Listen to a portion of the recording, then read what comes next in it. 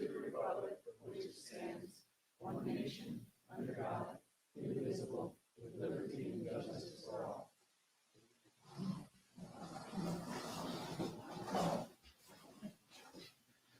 Thank you. Just a friendly reminder, if you could remember to silence your phones. We've got quite a few people here, so if you could do that for us, that would be great. Next, we have the approval of the final agenda. Are there any amendments to the final agenda? I'd like to pull some things from the consent agenda. Is this where I do it, or? Yes, sir. I'd like to pull D through M, please. What was the first numbers or letter? Sorry. D is in dog. D through M. Okay. Well, there's not much left to pull then. What's that, Bill? I'm sorry, I didn't catch it. Yeah, then I was within that net. I was going to pull something, but Okay. I think John, that's a pretty broad net. Anything else? Big guy. Anything else, Councilor King? That'll do it for me. Thank you. Vice Mayor Halt, you have anything? Councilor Woodson? Did we want to talk about when public comment would appear for some items, or? Yeah, I was going to bring, I've got that. Okay, written down, so. okay. Anything else besides that? No. Councilor Veach? No. Okay. I've got a couple. I see that Hudson Gill is here, and he's at the very end out of respect for his time on the Jameson case, which is under the town attorney items. Would anybody be opposed to moving that up after the proclamation, just before local achievements and recognition? No objection. No. No objection. No Okay. objection. Does that work for you, Mr. Gill? Okay. Put that here. Also, the public hearing that we have here, it's essentially just I believe it's just staff looking for recommendation. Is that something that has to be in public hearing, or is that something that we can move into the administrative agenda as opposed to opening up a whole public hearing? It's just giving direction to take to the LPA, correct? That can be put in an administrative agenda. Is there any objection to that? None. No No. objection. Okay, so we will move the public hearing A to administrative agenda item number or letter E. And then the last thing I have is there was a request. Some people are coming in late to have public comment during. Just a point there, Mayor. I Yes, think sir. there might be a scheduling conflict with Sarah if we move her thing too far back. You want, we can make it the first one if you'd like. Okay. So we will move the public hearing to the first administrative agenda. We'll call that A1A. How's that? Does that work? Okay. It's a highway, I think. And then the last thing I have is there's been a request to have public comment under one of the items on administrative agenda. And I feel that if we do it for one, we should do it for all, if that's the will of the council, or we could keep it the way it is and have the comments made at the public comment at the beginning as well as the end. I mean, I would like to see it under the administrative agenda for each item. Public comment for each item. Public should they comment for choose to each wanna do item. that. Can we do Correct. that procedurally, Becky? Sure. Vice Mayor Adderholt, you have any? No objection. Councilor King? I'm good with that. Councilor Veach? No objection. Okay. So for any of the administrative agenda items, if you choose to speak on those, we will allow public comment. Any other changes to the agenda? And I know I'm going to ask for help because my notes are all over the place. So, all right. With that, is there a motion to approve the final agenda as amended? So moved. I'll second. Motion by King, seconded by Councilor Woodson. Any other discussion? All those in favor signify by saying aye. Aye. Aye. Opposed? Hearing none, motion carries unanimously. Next, we have public comment. Madam Clerk? First up, I have Rita Murray, and following Miss Murray will be Rose Larkin.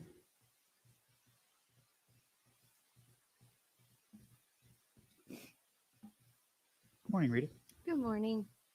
My name's Rita Murray. I'm going to be speaking on the water taxi.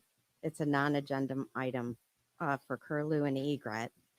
I live at 219 Curlew Street. My husband Terry and I, who are both registered nurses, chose our home on a peaceful block on a lovely serene Canal Street.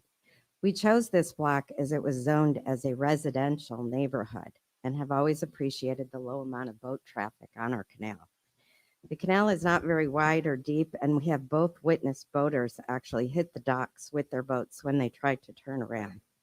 We cannot imagine boat ferries or taxis shuttling people to the beach utilizing our canal. We do not believe the canals can support this kind of traffic. My next door neighbor had 5 generations of his family live in his house. He told me when he was a child, he could remember riding his tricycle over a rickety bridge by Charlie's Boathouse. His father would tell him Curlew is actually an island on an island because of the waterway at the end of the block. As we approach the 1-year anniversary of Hurricane Ian, the pain is real. The wounds are still raw. We lost everything. We suffered real grief and loss and financial crisis. Every time we take our boat out today, we still hit furniture that is in the bay today. We are against the idea of having additional boat traffic who may not abide the no wake zone and may cause damage to our seawalls, boat docks, not to mention the invasion of privacy. We do not believe our privacy should be compromised for a money-making proposition and promises that a developer is hoping to make to bring people to Fort Myers Beach. It is unreasonable to have commercial developers come in to take away our security and our privacy. As we start our new beginning post-Hurricane Ian, please let's remember who we are and who we, Fort Myers Beach, wants to be. Per Patty Thornberry's letter, I speak for the wildlife. We watch the beautiful manatees and dolphins go up and down the canal. This is their habitat too.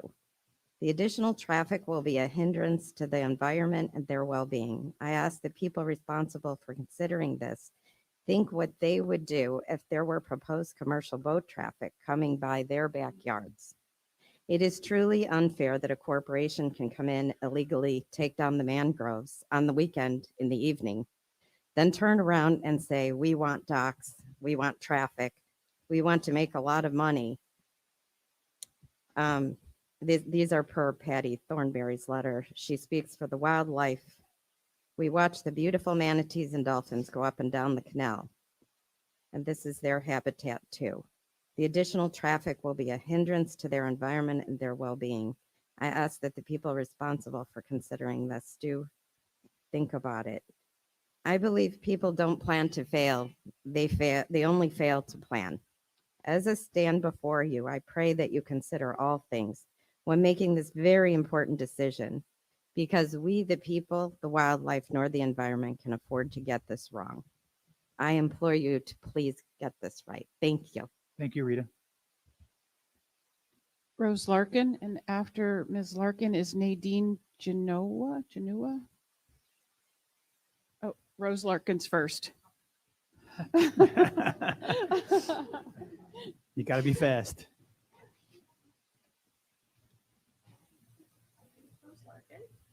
And, Hold the mic close. Gotta pull your mic up there, Rose. and while I am a member of MRF, and I have no voice today, I am not speaking as part of the advisory committee. I'm speaking just as a longtime resident on Fort Myers Beach. I have lived on the island for over 37 years. And while Hurricane Ian has displaced me, I still own the land where my house sat. I moved here in 1985. And at that time, there was an abundance of wildlife. Fish were prolific around the island and in the canal on which I lived. And it was teeming with a variety of fish, and including mullet. And I would frequently see or hear mullet jumping up and down out of the canal, the entire length of the canal. And fishermen would frequently come in with their cast nets and catch the mullet. This went on for many years until the population of the mullet decreased to the point where they were no longer fishing. And in the last few years, if I even saw or heard a mullet jumping, I would be surprised, and I would think to myself, oh, there's still a fish living out there. While walking the beach, I'd see large flocks of shorebirds, not just the migratory birds that visit the south end of the island, of which we had a tremendous nesting season this year, but our yearly residential birds like seagulls, sandpipers, and terns. The size of these flocks has dwindled tremendously. Also, while walking the beach, when the tide was going out, the sand would come alive under your feet with all the little coquinas wiggling back down into the sand. Those beds of coquinas used to contain hundreds of the colorful mollusk, and they were quite numerous along the shoreline. Over time, the size of the bed shrunk, and I cannot remember the last time I saw a living coquina. While walking the beach with my husband 7 years ago, we spotted a sawfish swimming along the coastline. We took some video of this endangered animal, but the clarity of the water has diminished since I moved here, and so the video is rather blurry. At Bowditch Point, on the bay side, there used to be a huge area of seagrass. If you walked out into it, you could find little juvenile shrimp, little fish, and even baby seahorses. All of that is gone. Hurricane Ian had nothing to do with any of these situations I just described. They occurred because of the lack of good judgment on how we treat the environment. So now it's 2023, and you have all been elected to be the guardians of this island. The decisions you make will either continue the downward spiral of our ecosystems, or you will step up to this challenge and work towards a more healthy environment for the wildlife, the visiting tourists, and the residents that live here. Thank you. Thank you, Rose. Now it's your turn, Nadine. After Nadine will be Roxanne Orozco. You get your steps in. Oh my goodness, that's tough to follow. Now I know why. And Can you Rose pull was the my mic down? Rose was my mother's maiden name. She's upstairs now, so that was meant to be. Anyway, thank you all, Town Council, Mayor, and Vice Mayor, and the Town Council for your service and your time in hearing us today, and give us the courtesy to lead from the front end of this meeting, because we love this island as you all do. This is our home, and many of us lost a lot in the storm, this past storm. And I just am here to, one, and first and foremost, say that we chose this island to live on because this is birds and turtles and sea life, and it's vibrant and it's peaceful and it's tranquil. And we all live on, many of us live on residential canals. And we're hearing rumors, if you will. I mean, many of us have lived here for many years, so some of what we hear is true and some of it's not true. But we want to get in front of this issue because it's very important. Living on a canal, we have boats, but we have boats of people that live next to us, and we know them all, and we wave to them as they go by, and because we are a community and we're a friendly island. But we're hearing the thoughts of possibly London Bay coming in and building docks on the Bahia Curlew side and doing water taxis from Saltleaf to what was the old Charlie's. We're hoping to God that none of our canals, and I'm not going to just speak on behalf of me living here on Curlew with what could potentially happen at the Beach Theater as well, with the mangroves following Rose on that subject.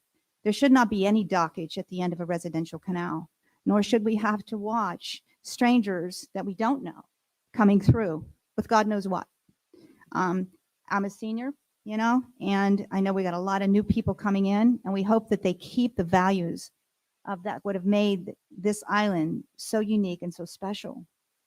And keeping God in mind, and boy, I'm no thumping Bible pusher, believe you me, but I'm spiritual in nature. And I believe that God made all of us, and he made the wildlife too. And I think there's enough shoreline for us to share, and we should respect one another.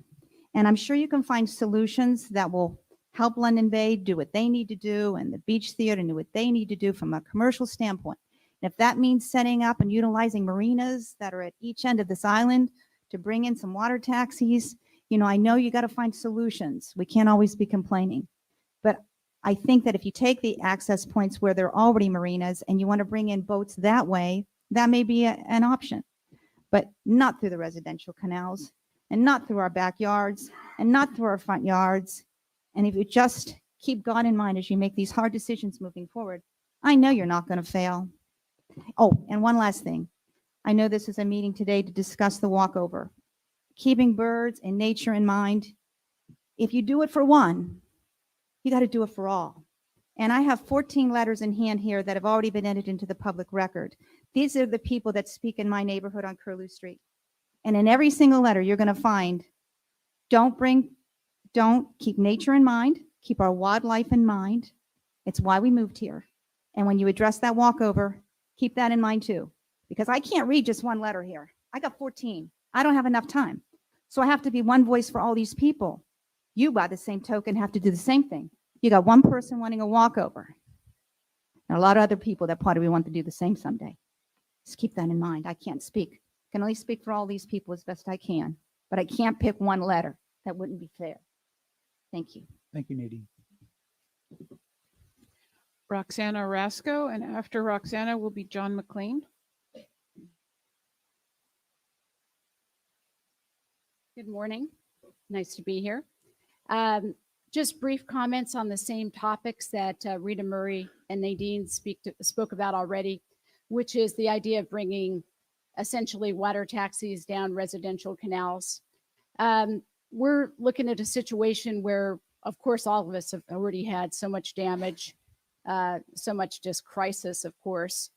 But this is something where there's just, we cannot see a way that this is going to be a viable idea, even though it's an interesting idea. To Nadine's point, we'd love to see commerce on the islands. We'd love to see the new Charlies, whatever it takes form as, succeed. But at the same time, taking it down a narrow canal where we still have manatee, we still have even residents having problems with boating, let alone commercial use. Also, I can't think of another restaurant that is accessed via a residential canal or narrow residential canal in Naples. We do a lot of boating. We go to every restaurant out there where we can dock, Snug Harbor, and all the ones that are open right now. And we haven't seen another one, even Coconut Jack's. You don't go through narrow residential canals to access that restaurant. So we're kind of curious how this even came up. Lastly, I have a little bit of a different perspective of what happens if we take this opportunity to make it more commercial and less respect for nature. So I come from Malibu, California. And I don't know if you've been out there, but the dunes in California used to be covered with plants. And if you go out there today, there's not a single plant on the dunes. California always talks about their environmental side, but if you really go to their beaches and you see the wildlife, it is 1/1000th of what you see here. So we moved here in 2019. I'll never move back. And the nature out here is stunning. It's amazing. And we have this opportunity now. California lost the opportunity. When I was a kid, I saw the plants on the sand dunes. We saw the birds out there. They're gone. They're absolutely gone. So I've seen the other side of this. So I just wanted to give you that perspective as well. Thank you for allowing me time. Thank you, Roxanne. John McLean. After John is Jim Dunlap. Ah, the man with the name that makes me bring back my childhood.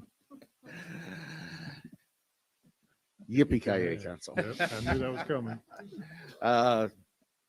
Mayor, Vice Mayor, Council, staff, Town Attorney. Thank you all for all that you do here. My name's John McLean. I'm a permanent resident at 237 Egret Street. And what I'm here to talk about today is to follow on and reiterate some of the comments that were made about the canals and commercial traffic in the residential areas. I believe the canals are about, at least the Egret Canal, Curlew is, I think, about the same. We're about 60 feet wide. You're allowed by right to extend 25% in. That leaves 30 feet width for the canal. I'm fortunate enough to have a boat that I love to use, and I can't turn it around in my canal. I back it out. So do some of my neighbors. If you go down a little bit further where the docks aren't built out on both sides, then you can swing it around. I have a single engine boat. It doesn't quite pivot, but it's with engine, it's 30 feet. Doesn't work. Physics doesn't work. So I back it out 6 from the bay. And hopefully the currents and the wind aren't bad because it starts, it'll crab a little bit. But that's the way I come down. So if you think about your average boat that's you can put on a trailer, it's 8.6 beam, right? Double that. You've got 4 feet on each side and 4 feet in the middle if you have those two boats coming at each other. So while I am very much in favor of the environmental impacts, of the lack of the loss of privacy in my backyard, all of those things matter. They're considerable things to take into consideration. But I think there's also a safety issue here as well. We cannot take that kind of commercial traffic in our residential canals. We wait till the canal clears before we leave. Some of us back out. Many will travel a little bit further down in order to find a place they can swing. Who knows what happens when it fully gets built out? But there just is not enough space in these residential canals for commercial traffic. I don't believe it's appropriate. Thank you very much. Thank you, John. Jim, and after Jim will be Cindy Johnson. Morning, Mayor, Vice Mayor, Council. Thanks for allowing us to speak. Jim Dunlap, 131 Egret Street, representing several of our neighbors on Egret Street on the same topic. We moved to Fort Myers Beach a little over 2 years ago. July 2021, we bought our 1954 home there, quiet, residential, mangrove-lined canal. And we all know what comes up here 2 days from now, celebrating the most devastating event we've had in Fort Myers Beach. And while Ian did the things it did and threw all the stuff around and the lives that it cost, it didn't take away the culture of the community or the presence that was there before the hurricane came. The mangroves were still there. Unfortunately, over a couple nights and weekends, man did that, a few machines, and they're gone. And so the impact of that now we all have to deal with and live with. There's a responsibility and opportunity we have to step into this moment and think about rebuilding the culture or protecting the culture in Fort Myers Beach. I believe that culture isn't what you say, it's what you tolerate. And I'd ask you not to tolerate the type of development that we're getting without the consequences of putting the island in the place that it was before those illegal mangroves removed, and now commercial traffic is proposed to be up there. Putting this island back together is a series of puzzles. We all see the big developments you're going to have to deal with, and those are realities. But we need to look at the little pieces in the puzzle, because it doesn't get done until they're all put together, and then the whole picture comes together. So we'll be back when this is an agenda item as a couple communities, and we're going to express our concern for making sure that the folks that took away what the hurricane couldn't have the responsibility and the opportunity to make it right again by talking to us, by including that in development plans, and by supporting the culture that they're going to benefit from ultimately. So thank you for listening to us. Thank you, Jim. Cindy Johnson. After Cindy is Jason Howard.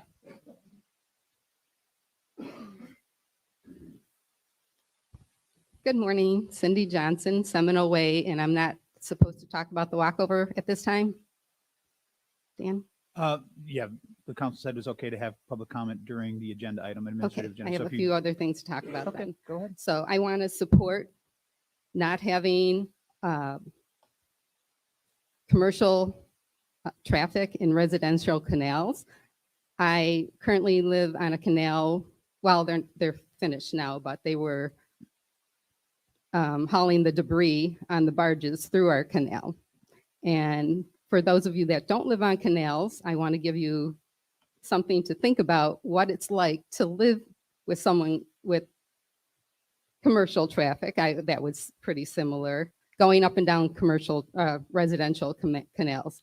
Sure, we got to know all these guys that were working on the barges, and we yucked it up. We had good times. They came and took showers on our dock after they went diving. That was all good and well, but that was not a permanent situation. I would liken it more to an attraction at Disney World, like the attraction at It's a Small World or Pirates of the Caribbean. It's a constant interruption of your peacefulness and your private residential area. People are constantly looking at your property through your windows, what you're doing, making comments to you. It's not a comfortable situation, nor is it a relaxing situation. So really, please consider doing that at marinas, having the traffic go to marinas and not down residential canals. I have two positive things that I want to let you know, Council. We had Steve Matuska come to our residential neighborhood. Many residents met him to talk about our stormwater project. And he not only put us at ease with what our project was going to be for Tier 1, he gave us great hope after decades of communicating with the town of what was needed to fix our situation. So we are very hopeful and very thankful for Steve for taking the time, and the other Steve that he brought with that we'll be working with when the projects take place. And the last thing, I am the chairman of the Design and Infrastructure Group for Let's Go FMB, and I want to invite anyone that's listening to our meeting on Wednesday at 2:00. My groups, parking and transportation, will be presenting little mini presentations, but our peer committee will be making a major presentation, and it's pretty exciting to see what they have come up with. So please come join us or watch it in any way you can. I think it will give will give you a good feeling about the future of our town. Thank you for your time. Thank you, Cindy. Jason Howard, and after Jason will be John Cameron.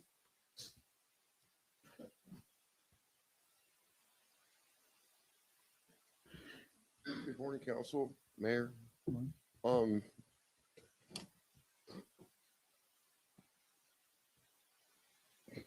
so elated to be here this morning. Fort Myers Beach, the recovery of this beautiful island, is number one on everybody's list here in this and at this meeting this morning. I only wish to witness and take place in its growth and its recovery. Excuse me. I have been a resident of this great community since 1978. My mother went to high school here and graduated from Cypress Lake High School. My daughter graduated from Cypress Lake High School. I graduated from Fort Myers High School. This beach was a part of my life, my whole life, growing up here as a kid and a child. My grandfather kept his boat over here in the marina back by the shrimp docks. And we used to go out almost every other weekend and go grouper fishing. My grandmother and I and my grandfather, my mother. I'm getting composure right now. What we're about to witness here is a bud, a blossom on a beautiful plant.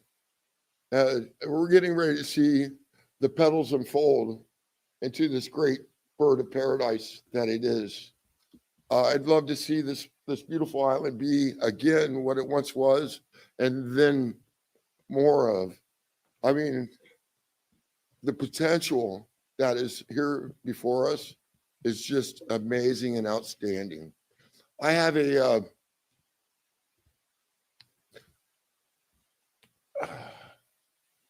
tentative lunch date with the mayor of Fort Myers, Kevin Anderson. He's a good friend of mine. He was my school resource officer at Fort Myers Middle School. As we graduated, my peer group, and we went into high school, Kevin Anderson went into Fort Myers High with us.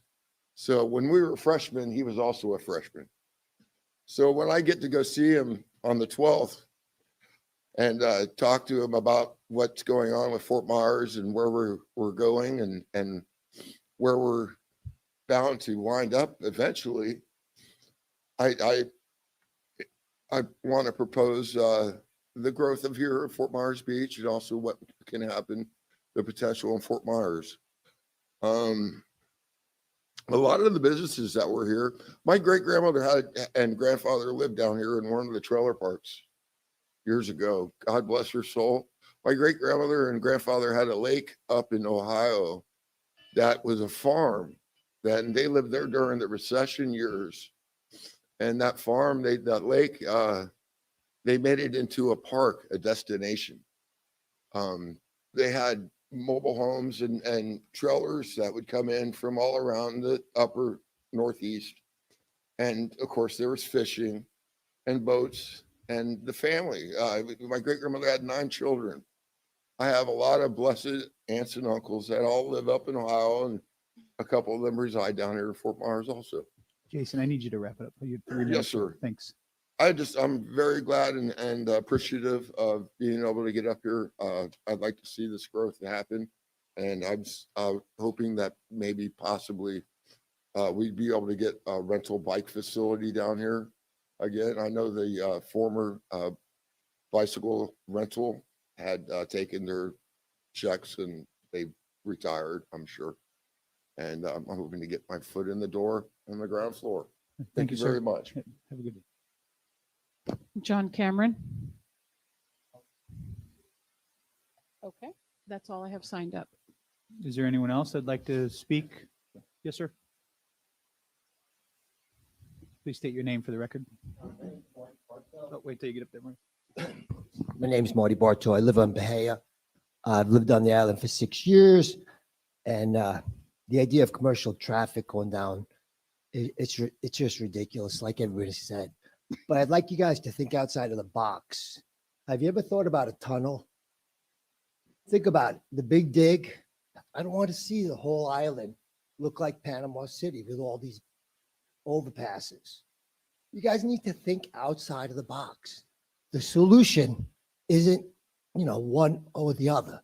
There's other opportunities. Other places have solutions. Think outside the box. That's all I ask. Thank you. Thank you, Marty. Anyone else like to speak during public comment? Seeing none, we'll close public comment. That brings us to our presentation. We have the Honorable Matt Caldwell here from the Lee County Property Appraiser. Matt?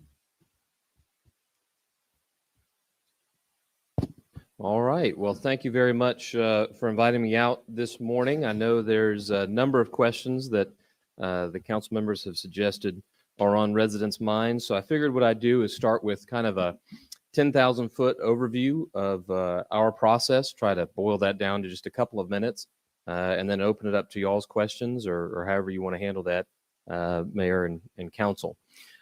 So just a quick background reminder, our role is the Lee County Property Appraiser. Unlike a lot of jurisdictions around the country, we oversee the valuation of the tax roll for the entire county. There's not a separate assessor. There's not a separate employee at each jurisdiction.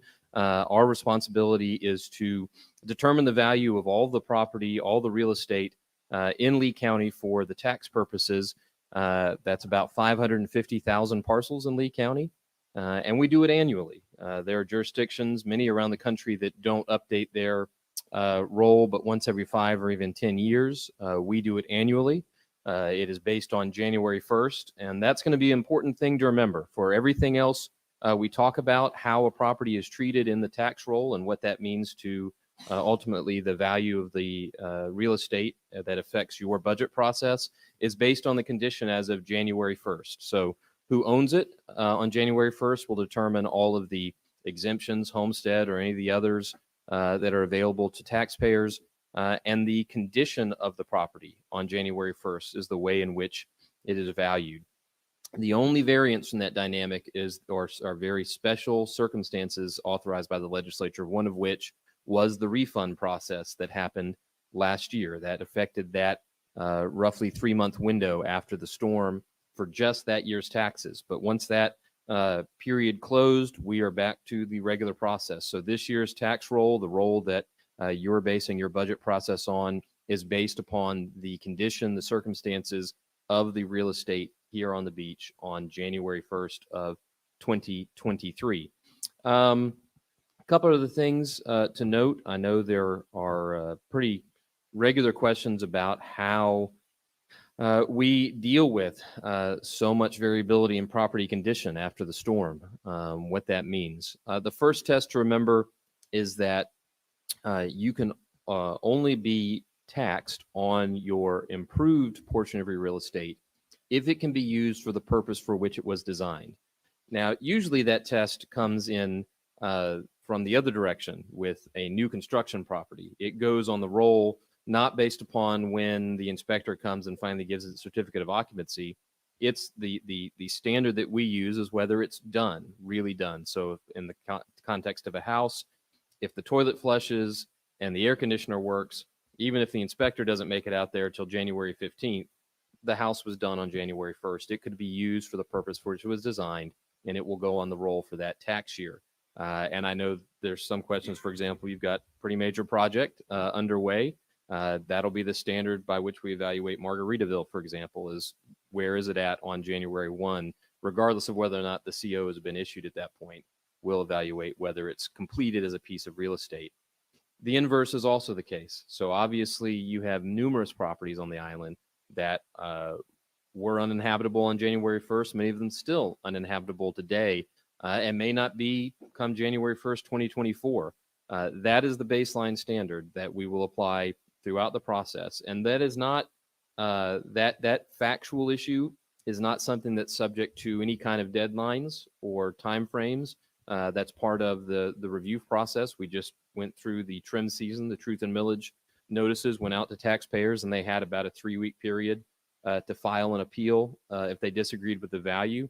But you aren't held by that time period if there's a factual issue. If your property factually was uninhabitable on January 1st, you can tell us at any point throughout the year, and we will update it.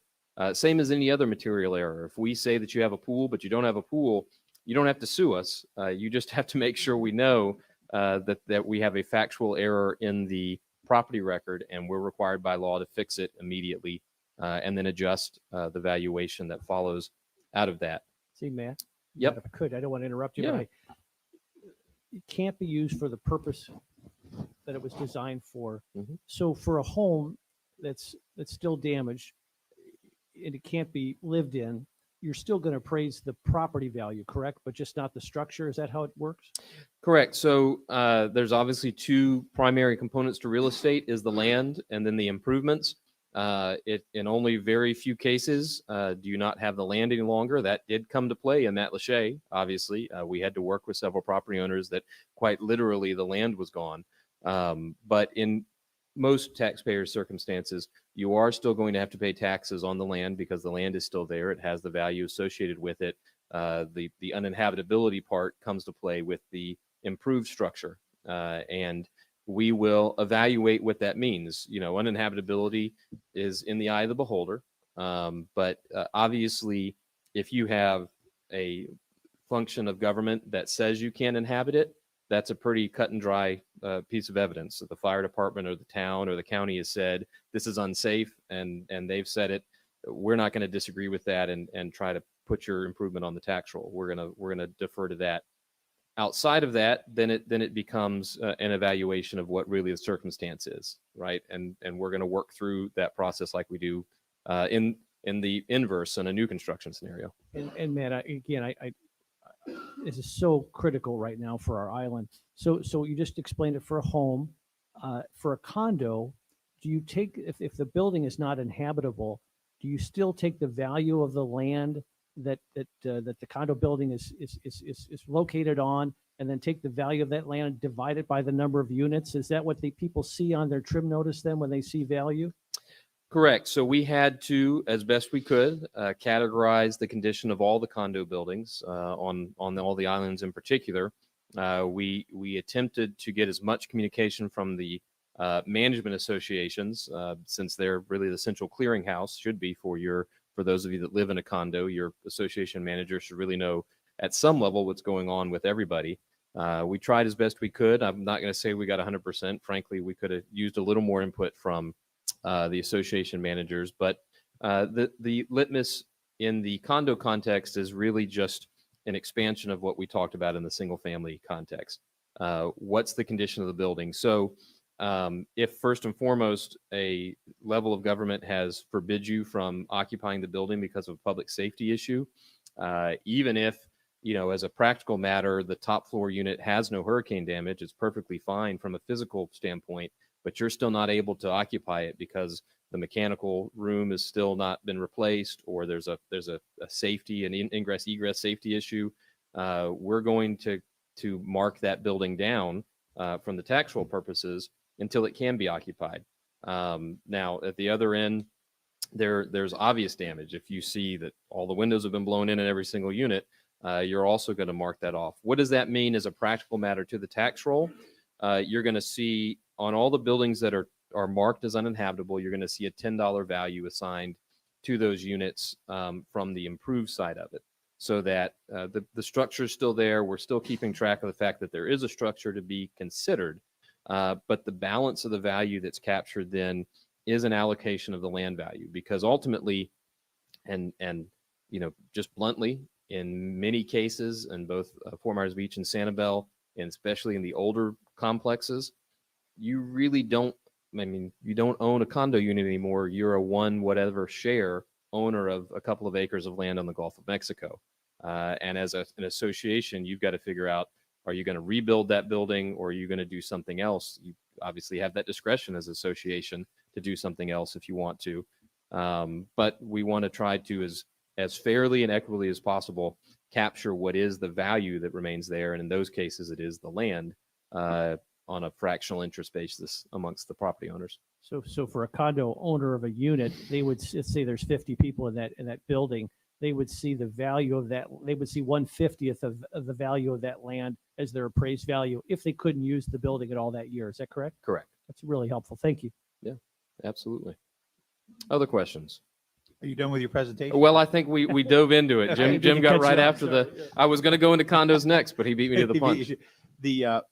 First, thanks for coming out, Matt. There's been a lot of questions. I'm sure you get a lot of emails. Before I ask my question, I just want to make sure I take the opportunity to thank you. What a lot of people may or may not know is back in February when FEMA made the decision to challenge your thoughts and your processes and the ability that you have as Lee County tax appraiser, you immediately went to bat, not just for the town of Fort Myers Beach, but all of Lee County. And I think it's that phone call that you had with Director Guthrie that quickly changed their mind. So thank you for that, because I can tell you, at least on our island, there was an immediate uproar, as you can imagine, when that came out. So we tried to stay ahead of it and say it wasn't a Fort Myers Beach thing. This was it came from a higher power. So thank you for that. The number one question that I get is, if someone goes, let's say they don't like your evaluation, if they go get their own private appraiser, will that private appraised value be considered as their taxable valuation? Would that be their tax value? So to be clear, there's two scenarios typically where a property owner will get their own appraisal. One of them is in the appeal process, that process that goes through TRIM. And that, depending on the outcome of those appeals to the VAB, that could become incorporated with our ultimate assessment, because, but in that scenario, it is a direct public hearing between ourselves and the property owner, debating what the value of the property is for the purposes of the tax roll. So I want to make sure to delineate for the audience the two different scenarios. In the scenario where you're directly engaging with us through the VAB process, well, absolutely, that'll be a part of determining what the value of the property is. In the context of the 50% rule, which is the reconstruction of your home, we don't see those records. We don't use those records. That's a separate process. Ultimately, the way the FEMA guidelines work, they allow multiple ways of demonstrating the value of your property, and thus what 50% of that is for your equity consideration. One of those is to use our tax roll. One of those is to get your private appraisal. Those don't interact with each other. The only time that those two even would meet would be at the town or the city building office. We don't see that, and we don't consider that in our process. Thank you. Yes, sir. Just to continue to follow up, Matt. So again, thank you so much for being here. I don't think people realize we didn't read your bio. We should have before you got up to the mic. But Matt is not, he was a former state legislator, but he's not a former state legislator who's just a political guy. He has all the certifications that and more that one would want to have as an appraiser. So extremely qualified. So Matt, with respect to the homeowner who's trying to rebuild an existing home and make repairs, they're always dealing with contractors who, oh, it'll be ready in July, and then, oh, no, it won't be ready till September. What do you advise the homeowners who are going through that process? Should they just stay in contact with your office? Because obviously we're past this deadline, but you said factual information would still be received. How do you advise people who are living in this very volatile, fluid world here on Fort Myers Beach, businesses as well? Well, the first test for this tax roll year, the condition as of January 1st is what controls. So whether or not you get your rehabilitation, your occupancy resolved later on in this calendar year won't affect your taxable status, because it'll be entirely based on January 1 of 23. And so the first thing is just making sure that everyone that was affected has communicated with our office. If you go to our website, at the very top, there's the hurricane email inbox that you can just put in your address as the subject line and tell us your story. attach whatever photos or details, things. The more you can tell us, the better, the quicker it'll be for us to be able to evaluate what we can do in terms of addressing the physical reality of your property as of January 1st. And we know there are a number of people that still haven't, based on our modeling immediately after the storm, and this has been confirmed by all of the data points we've gathered over the last year. This storm affected about 100,000 properties countywide. And we have, through our side, I will give a lot of kudos to our team. In a normal cycle, we have to see a property once every 5 years. So with 500,000 properties, we handle about 100,000 properties in an average year. As of the middle of September, we were somewhere closing in on 300,000 properties that we had interacted with this cycle. In order, some way, shape, or form, we've touched that record because of a point of contact either we generated or a homeowner generated. So kudos to our team for actually that we're even on time this year to get that done. But we still know that within that subset of those properties that were directly impacted by the hurricane, we've only heard specifically from probably about half. So there are still a lot of folks out there. I'm confident that, the kind of stuff that we can see right out the window here, we've got that categorized. Those are things that we can see and we can handle, even if the taxpayer didn't communicate with us. What we really can't see is flood damage. So any property that the entirety of their damage is interior from a flood, if they don't call us and talk to us, there's no way that we're going to know that. We don't go and knock on every door and go inside every single house. So if there's nothing we can visibly see from the air or from the street, we didn't capture that. And if you were still suffering some kind of uninhabitability as a result of particularly that flood water on January 1, the only way we're going to know that is if you communicate with us about it. So tell us about that. Let us know. In your scenario of, everybody's trying to get back in all at the same time, and contractors, God bless them, are, given the benefit of the doubt, doing the best they can in the circumstance. If they don't get that work done by January 1 of 24, then you're going to be taxed for the tax roll of 24 based on an uninhabitable residence. You still aren't able to use it for the purpose for which it was designed. It doesn't meet that metric of being available for occupancy in a realistic sense. And so we're going to reflect that on the tax roll. Again, communication with us is great. So, if it's pretty close, we'd love to keep things fresh and updated so that we have it flagged to check next year after that. But it's really incumbent on the taxpayer to communicate with us and let us know what's going on. I just have, I want to yield to my colleagues, but I just a couple quick, kind of a two-part question. Matt, if you could, I know you're not a soothsayer, but if you could get your crystal ball out, particularly being a former legislator. A two-part question. Number one, obviously we're approving our budget tonight. We took a huge revenue hit here as the town of Fort Myers Beach. Given what your experience and what you see in Fort Myers Beach and around Lee County, what do you see the prospects in terms of revenue stream to the town in the near future, and then the long distance or a little bit further out, A, and then B, could you talk a little bit about what you're hearing at the legislature? Will there be additional relief for towns like Fort Myers Beach? Or again, you go ahead. Well, let's take the second question first, because that's the easier one. Yes, there's absolutely a willingness to assist financially. It's not lost, particularly on our local delegation. The financial distress that particularly Fort Myers Beach and Sanibel found themselves in as a result of the value loss this last year and what that meant to your operations. The state did provide the additional borrowing capacity, and I know there's been some suggestion, discussion about turning that from a loan into a grant. I would continue to encourage you to advocate that to the delegation as they interact with this session. Unlike the time I got elected in 2010, we were cutting billions of dollars out of the budget at that time. The answer was usually no. This is kind of the opposite time. I think the Revenue Estimating Conference came out, they're about $7 billion over in their current estimate from where they thought they would be back in May. So it's with Florida as a whole is doing very well and is the picture of fiscal health at the moment. So now is the time to ask for that kind of assistance for sure. On the valuation of property, what changes we're seeing in the market. And I obviously, I'm going to talk about this just with the clear eye of no emotion, right? But I recognize this is a very, very difficult thing. For many, many homeowners, property owners, this is their only asset and it's their most precious asset. And particularly this asset, this property they had in the place that they loved. And they've lost that. They can't recreate that. No amount of money is going to recreate the life that they had here beforehand. But if you set that aside and just look at the way that markets function, Fort Myers Beach is a case study in the market cycles.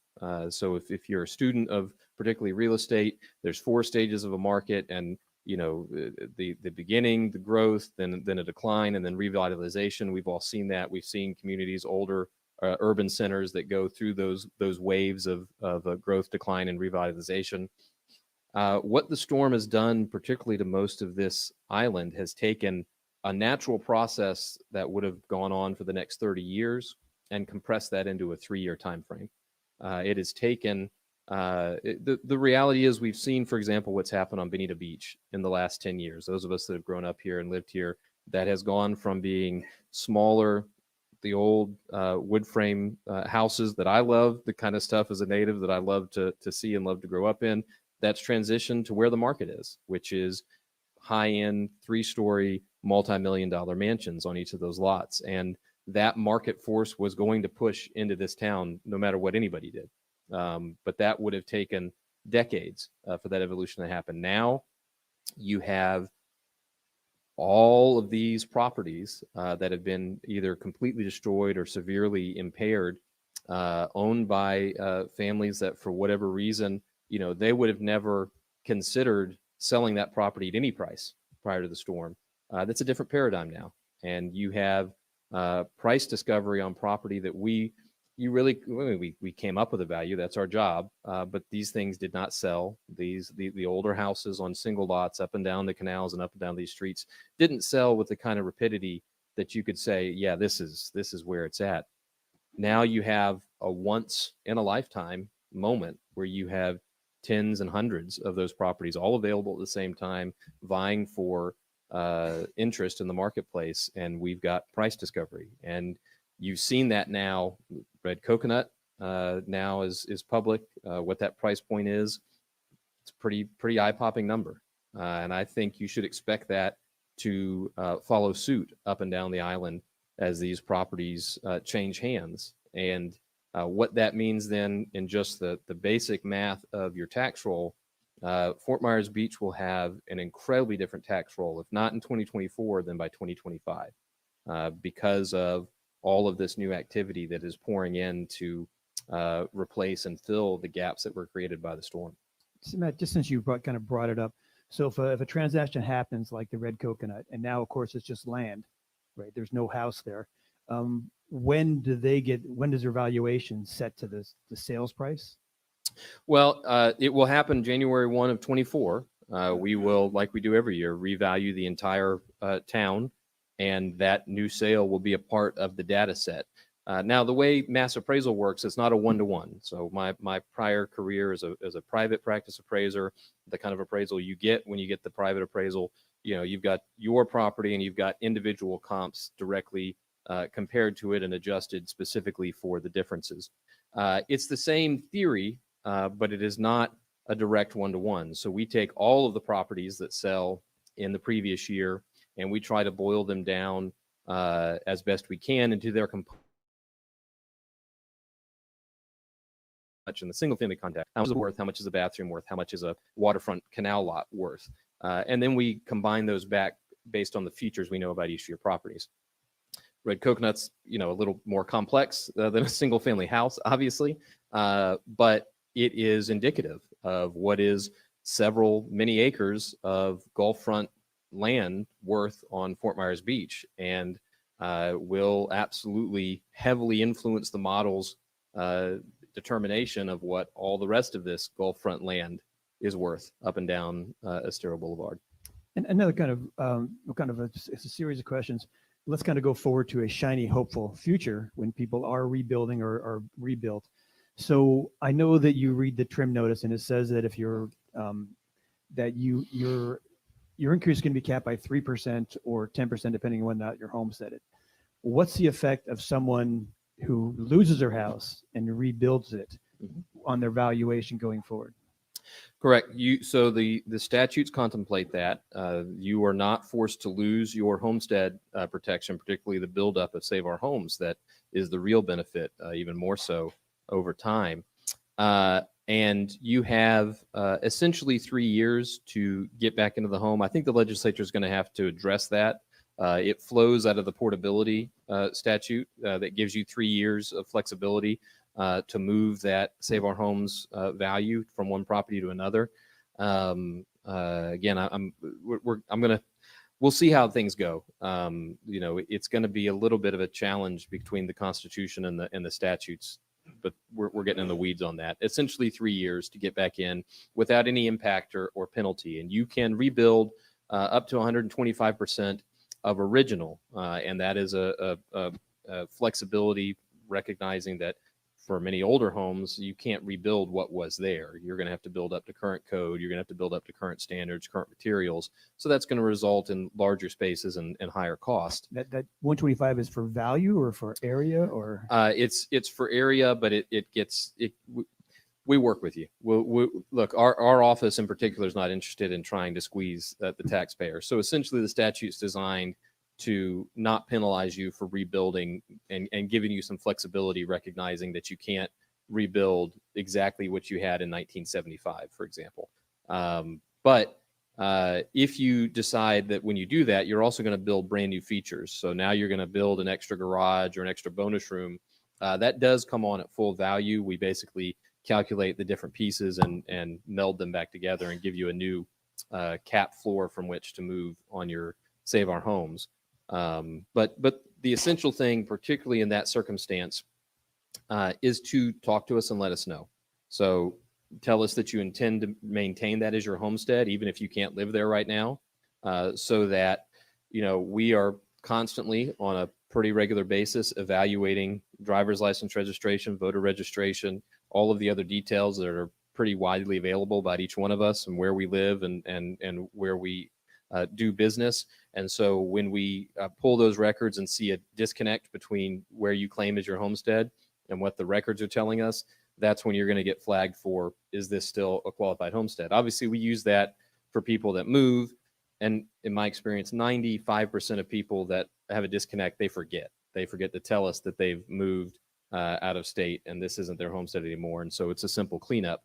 But you don't want to get caught in that net unnecessarily. So if you're a property owner and you have to move somewhere else, and now we're going on a year, so you've changed your driver's license, you trade your voter registration because you got to live life somewhere, we need a note in our system that says you intend for your homestead property to continue to be your homestead property.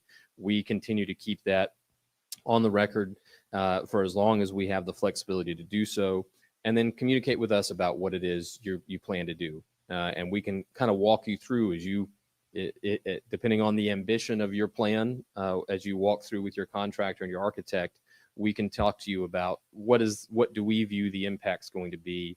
Are you hitting that threshold that the legislature has granted for flexibility, so that you can understand what that's going to look like for your tax consequences. So just to make sure I understand, so if someone has a 3-bedroom, 2-bath house and it gets wiped out and they rebuild another 3-bedroom, 2-bath house, but now up to modern codes, they shouldn't expect much of an increase in their rate. They should expect no increase in their rate. And if they go through and rebuild a 5-bedroom, 3-bedroom house, then they'll get an increase on the value of that additional space. Correct.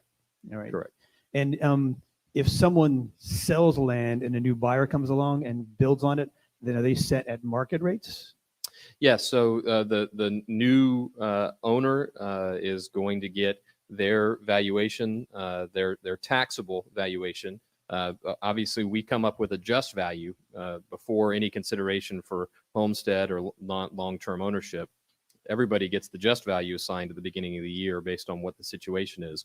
But that brand new owner is going to have their taxable value identical as their just value. They're starting at scratch.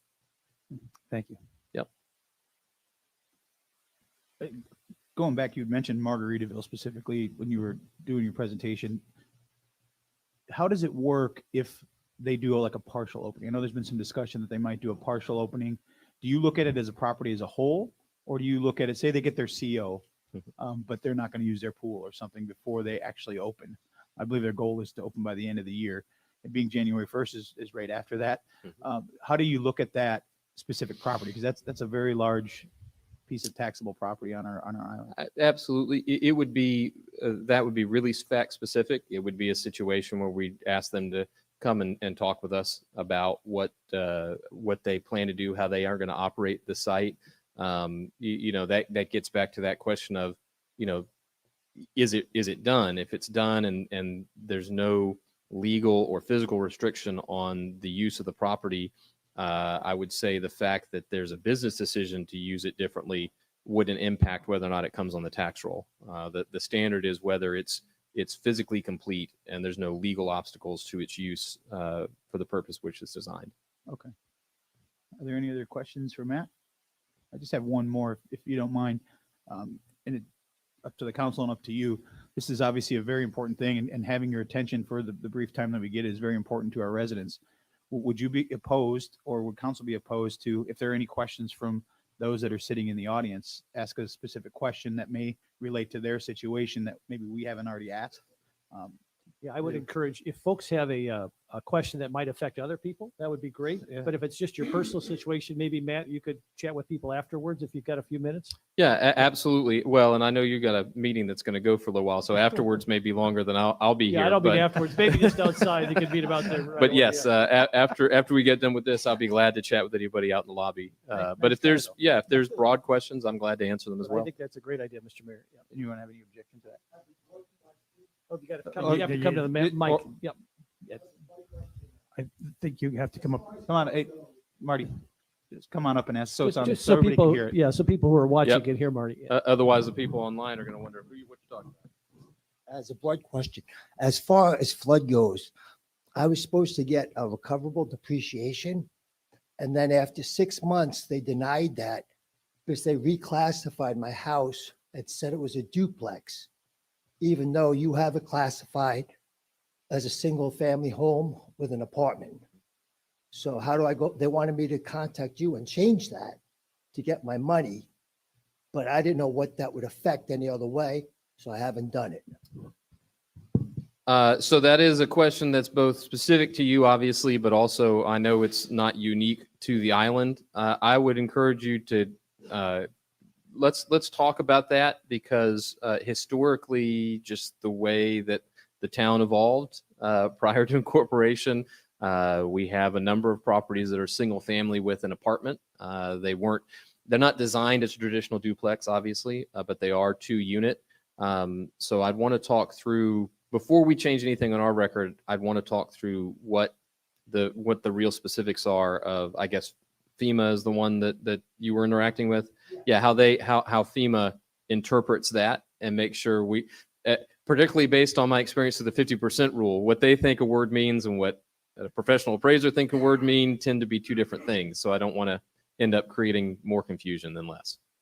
Yeah, but it's very simple. So the reminder to everybody, lepa.org is our website. On there, you'll see our phone number. You'll see the online chat.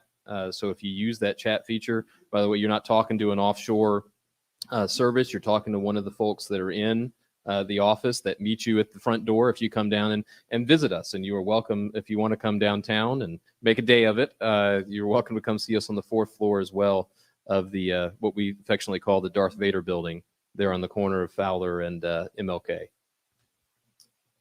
Other specific questions outside?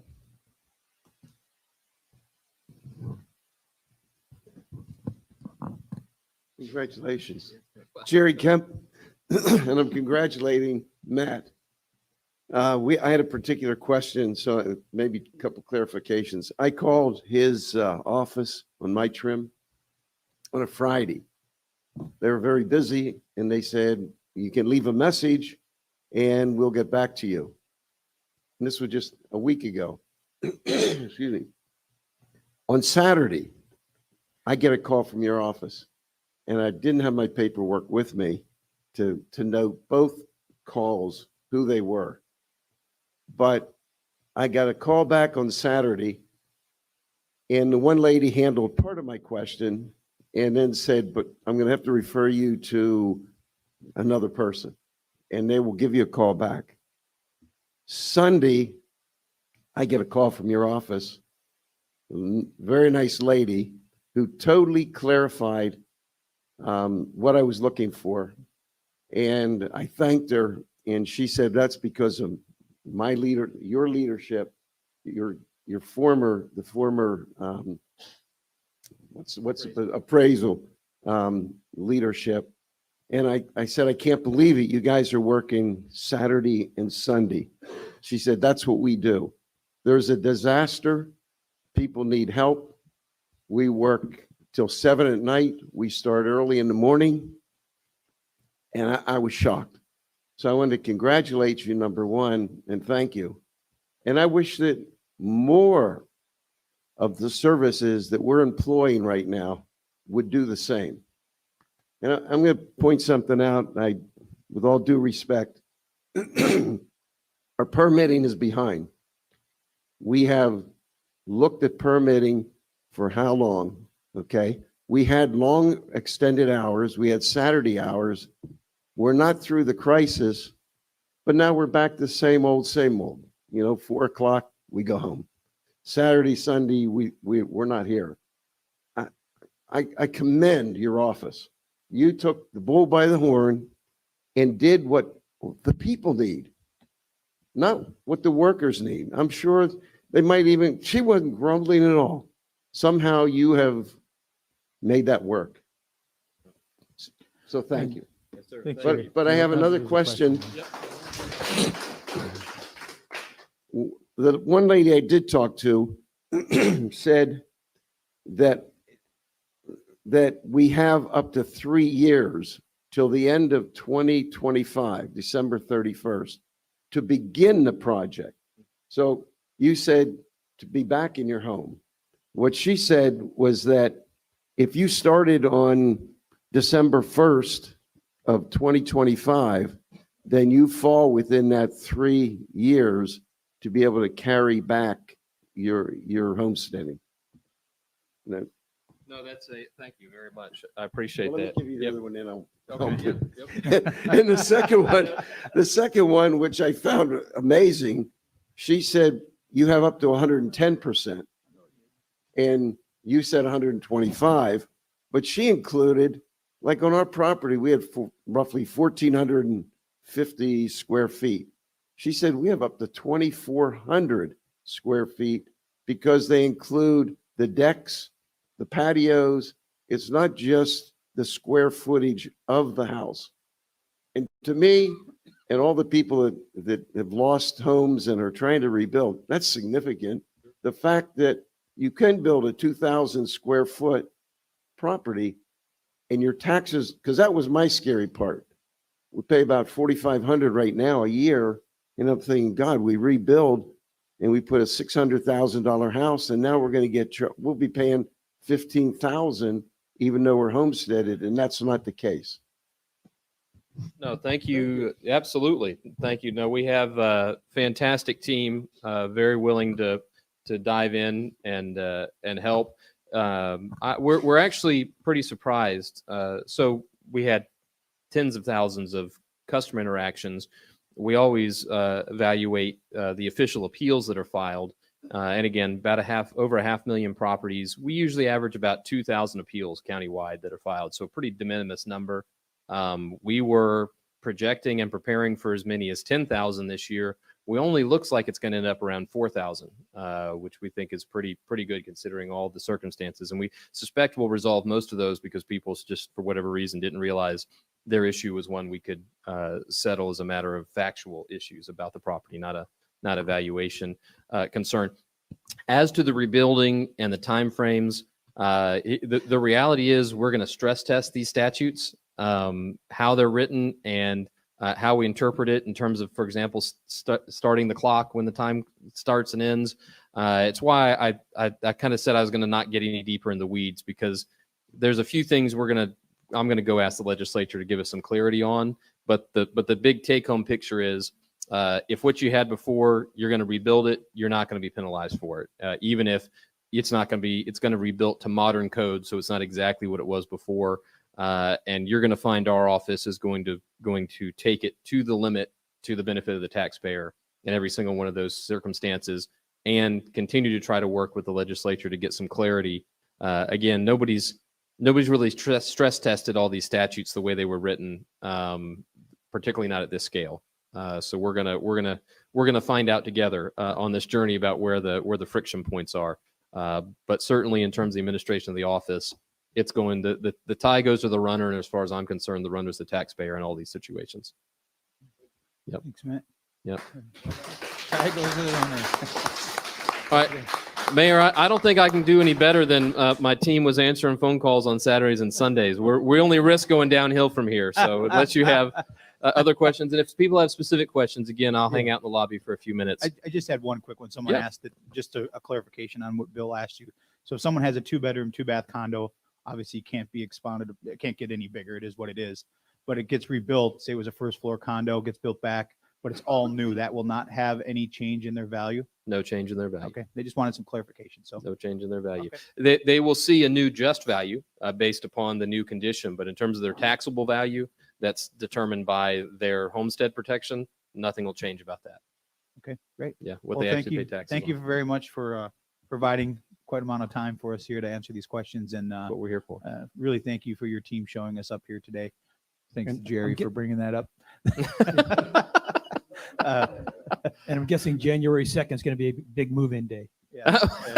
Well, again, we do just to reiterate, it's the move-in day doesn't really affect anything. We do have people that try to wait and tell the inspector not to come out till January 2nd on their new construction, but that's not the standard. Like I said, if the toilet's flushed and the air conditioner works on January 1, it's going on the tax roll. Yeah, not your first go around at this. That we've run into a few, and I will just take this note. We've seen people try to multiple years play this out. That taxpayer I'm thinking of in particular absolutely pays more taxes today because they gave up their homestead protection for multiple years rather than going on the roll at the earliest possible point. Because you got to think every year that you're not on the roll with that house, it's not getting protected at the 3%. So it's better to get it done and get it on the roll and get the protection. So I assume, I know you're done, we're not quite letting you go yet, but so if someone is living in temporary accommodations on their property, like in a trailer or something, then they are still registered as being there and being homesteaded. yeah, absolutely. Absolutely. Yep. Thank you very much, Matt. Yeah. Thank you guys. Thanks, Matt. Appreciate you all very much. Appreciate you. Thanks, Matt. Looks like we have the Matt 2.0 is here. Come on up, Matt. That's squared. Yeah.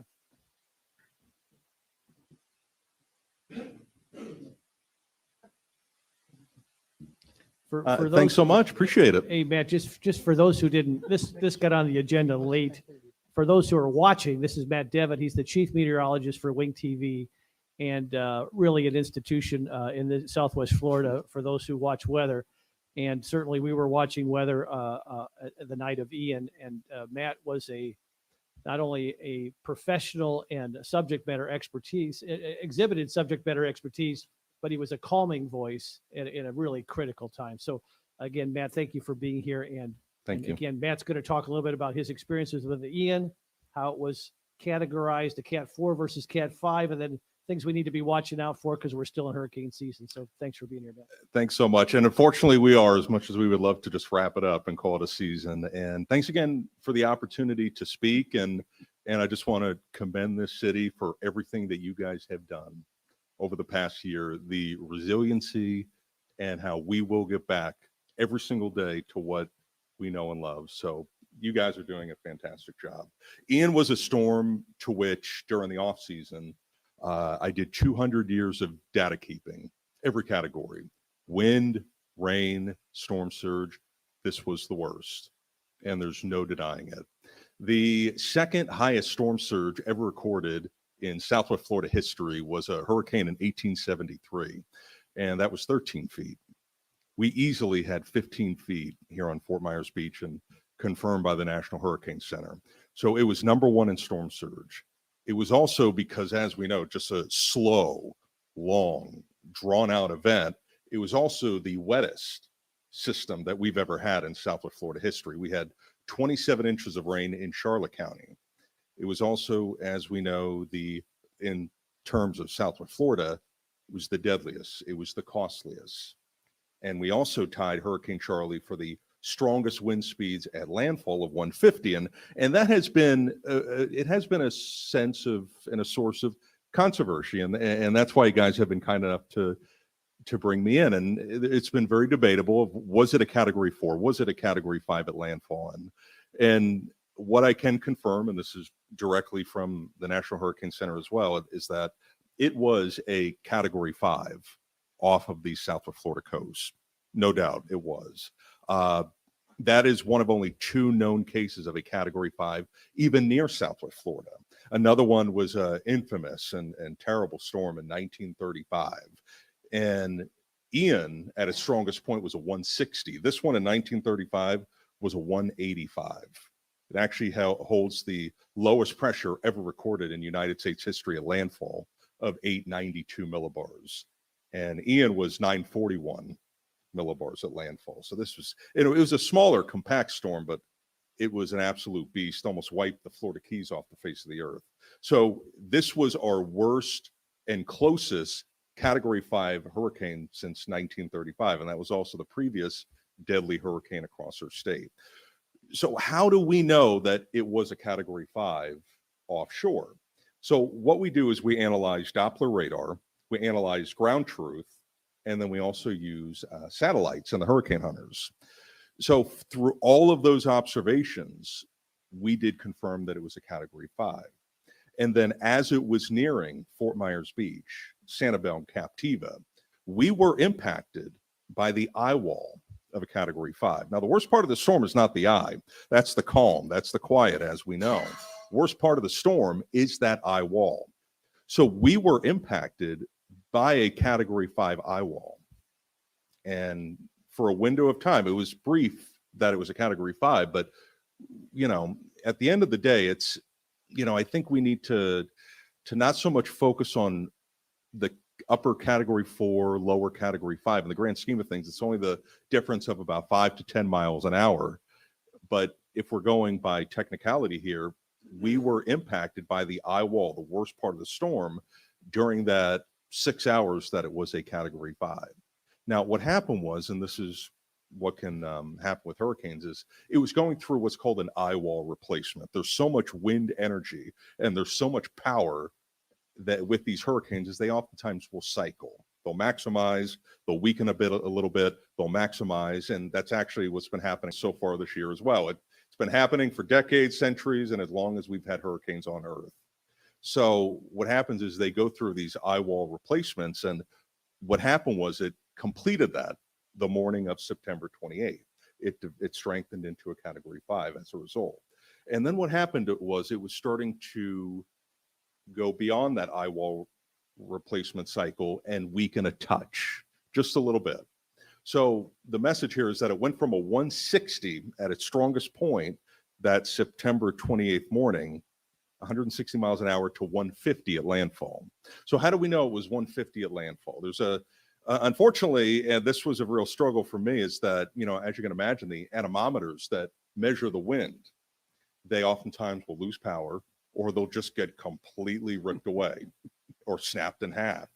So observations were incredibly tough.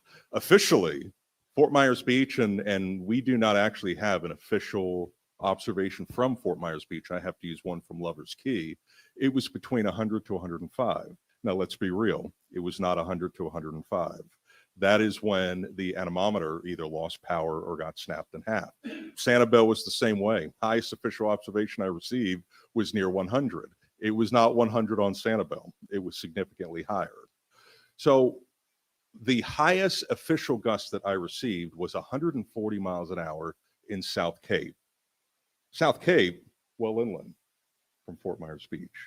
So at our absolute lowest, 140. In my opinion, our gusts were probably in the ballpark of about 150, 160 even on the upper end, probably 170 for Fort Myers Beach, in my opinion. And some of that is based off of our Doppler radar in Babcock Ranch. Brand new. It was put in about 4 months before Ian, and it got knocked out as well. It came back 2 months later. But there are different ways that we can analyze these hurricanes. It's with sustained winds and wind gusts. And when they make the determination of these various categories, you don't use the gusts, you use the sustained winds. It's an average over a 1 minute period. And so when you have a category 5, you have to have sustained winds, not just the gusts, but the sustained winds of 157 miles an hour or greater.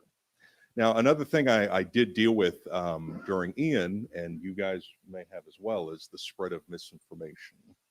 And oh my goodness, the numbers and the winds that I heard about Ian were pretty wild. And for example, I'll be more than happy to explain a situation that I had. I had viewers that were getting angry at me that, hey, Matt, I feel like you're holding something back. I heard the Charlotte County Commissioner, no names, that went viral for saying that Placida had winds of 175 and gusting to 200. So what I did is I reached out to that commissioner in Charlotte, and he went viral, millions of views, and I had a lot of viewers reaching out to me and asking, is this legit? It should be a category 5 at landfall. And why aren't you telling the viewers this? So what I did was I reached out to the commissioner. He was very kind, and he showed me his source. So then I reached out to the source, and I said, this is what the commissioner is saying. Can I see your data? Can I see your information? And he respectfully said that commissioner was wrong. Our equipment measured nothing above 120. Now, again, this was in Placida. It was the northern eye wall. And, but that was something that was a problem during Ian, was a lot of hearsay. And I want to see the data. I want to see what the observations actually had. And I as of today, I do not have any official observations and nothing credible that shows at least category 5 at landfall. It was a category 5 offshore, but I do not have anything that is credible of category 5 at landfall. Now, if you're wondering, well, if your observations lose power and they get ripped away, well, how do you know that for certain? So we had the hurricane hunters, they were flying into the storm at landfall, and they had noted that the pressure went from 937 to 941. Lower the pressure, the stronger the storm. So the pressure was rising, a sign of slight, keyword slight, weakening. But the problem is, even if and Katrina's the shining example of this, Hurricane Katrina went from a category 5 to a category 3 at landfall. But even if a storm weakens, you can still possess category 5 storm surge. Even if the winds come down, you can still maintain a category 5 storm surge. So, and that is what we experienced here on Fort Myers Beach. Yes, it was a technicality that it was a 150 category 4 landfall, but it still possessed and maintained a category 5 storm surge. And the 150 was, in fact, again, confirmed by the hurricane hunters, who they released these devices that go into the storm, and they analyze wind speeds, lowest pressure, and they were the ones, as our ground truth was failing. And also I did confirm it with our Doppler radar that it was about 150 at landfall. All those observations led to the notion of 150 at landfall, not 160, because it was on the back end of what's called that eye wall replacement. And we also use satellites, we use Doppler radar. But in the grand scheme of things, 150 to 160, when you have a powerful historic storm like Ian, and again, to reiterate, one that we have never had in at least 200 years of data keeping, in the grand scheme of things, it doesn't change the impact and what we experienced.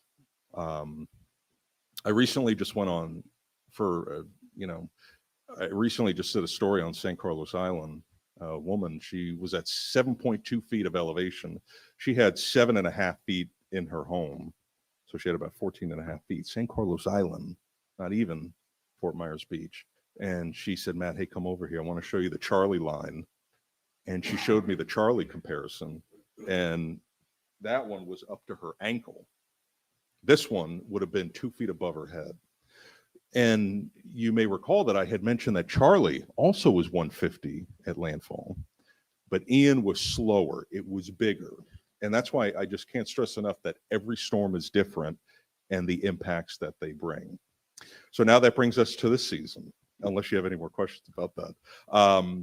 It is technically possible, God help us. I would love to have a nice quiet season.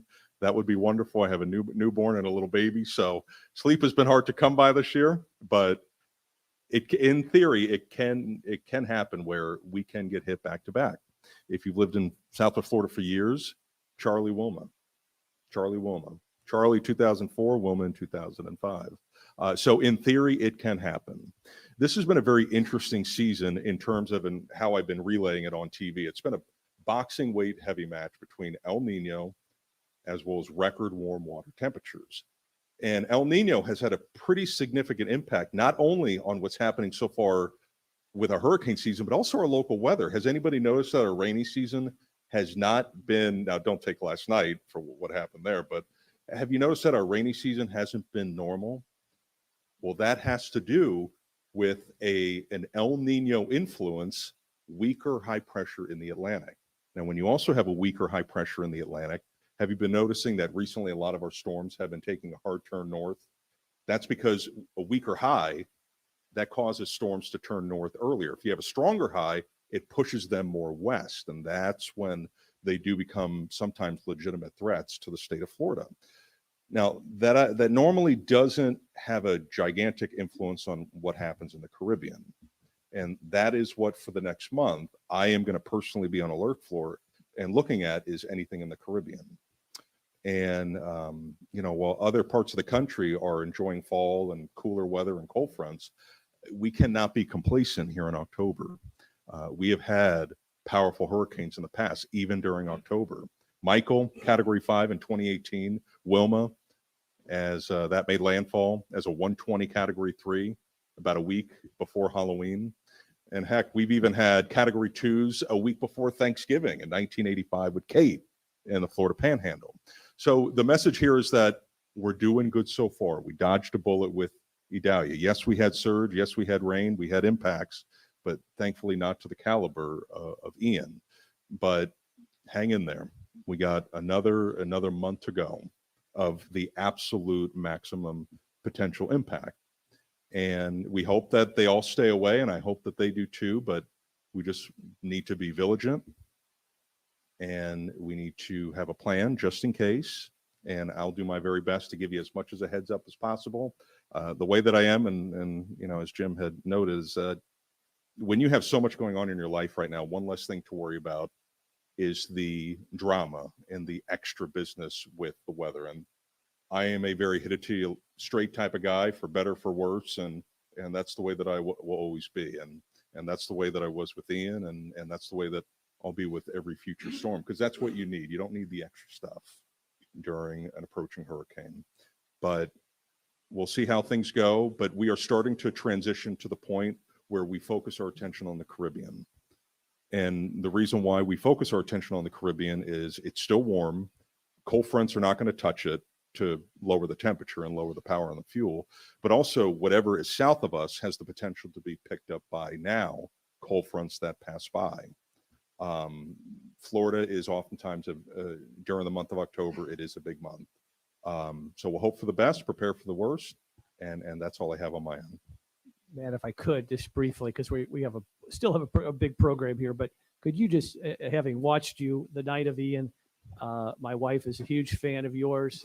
I would just ask you, that evening, your studio was impacted to the point where you had to go off air. Would you just give us a thumbnail sketch Sure. of what happened that night? Because we were watching, and obviously we lost power, but we still figured out a way to listen. And then you guys were Yeah. forced out. Just talk briefly about that.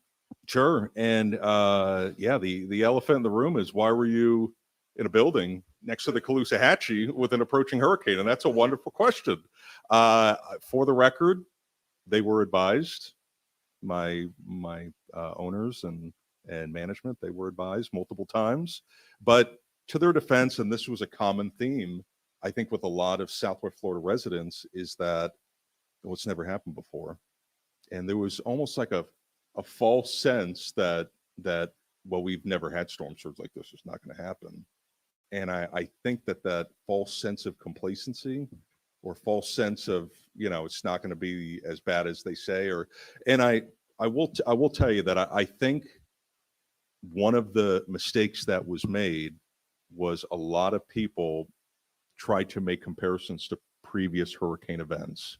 And for example, with Irma, we all know that we dodged a bullet here in Lee County, coastal Lee County, with Irma, in that at the last minute it made that shift about 30 miles to the east. It took the worst storm surge 30 miles to the east. Now for Goodland, Marco Island, Everglades City, they saw the worst and life-threatening storm surge that we could have had up to Fort Myers Beach and Sanibel. So in that sense, in this specific area from Fort Myers Beach to Sanibel, Cape Coral, we dodged a bullet with that one. But the problem is, I think the damage was done where I had people who said in Cape Coral that Irma was not that bad for them. Now, Golden Gate and Lehigh, they got slammed. And Marco Island, they got absolutely pulverized. But for Fort Myers Beach, Cape Coral, and Sanibel, this, I think that because they did better with Irma than they expected, they thought that maybe this was going to turn out the same way. And I just cannot stress enough with all future storms, just make sure that every storm that you treat, that every storm is different and the impacts that they can bring. But what happened at my station, it was, I basically tried to get some sleep between 3 and 4:30 a.m. It didn't work. Pure adrenaline, as probably everybody dealt with as well. And when it got the bump to 1:55 at 7 a.m., that's when I knew. And that this was going to be a day that we've never had before. And then when I started to get Doppler estimates, and this was even before they made it a 150, a Category 5, I started to get OBS with our radar of like 170 offshore of some of the winds. I knew what was going to happen, but as you had noted, you cannot let the general public know that. And to that caliber, you can't scare them. You can't cause panic. I knew what was going to happen, but you have to, and there's a point in time, I think it was that morning, it was about 7 or 8 a.m. I begged and pleaded for people to get off of the island. And if you're Sanibel, Captiva, Fort Myers Beach, that I knew that the storm surge was going to be life-threatening. And you do the best that you can, and you drive that home. You stress as much as you can that point. But at the end of the day, I give you the tools, but those tools are your own, and you have to make that decision. Some did it, and some did, and some didn't. As you may have seen in that video, there were kids playing around on the Fort Myers Beach pier, and there were others who just thought it was every other storm, and I think that that's a mistake that won't be made again. And also, in terms of our station at Wink, it's a mistake that we will never make again either. We purchased a new building in Gateway, elevation 25 feet, and we already have a makeshift set. Heaven forbid if we have another hurricane, we will be going there until we finally move in late 2024, early 2025. So yeah, Wink management said that was enough, and we're moving, and it'll be absolutely worth the investment, because we've been in that building since the 1950s, even surviving Donna and storms from the past, and nothing has brought storm surge to that caliber. And as I had noted, that was reiterated by management, and that's why we stayed, and it was something that we will never do again. But to clarify, they were advised, and at the end of the day. Thank you, Matt. Matt, I think to wrap it up, I think you made a very good point about complacency, and we've talked about that quite often over the last year, about myself included, people that got complacent. You guys get a lot of jokes about the only job on the planet where you can be wrong every day but still keep your job. We've all You're heard that right, 1,000 times, and you talked about data collection. If anything came out of this storm that is positive, is the data that you now have to be able to show people who maybe were on the fence. We did get complacent because of Irma, at least on the island, from people that I've heard from, myself included. And now that you have the data, now that you have the video, now that you have all the social media posts, you have all the things that we didn't have 10 years ago or 15 years ago, to be able to show people to say, yeah, we may be wrong, but at one point you knew, like you said, 100% this was going to hit us. And at that point, hopefully you guys can show that as a reminder to keep those that were on the fence about leaving or sitting on the pier and jumping off the pier that, we may be wrong. And we certainly hope that we're wrong, but this is what can happen if we are right. And maybe that'll be enough people to get into those shelters and get off the island. So thank you for coming out. If there's no other questions for I just Matt, have one. go ahead. Yeah. First of all, thank you for being here today. And Oh, my pleasure. I am also a huge fan. I watch constantly. But you mentioned looking at the Caribbean. Are you seeing anything that gives you cause to beware or anything and like that? you do bring up a very good point, because you would be amazed how many emails I get every single day, and I got one last night. They'll see something that was put on the internet, and they'll get scared. They'll get nervous when they see that. And something to keep in mind, as we know, there is the European model and there is the American model. We hear that all the time. But what you actually see oftentimes is what's called the deterministic model. It's one. But embedded within the American model and the Euro model are what's called these ensemble members. They're possibilities. The American model has over 30, and the European model has over 50. So when I make a forecast, I am not looking at just one. And unfortunately, that just one, that's what you see oftentimes spread across the internet. And especially after Ian, it can cause some serious mental harm. And my message is to just look at things like that and take it with a grain of salt, because you need to look at all various models. And when I make a forecast, I look at the average of the over 50 possibilities from the Euro, the over 30 possibilities from the American, other models combined. So that way I have about 100 models with an opinion of what's going to happen. And you oftentimes want to look at the average. Another thing that I forgot to hit on, and I think it's very important, is, and I think I've done 32 hurricane talks this year. And the one thing that kept coming up was, and it's okay to talk about this, is that, you said it was going to go to Tampa Bay, or you said it was going to go to the Big Bend. And I think that is, in my opinion, it's a messaging problem.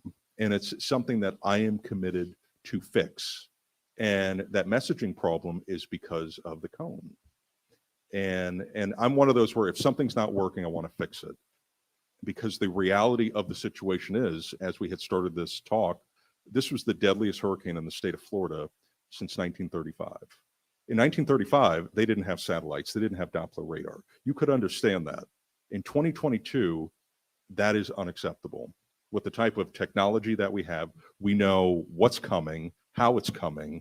And I think what happened was, and I think it was a case of, we got the cone and we looked at the middle. We looked at the one fixed point in the middle. 3 days actually before landfall, the National Hurricane Center official cone, this was 11 a.m. on Sunday, was pointed towards the Big Bend. It actually made landfall 250 miles away from that center line, as we know, on Cayo Costa. This was just 3 days before landfall. But the problem is that right side of the cone of possibilities, it never left sections of coastal Lee County, and actually where it did make landfall, never left. So I think we need to bust this notion of just looking at one fixed point in the middle of the cone. If I wanted you to do that, we wouldn't have a cone. We would just have a center line. I want us to look at the cone in its entirety, all the possibilities. So what I did a couple months ago is I took out the center line. Starting this year, I took out the center line. And I know by human nature, we're probably going to look at the middle anyway, but I have to do something. I have to do something with hurricane communication and threat. And that's the other thing is, oftentimes, I'll give you a classic example. Naples was not in the cone for the majority of the storm approaching Southwest Florida. Naples, they had wind gusts of over 100 miles an hour. Downtown and Tin City, they had storm surge of 8 feet, and they had gusts over 100 miles an hour. They were not technically in the cone. So impacts can definitely be felt outside of the cone. And another thing that a lot of people don't realize is that the cone only accounts for 2/3 of actual landfalls. A third of the time it happens outside of it. So it's not a perfect system. And you know, now to the credit of the National Hurricane Center, Ian was not one of their better looks. It was not one of their better forecasts. Idalia, a couple weeks ago, they did incredibly well. It was very accurate in terms of its landfall. It was predicted to stay away from south of Florida. It stayed away from south of Florida. It went right into the Big Bend. So every storm is different. And some are forecasted incredibly well. Others have very tricky dynamics like Charlie and Ian. And that's why, as you all have said, you cannot be complacent. You have to have a plan just in case. But we are now starting to transition to Caribbean season. That's where I'm looking. And heaven forbid, if we have something that pops up, we hope for the best. And we hope that it curves away and stays away from Florida. But oftentimes we are dictated by warm waters in the Caribbean. Cold fronts pick them up. But does it pick it up away from Florida? Does it pick it up into Louisiana? It has to depend on the situation at the time. Is the Caribbean a shorter window? I mean, watching this morning, Nash talked about how when he left Friday, there was nothing in the Caribbean. Yeah. And then this morning, 10%. 10%, yeah. And that one so far is nothing too alarming, at least personally for us in the state of Florida. We'll watch it, but that would not be the source of any type of, you know, I'm not seeing anything with that one specifically for us in the state of Florida that would be considered a threat, at least for now. But in general, is the Caribbean a tighter window than storms coming off Africa through the Atlantic? Yeah, and the other thing, speaking of the tighter window, that's right. You don't get oftentimes as much of a heads up, like with, as you may recall with Irma, we watched that thing for 2 weeks. It was a long, drawn out event, and then obviously made the turn to the north. With the Caribbean, that's not the case. And Idalia was an example. Michael was an example. In 2018, Michael went from a nothing to a category 5 in 3 days. So, but that's the beauty of having that hurricane plan early. You want to have that plan when it's sunny and it's beautiful on a day like today or months ago when it was March and April. You want to have that plan just in case because of storms like Michael. The National Hurricane Center has admitted Michael is it's that type of worst case scenario storm because it can flare up so rapidly that it can sometimes catch people off guard. But that is what happens in the Caribbean because of very warm water temperatures between 85 and 90 and low shear. If that can coincide, these things can form very rapidly. Thank you. Yeah. And I just like it because one really interesting point. I watched the presentation with you and Allison did at a conference. Oh yeah. And is that the track that you predicted was pretty accurate, but we evacuated the day before the storm and it was saying 7-foot storm surge, which for us, our bottom of our house is about 8 feet. So we piled things up, but just a little bit of slowing and a small change in the trajectory really changed the outcome. You know, even though as far as we were always in the cone, et cetera, but even just very subtle differences can make a huge difference. So I think, you know, it behooves people to really think about the worst case scenario in these events. The other thing is you talk about a lot of rumors and things that spread. I know a lot of people have lived on this island 40, 50 years, and they'll tell you every storm has a different personality. And they said the ones that scare them the most are the late season ones that tend to pop up in the Gulf and the Caribbean. Yep. And like Councilman King was saying, you don't have a lot of warning. You know, they can pop up right in your doorstep and be on shore in a couple of days. Yeah. And Michael oftentimes is brought up as the hypothetical worst case scenario that the National Hurricane Center, along with myself and our weather team, that we fear the most, going from a nothing to a category 5 in 3 days. And we fear that because it's if you don't have a plan, you will get caught off guard and you will be scrambling at the last minute, maybe making a decision that you didn't think you would make or something that could be costly. So that's what we fear the most. And that's why we just stress endlessly that you need to have that plan and activate it just in case. Well, Matt, thank you very much for coming out. It's been very enlightening, and hopefully people that weren't here were able to watch it or can watch it back. But we appreciate your time, and hopefully we can have you back on a lighter note at some other time. I would love that. And good luck with the newborn. And hey, thank you. And thank you for all that you do. We really appreciate it. So we will get back every single day. Thanks, guys. Thanks. you. Thank you.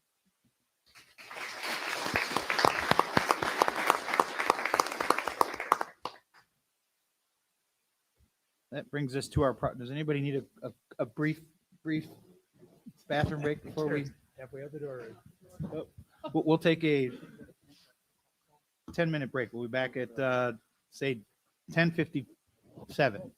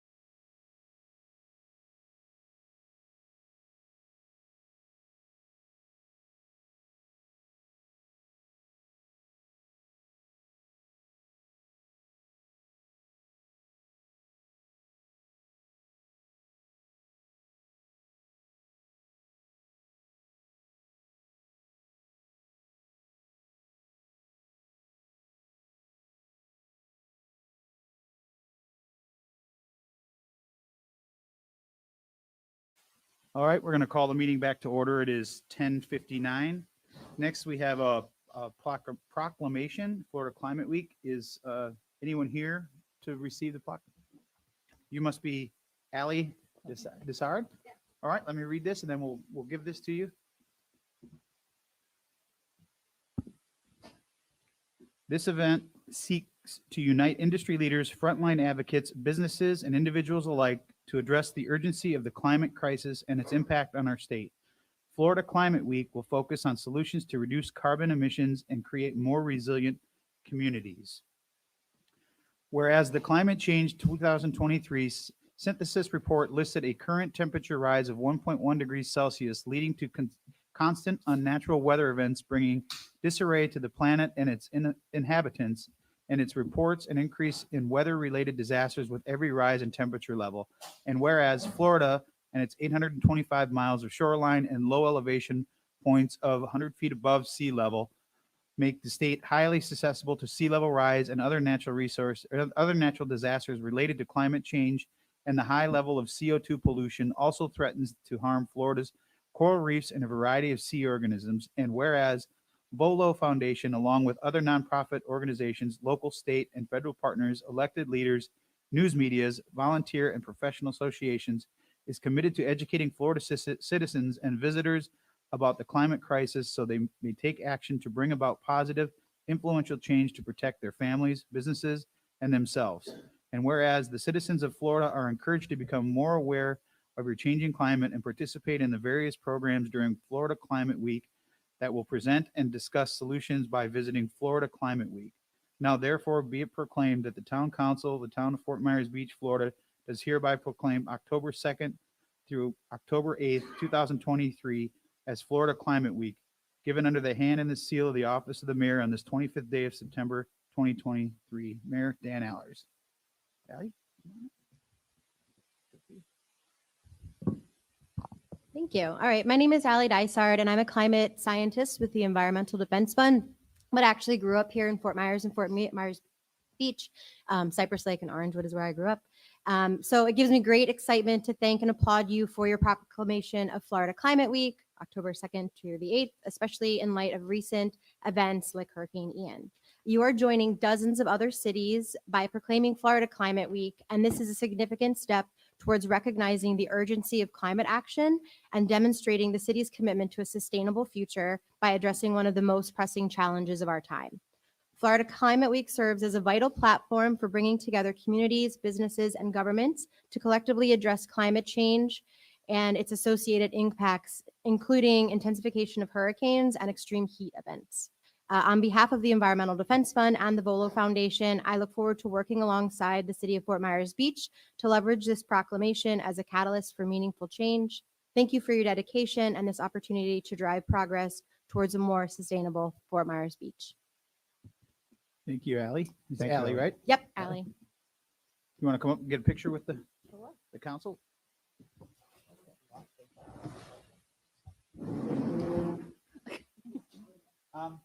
Jenny.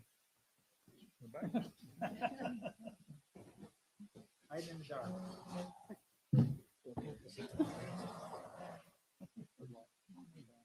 Get closer. I don't freak out.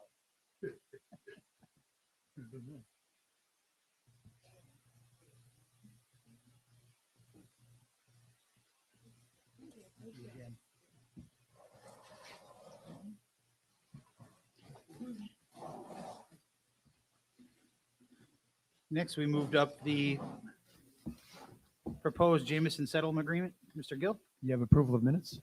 Oh, did I go by that already? Not yet. No, we moved up the Jameson proposal to just before local achievements and recognitions. Yep. Go ahead. Good morning. My name is Hudson Gill, and I am outside counsel that represents the town of Fort Myers Beach in litigation that is currently pending in the 20th Judicial Circuit in Lee County. It is a lawsuit brought by an individual named James Jameson against the town of Fort Myers Beach, and I'm here to present for the council's consideration a settlement agreement that has been signed by Mr. Jameson. Before I get into what the settlement agreement contains, I thought it would be helpful to go over sort of the history of the property and the litigation so everyone understands how we got where we are and why the settlement agreement is being presented. You pull that mic up. Oh. There you go. There you go. Perfect. I thought it'd be beneficial to go through the history of the property and the litigation so that everyone can understand how we got to where we are today and why this agreement is being presented for your consideration. The property at issue is approximately 7 acres. It is bordered by Mango Street to the west, a canal to the east, and then Chapel Street runs kind of through the middle. It is platted as 40 single-family homes or single-family lots. It has been platted that way since 1919, so more than 100 years that plat's been in existence. James Jameson purchased the property in April of 2002 with a partner. At the time he purchased the property, it was designated as wetlands on the town's comprehensive plan. What that designation meant at the time of purchase and still today is that development is limited to 1 dwelling acre per 20 acres. And because it's a 7-acre parcel, it really wasn't eligible as a matter of right to be developed. That designation was a carryover from Lee County. So from before the town even incorporated, that was its designation. When he purchased the property, there was also in place something called a minimum use determination process, or the MUD process, which is common in Florida in land development regulations. And it basically allows an owner of a lot that is non-conforming and can't be developed for some reason to get the right to develop 1 home per lot. And it's designed to avoid a takings lawsuit, which is what this is about. The MUD in place at the time probably would have allowed Mr. Jameson to develop the property, get the right to build with 1 home per 40 lots, per each lot. But at the time, there were also some other development obstacles in place. There was a conservation easement over some of the property, which has now been resolved. So that was in 2002. That was sort of the lay of the land. Within a year of Mr. Jameson purchasing the property, the town council at the time, as part of its adoption of its own land development regulations, amended the MUD to insert a provision in there that said, even if you qualify for the MUD, which Jameson likely would have, anyone who gets that entitlement still can't put a single family home on any lot that is designated as a wetland, which essentially meant at the time then Jameson could not get the right to develop this property as of, I think, March of 2003. Fast forward to 2009, Mr. Jameson acquires an undivided interest in the property, so he owns it outright. And then he sets about trying to develop the property in a number of different ways. The first thing he does is he goes to the South Florida Water Management District to get what's called a wetlands determination, where they come and analyze the property and they determine that the property was 61% wetland, 12% other surface waters, and then 27% upland, which would theoretically be developable property or the kind of property suitable to be developed. So there was some developable property on there, or non-wetland property. He then goes to the town in 2011 and asks the town to go through an administrative determination to say that we had designated the property a wetland in error and it should be changed. And that was for all 40 lots. The town responds and says, well, based on what the South Florida Water Management District said, we don't think it's wrong. We encourage you to try to amend the designation for a smaller portion of the property, essentially the upland portion. Jameson decides not to do that, and instead he applies in 2012 to go through the MUD process for all 40 lots. And the council says, comes from the council says, well, we don't think we should approve this because the provision in there says you can't put a single family home on any property that is in fact designated wetlands. And he appeals that, and then the parties agree to stay that appeal while Jameson applied to create what's called a sending overlay district to transfer the development rights off the property and send them somewhere else. And staff at the time actually supported that, but when it came before the council then, the council voted to deny it. Jameson then comes back on his appeal of the MUD and says, well, I may not be able to develop property. I'm still entitled to this MUD approval, so you should give it to me. And the town council then agreed, passed the MUD saying, we recognize your rights to this MUD process to the 40 units, because there's 40 platted lots, but you've got to comply with the rest of the code. So that's what we've said. He then applies for a variance of that provision that prohibited development of property designated wetlands through the MUD.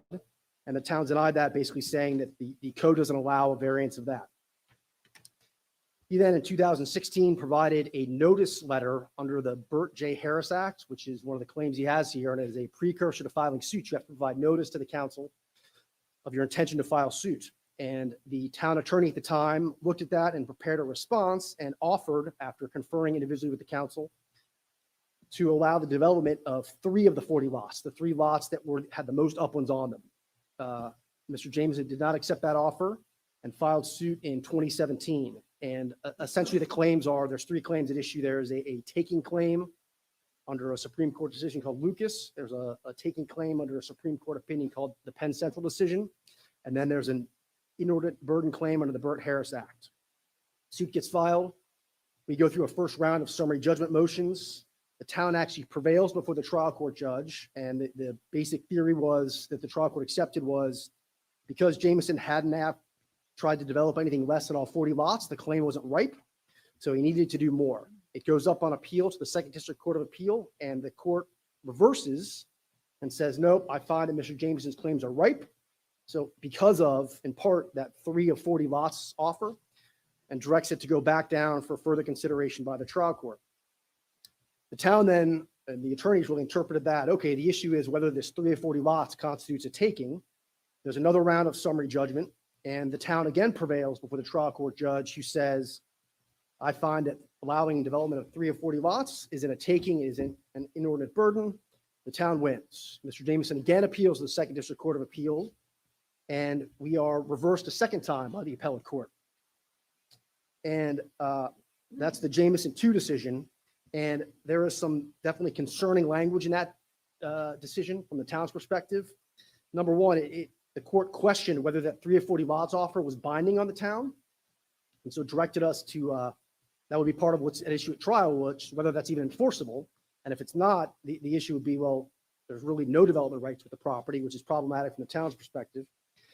The court also said that I'm instructing the parties that there's no more summary judgment. You have to have at least 2, maybe 3 trials. There would be first a bench trial on the taking claims. And if Mr. Jameson would prevail there, meaning the court finds there's a taking, we'd have a jury trial on compensation. But even if the town wins that first trial, we then have to have a second bench trial on the Burt-Harris claim. And if Jameson prevails there, then there'd be another be a jury trial on compensation in that regards. So that's where we are right now. After it came back down, the parties have engaged in settlement discussions. But just to outline what the exposure to the town is, if we do go before these 2 to 3 trials, Mr. Jameson is going to seek, based on his own appraisal that he has to provide as part of filing suit under the Burt-Harris Act, he alleges that his property, the value of compensation to be owed was over $7 million. He would also, if he prevails at these trials, be entitled to attorney's fees, which we estimate through 2 to 3 trials would be the number they'd put up for attorney's fees would be $1.25 million to $1.5 million in attorney's fees. So the exposure to the town is those 2 numbers, looking at over $8 million in exposure. So pursuant to the council's directions after this and discussions between the town, we engaged in the back and forth settlement negotiations. And the settlement agreement that we have now for your consideration is a product of those negotiations, and it has been signed by Mr. Jameson. So he has approved of this. And I and the town attorney also recommend that it be approved, and I'll go through the details of what it provides. Essentially, the idea behind it is to recognize that Mr. Jameson has those MUD rights that he received approval before, the rights to build, the rights to 40 single-family units on those 40 lots, and that the town would process those as the code would have existed back in April of 2002 when he purchased the property. So we would remove that provision and waive that provision that says you can't put even if you obtain MUD approval, you can't put a single-family home on any lot designated wetlands. The town would waive that and essentially give him the approval at the local level to build up to 40 single-family homes as it's platted today. He would then have to still go to the state to get approval to develop, because the state is the entity that has a jurisdiction to regulate wetlands. So even if the town approves this, he has to go to the state to get approval to build. But the town did agree that we would not participate, we would not oppose that process, we would not interfere with that process while he pursues that development. In exchange for that, Mr. Jameson would dismiss this lawsuit with prejudice, and each party would bear its own attorney's fees. So the benefit to the town is you resolve the uncertainty, there's no exposure, and you don't know any money out of the town coffers to go forward. Mr. Jameson has the right to develop this property with up to 40 single-family homes, either as they're platted, or if the state asks him to come back and replat it, the lots can't get any bigger. It'd have to stay at least that size, but would probably get smaller because you'd have to go through the process to get that approved by the town council. Hudson, just to, for those of us that aren't attorneys, to try to break that down, you know, we've talked to you several times about this, but so essentially we are, for those listening, we are not going to get in the way of him potentially being able to build 40 lots. It's not saying that that's going to definitely happen. It's just saying that we're not going to stand in their way to pursue that through the state level that you raised. That's correct. I mean, it is I'm not a wetlands expert, but I do know a little bit, and it is a long process to go through that he has to apply to either the state or the federal agencies that regulate wetlands to get approval to develop, and that's a long and uncertain process. But I will say that there's likely to be some development approved by those agencies. And is it safe to say that we're essentially granting him what he would have had the right to be able to pursue before we changed the code? Yes, back? that is the idea behind the settlement agreement, that we would simply apply these regulations as they existed back when he purchased the property before 2003. And then one more thing, with prejudice. Can you explain that to those that Yes. maybe don't understand? So this, if we sign this agreement and it goes forward and gets approved, this case would be over with prejudice, meaning he cannot file suit again. A subsequent property owner should be able to file suit over these same allegations. It has been resolved. He's got the right, and then there's no attorney's fees or costs to the town. So the case would be over from that perspective, the finale. All right. Any questions for Hudson? I have a question. I just want to confirm that, I think we talked about this the last time, that these are 40 single-family lots. And even if he chooses to sell this after we agree or whatever with the settlement, it has to remain 40 single-family lots or less, correct? It cannot turn into condominium, hotel, anything Yes, like that. That is the intent of this agreement. It specifically provides for that, for 40 single-family lots. So Okay. it does not, no one should be permitted then to use this to develop condominiums or something more dense. Commercial, anything like that. The intent of this agreement is to limit it to entirely single-family homes. Yes. I would just say again, for those who might be listening, since I've been on the council now for roughly 3 years, and I can say, and I think my colleague would agree, the town, the strategy of the town has been to minimize any potential development on this property. And we've had some successes and we've had some failures in the courts.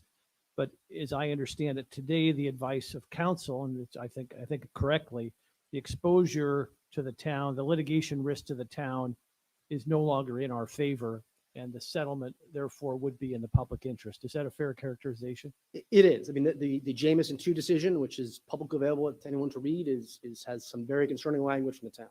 So that is where this comes from. There, as a result of those particular issues, I'm in support of the settlement agreement. Any questions? Councilor King? None. Councilor Beach? No, thank you. I assume you need a motion to approve this. Is that Becky? Is that I would defer to Becky on the mechanics, but I Yeah. believe so, yes. I would take public comment. Okay, we can do that. We'll open it up for public comment. Is there anyone that would like to speak on the Jamison case? Seeing none, we'll close public comment. Now, would you prefer a motion or is just a Yes. consensus? Okay. Nope. Needs Vice a Mayor motion Adderholt, and a did you want vote. to make that as a motion? I would move approval of the settlement agreement that's before us. Second. Got a motion by Vice Mayor Adderholt, a second by Councilor King. Any further discussion? All those in favor signify by saying aye. Aye. Opposed? Hearing none, motion carries unanimously. Thank you, sir. Thank you. Thank you for being patient. Next, we have local achievement and recognitions. Councilor King? Sure, catch me when I'm drinking. Ooh, that sounded nasty.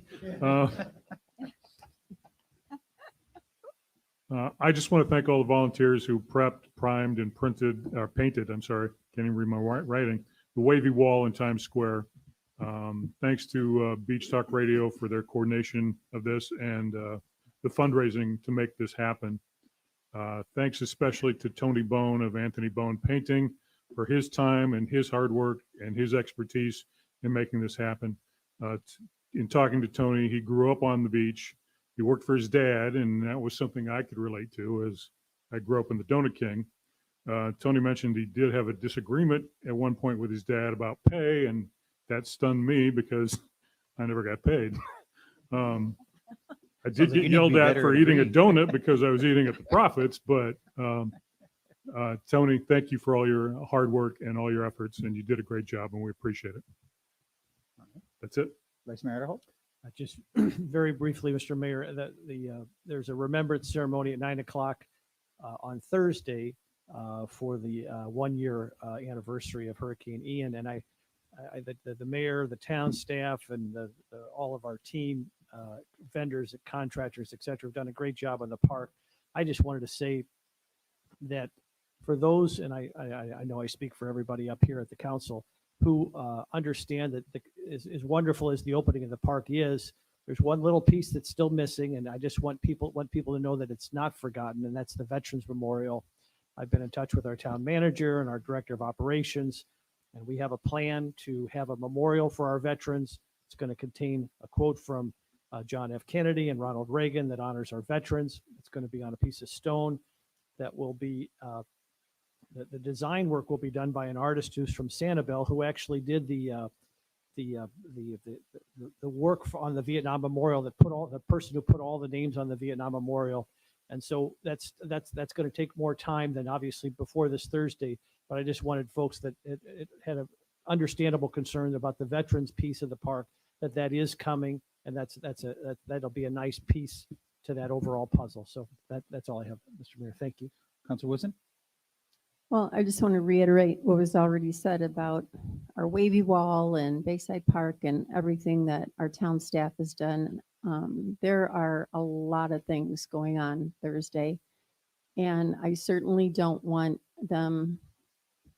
We need to keep our focus on the remembrance of what happened to us a year ago, the people who lost their lives, the recovery that has taken place. I know there's a lot of festivities going on, but I truly don't want to lose sight of what this day really means to everyone. Councilor Beach? You know, with the coastal cleanup that happened a while ago, one thing that was pretty obvious from Adelia is sometimes these big storms, they give us an insight into what's out in the waters. And a lot of that stuff washed up on the shores, but it also brought a lot closer to the shores.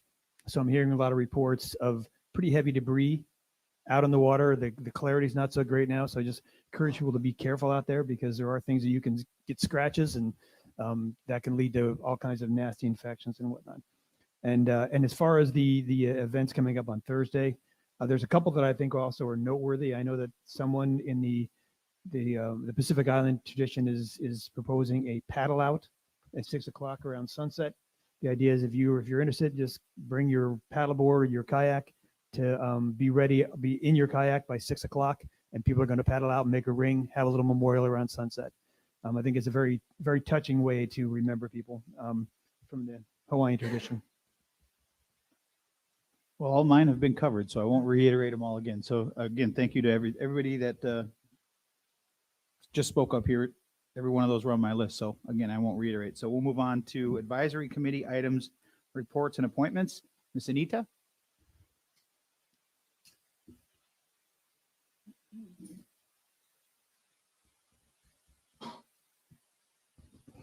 Good morning, council. Good morning, town manager. And Frank, I haven't met you guys, but pleasure to see you in person. I'm here to formally request a joint meeting with the council. I believe that Kendra has sent out emails to the LPA members to see if we were all available on the 5th, which I believe is your regularly scheduled work session. The reason that we're requesting it is at our last meeting when we were discussing the first two elements of the comprehensive plan and changes that are being proposed for those, it occurred to us that you all haven't even seen this. And for us to be talking about something that you're not even on the same page with us seemed a bit futile. And so the request is that we all sit down together and discuss these changes in order to move on with one voice. The other thing that I would recommend if you approve this is that you all ask, as we did, to have the original comp plan sections along with the recommended pages from the consultant, because it was about 2/3 of the way through, and some folks, I certainly recognize that what we were looking at was the consultant's recommendations and his work, not our plan. And they do vary. So I think, in order, I said to Jim the other day, you can't get where you're going unless you know where you've been. So if you can't look at that original text, if you're missing a step in the process of making changes. So the other thing that we did request, there is a change to the future land use map. And of course, what you get is an 8x10 piece of paper with changes to the land use map that you really can't identify. Dan knows this because he happened to have been at my house one day when I had it all taped together up on a wall. It looked like I was charting a murder or something because it was a little bit scary. But in the previous version of Town Hall, we did have these large land use maps on the wall, and it's very helpful when you're dealing with a zoning case, or in this case, when you're talking about changing the future land use map. It would be extremely helpful for you to actually be able to look at a map where you could identify streets. There's been a lot of talk about the Women's Club neighborhood, whether or not that's a node, what sections, what streets it would entail, and on that 8.5 piece of paper, you just can't identify those. You can't identify it. So I kind of asked Sarah and Jason, since, I said, you all are in this business, I haven't volunteered to pay for them. I would suspect that Diamond Head would probably let us put those maps up here. And it just gives you a constant visualization of the island as a whole, and you can really look at it. So if you have any ability to do that, I think it would be very helpful to us as we move forward. And that's my formal request to you on behalf of the LPA. So thank you. Any questions? Yeah, I have one for you. I think it's a great idea. I know I've spoken to you privately about having this, and I think it's a good idea. And I haven't said anything that I haven't said publicly or said to you privately, that I think what needs to come out of this meeting is a very clear direction to not just our residents, but developers, what we have a willing to do and what we don't have a willingness to do. And the reason I say that is, proceeding out of order, I wonder if it would make sense to hear from the public during this MMP meeting, to allow them to have a public comment, to voice for or against some things, or at least let us know. The people that we work for should have an ability, in my opinion, to at least hear their voices, not necessarily just through voicemail or through email, but allow them the opportunity during that meeting. And it might get a little long, but I think it's important to hear from our residents, what their gravity of change or not change is. So, Mr. Mayor, I don't disagree with you on that. I would suggest that if that's going to, we don't usually allow public comment during a work session. If you want to do that, that you do it at the end of the meeting, so that the discussion so that people aren't reacting to things that will likely be hashed out in the process. I see that there could be an advantage to have it at the front end. So, well, you know what? I could argue both sides of this fence. So go ahead. Sorry. Yeah, no, the reason I think because at the front end, you hear what they're thinking before we talk about it. So that could also be beneficial, would be beneficial. Yeah. Well, we can talk about before or at the end. I just think, to me, public comment makes more sense to have it at the beginning. Sure. If you've already had a discussion and decisions have already been made before you hear from the public, it's kind of counterproductive, in my opinion. Yeah. And I would maybe expand that a little bit, that if especially we have visuals that people can actually look at and get a feel for, that maybe in a separate event, maybe in the afternoon of Thursday, we can have a charrette, a formal charrette. We invite all the public and maybe have the LPA and the council members there for them to speak to.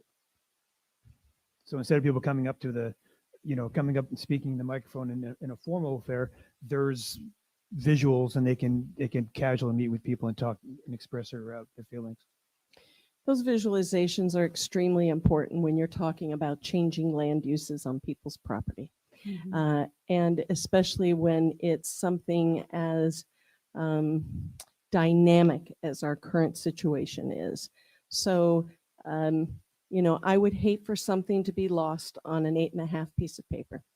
And I think it could be. So that, I mean, of course, you look at it on your computer and you can blow up a section at a time, but then you lose the scope of the island as a whole. So unless you're really, I mean, when I had my murder chart up on the on my dining room wall, another friend of mine was there, and they said, "Really, this is a CPD?" And I said, "Yes, really, that's a CPD." So I think people don't. The public for sure does not necessarily know what the zoning classifications are that already exist on the island. And I think that's important. Is that something staff can, obviously got to work with Diamond Head, but I don't think that there would be an issue with, we've had them up here for the FEMA meetings, have a above and below of this is what we currently have and this is what is being proposed, so that it's right there. It's very Yep. easy to see. And maybe what you're saying, Bill, makes sense to have before we have the discussion. Again, I go back to, I prefer to hear from the public before we have discussions, because if it may, people that may be on a fence one way or another on a certain item, having public comment, again, the people that you work for, let them talk to you and tell you what they have a feeling for. That may, if you're on a fence one way or another, may have you go one way or another. So I prefer to hear from them before we have a discussion than after discussion. I think in that case, it would be really critical to have a well thought out agenda, which you and I had already talked about working on. It would be critical to have a well thought out agenda and allow your comments to be agenda driven, agenda related. That way you don't, I mean, they're difficult conversations to have, and having them in a cohesive manner is would probably be very helpful. So go ahead.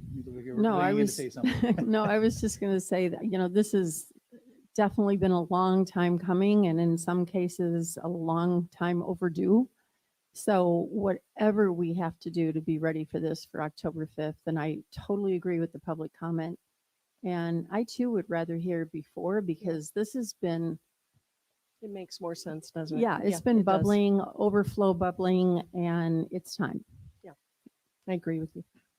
If I could, Mr. Mayor, the chair of the LPA rightfully recently challenged everyone, and I think appropriately so, to read the comp plan again. And I did that over the weekend. Listen, at FedEx, it Yeah. costs $201 to print, But by the way. it's also online, and you can find it on our website. And I think I would also encourage people to watch the last maybe hour of the most recent LPA meeting. There were some unknown bombshells dropped that I think create uncertainty with respect to Senate Bill 250, with respect to how the comp plan That was a biggie. does the comp plan limit height? Does it not? There's a lot of vagaries out there still that I think we all need to wrestle with, and I think that kind of prep work would be really helpful for a public meeting.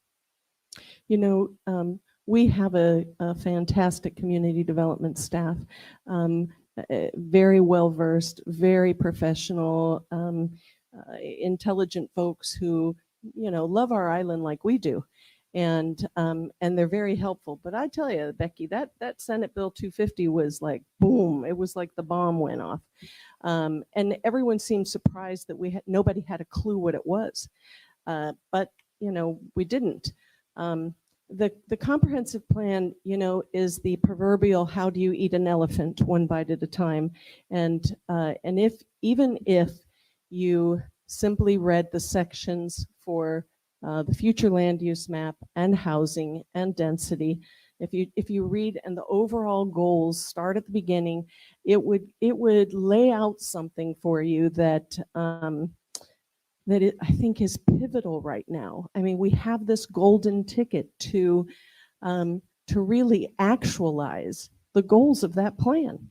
And when we incorporated, everyone said, "Why'd you bother? You're already built out." Well, here is why we bothered. This moment right now. And Councilmember Woodson, you're absolutely right. It's time to move on, so that our residents have security in the knowledge of what we're doing. I've said this a bunch of times, and our investors and our developers have some predictability in what they can expect from us and what they can do with their 52 million, 38 million, 25 million, $100 million. That is fantastic that they see that kind of future with Fort Myers Beach. So, anything else, folks? I think just maybe Andy and Becky, structurally, how can we do, does everybody agree that maybe we should have some sort of charrette ahead of time to allow to hear from the public before they have a public comment, allow them to see exactly what you're talking about? I don't necessarily want to use the chart that you talked about, but It was good, Dan. I did notice that my house was highlighted on that. With a red arrow. Right, Yeah. exactly. You know, Sarah, not to interrupt you, but because we did talk about charrettes, but I just don't know if it would be premature. But go ahead, Sarah. I think we're using the term charrette incorrectly. At this point, we're very, very late to be talking about doing a charrette. At this point, we are doing question and answer. We're looking at the language. We're looking at the map, making sure we're all on the same page. A charrette is really something you do at the beginning to figure out if there are major overhauls that are wanted. So at this point, I mean, there's certainly tons of room to change, but we're not thinking that there's interest in completely reversing course and changing something completely. So I think question answer makes a lot of sense, having, you know, like an open conversation, but maybe not something that we would call a charrette. You know, it's a very good point. And for me, I was more envisioning residents that do not maybe understand a lot of things that get talked about at the LPA or at the council when it comes to changing land use maps, for them to be able to interact with staff and ask specific questions. I see that this is this, and if it changes to this, what could the potential outcome be of that? Because I think that would educate them to be able to then ask the questions or give their comments during a public comment. Well, you know what we could include, Sarah? We could include some of the charts that already are in the plan in the LDC that designate what uses, density, height, and everything else that accompanies those land use designations. That would be very helpful. Okay. That would I be agree. helpful. Could we also maybe do something like we've done before, like open it to the public at 8 o'clock, 8 a.m. and have all these things posted with explanations where people can walk around, talk. We can have staff there, LPA council can be there. And so have it maybe an hour before. Kind of an informal. Right. That's a thing good before. idea. Right. That's a very good idea. But Before it would the still have to FMB. be advertised as a public meeting. Because we With all some do that. coffee and something else. I don't know what. I know a donut guy. Yeah. We have our in-house donut guy always. Maybe a little fruit this time. I think we may not have enough time to fruit, yeah. prepare what you're talking about. I think that's a good idea. But there are things that have to be done in advance of that, and we would have to notice that. The map, Sarah? Is there The- time for the map? The map is easy. I have a guy who prints. I can do that quickly. But setting up a meeting, getting the public involved, making Yeah. sure that everybody's aware, you know, sending out the notification that really would be important to have. I mean, it's too late to get it in the newspaper at this point. So there may be if we want to do this a different week. Or what we can- Karen's we can- suggesting could be very simple. If we just have the map up and then along with the map, maybe just have the heights, density, use chart with it. That, does that, Yes, that is something that is doable. that would, It's that just would the be whole, like, enlightening to people. including everybody, and we can get the maps, we can get all that together. Yeah. I just want to make sure that we're not planning something that we can't actually pull off. in a Yeah. week. So then I guess what I'm trying to get, so what you're trying to say is that it not necessarily a publicly advertised meeting, because you're saying we don't have time to do that by the 5th. But just open the doors But early. open the doors with, and let- with this information on the wall. to allow the public to interact with staff. Maybe the council and LPA won't be there, and we have access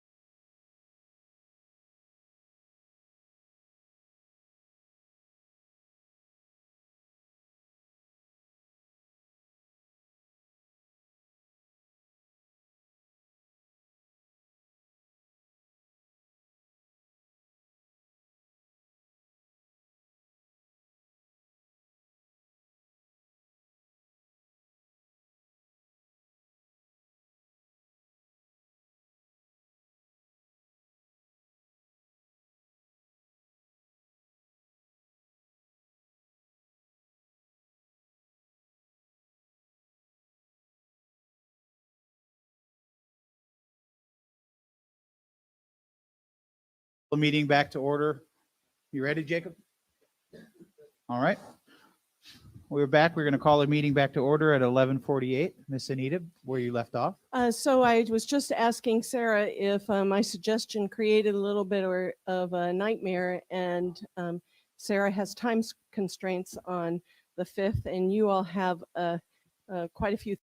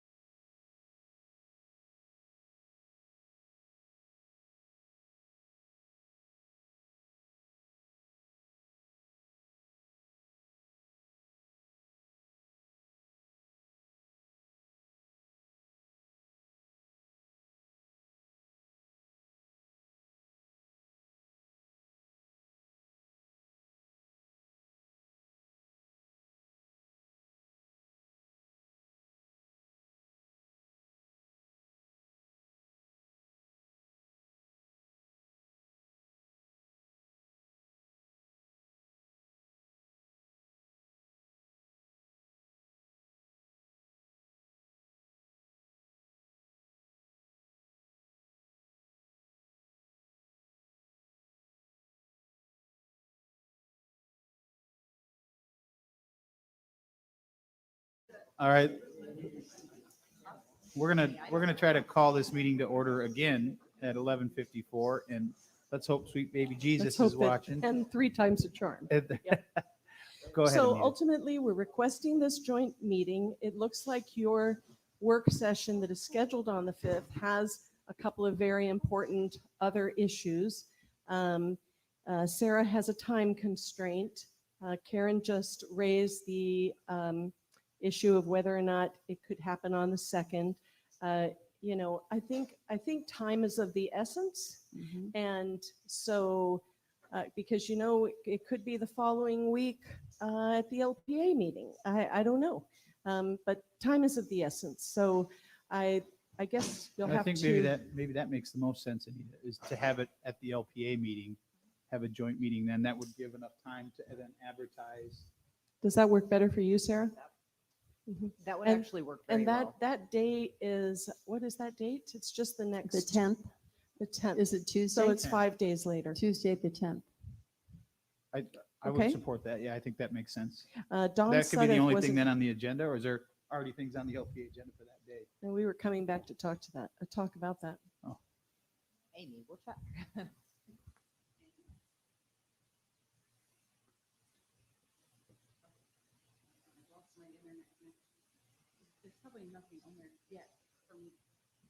I don't think that agenda is, I think what we said was that we were going to have a work session with the council and then we were going to come back to that meeting. So, Jason, do you remember? Do you remember? Is there anything else for that LPA meeting on the 10th?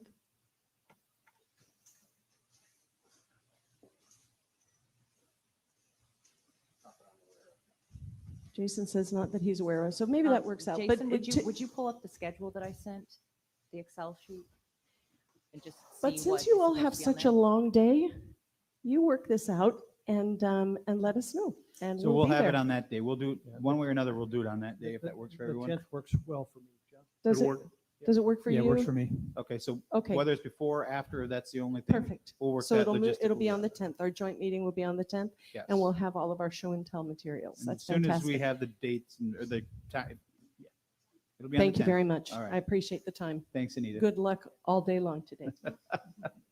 We'll see you in a little bit. I mean, you're gonna come back, right? I don't know. Because you love us. All right, next we have Jennifer Rusk from Murph. Come on up, Jennifer.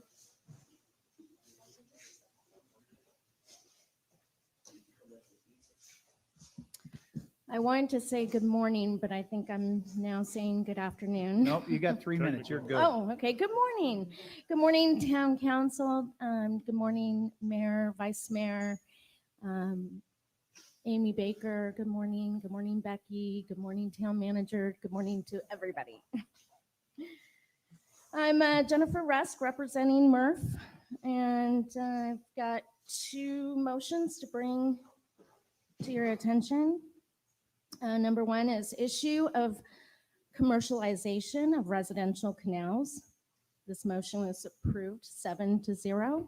Motion, the Murph Advisory Board has been informed by residents at our August 9th meeting of the prospect of potential changes regarding residential canals, which would allow for commercial usage.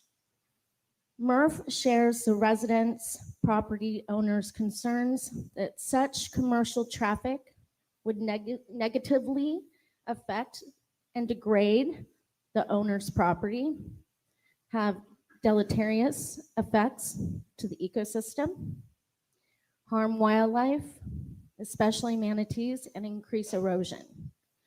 The Murph Advisory Board would like to elevate these concerns to Town Council to address, and Murph remains available to provide additional help as directed by Town Council.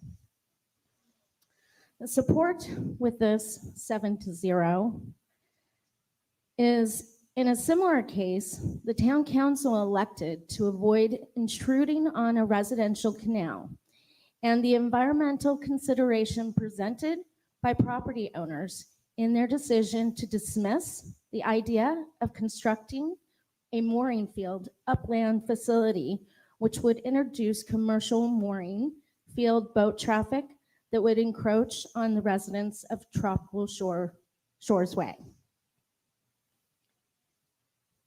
The second motion that was passed 7-0 is to re-advise Town Council of potential destruction in environmentally critical zone. The motion, the MRF Advisory Board would like to re-advise the Town Council that in their deliberations regarding issuance of a permit currently under appeal, to choose the option that would prevent unnecessary damage by constructing and demolishing a 1,500 square foot structure in the environmentally critical zone if the appeal were to be successful. The support on this 7-0 motion is during the discussion on this matter at the 9/11/2023 Town Council meeting. This consideration was never voiced during deliberations. It would be a dereliction of the MRF charter not to remind the Town Council of this potential ramification in the decision-making process. Any questions? Are there any questions for Jennifer? Okay, I also would like to give you an update on our pop-up. We are back and we were invited by the farmers market to have a pop-up. And so just to let you know, let's see, the pop-up will be, you can find us at the farmers market in Times Square area, September 29th, October 13th, and October 27th. And moving forward, the committee will decide on more dates to participate, and hopefully other locations, and get down to the south end of the island as well. We will also be at the October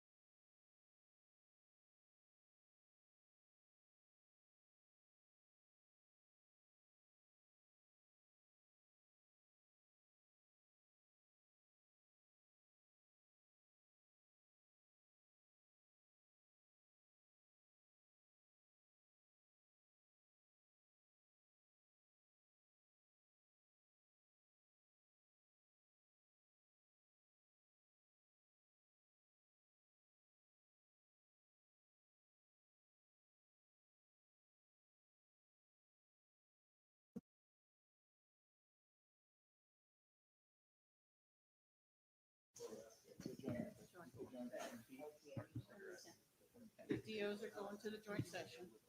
We're gonna maybe hopefully get Sarah's other item now or after Jen's done speaking.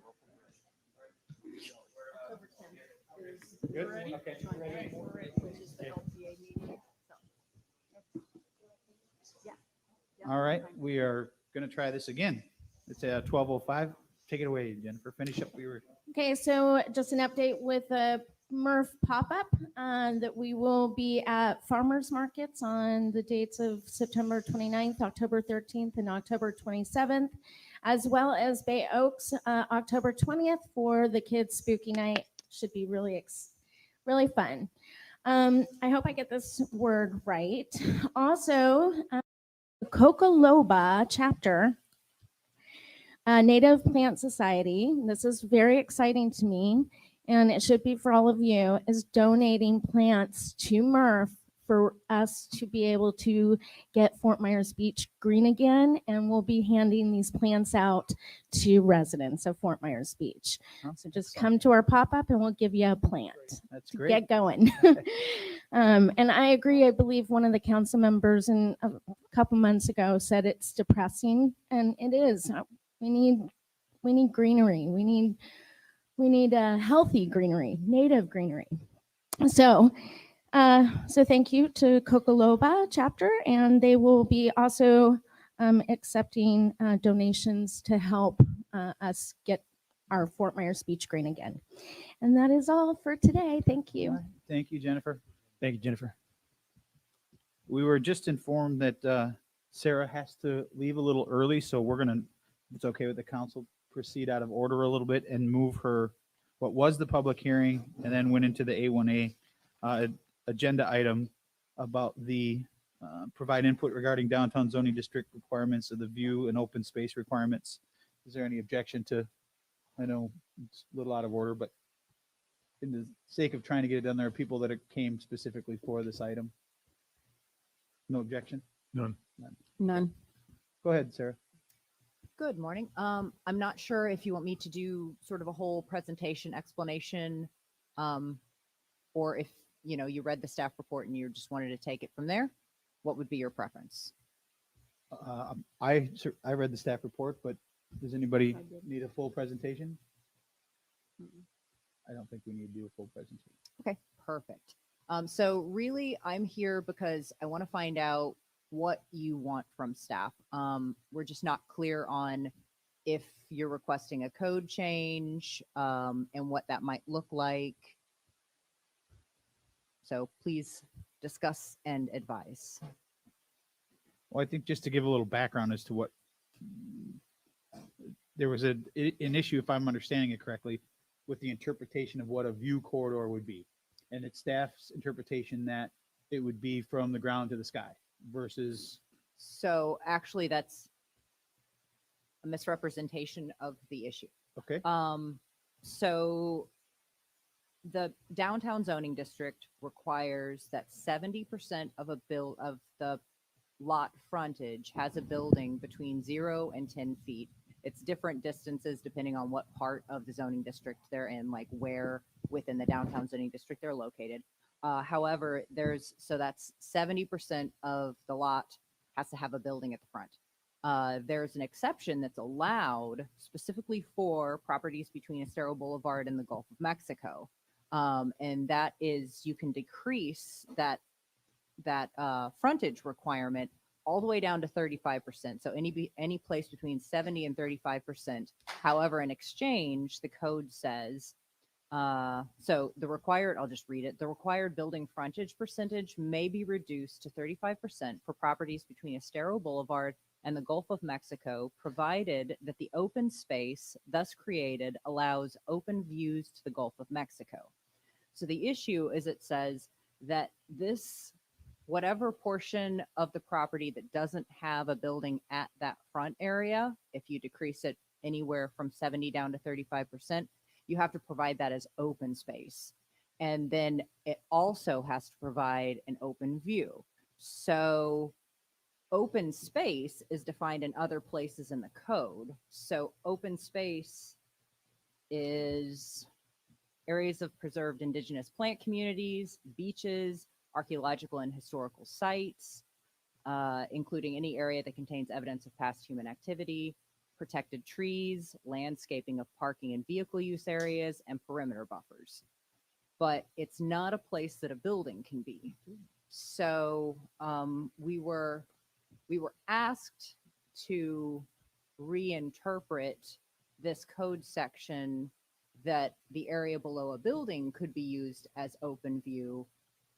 So even if we call that open view, we can't call it open space.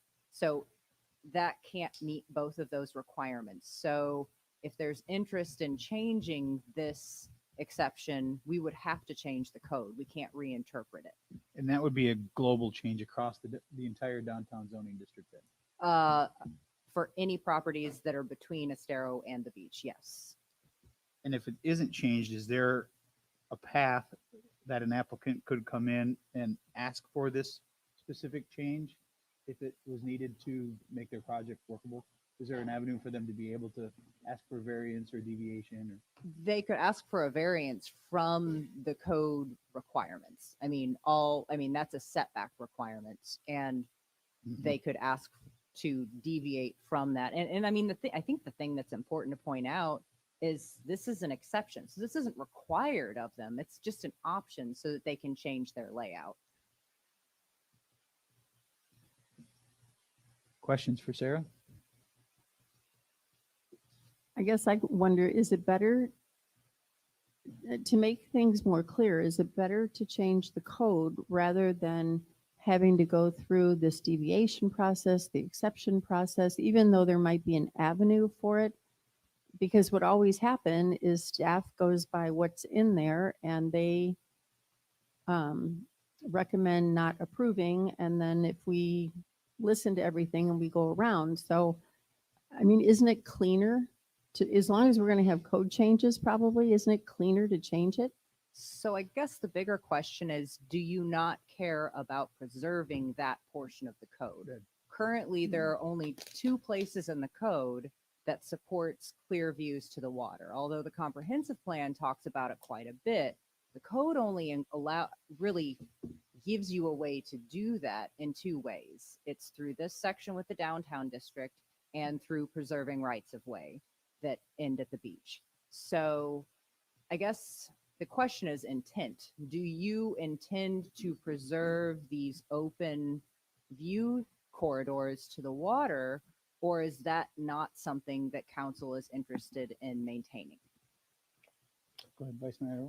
I would answer Sarah's question is yes, I think those are things worth preserving. And in this unique situation, I'm not troubled by having folks come on a case by case basis, but that's just my personal opinion.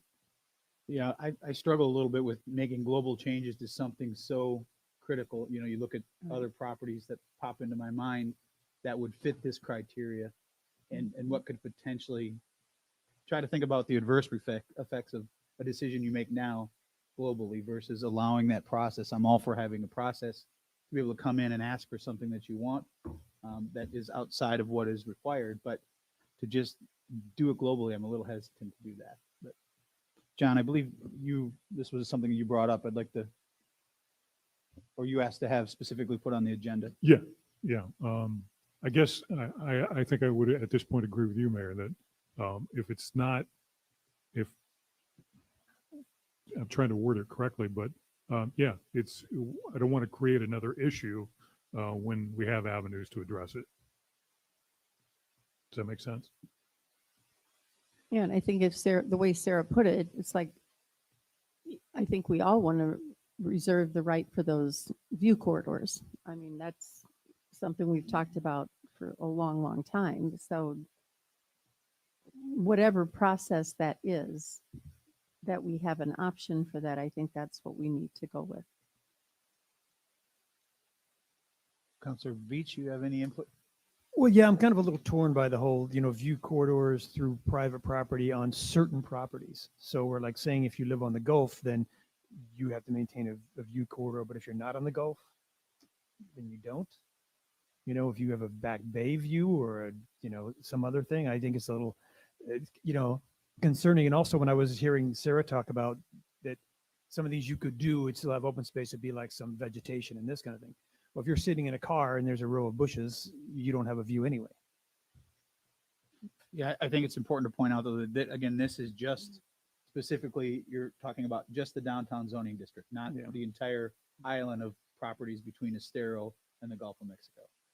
The comprehensive plan does encourage the LDC to find ways to sort of encourage those views across the entire island. And I do agree that that is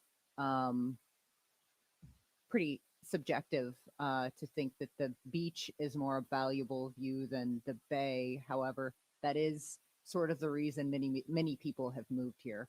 And I think that the comprehensive plan sort of recognized that as one of the components that really create the character of the island. So I think that's the main reason why this was language that was included throughout the comprehensive plan. And I think I know there's one specific case that at least I've heard where there's a company that, or a group, it's like a timeshare where they want to have less of a frontage so they can give the views for everybody, but they pretty much don't have that view corridor. And I assume that's kind of the example that's driving this. Yes, that's the one that has come forward to us. We've had some meetings, and I know that they're still working on the design. Yeah.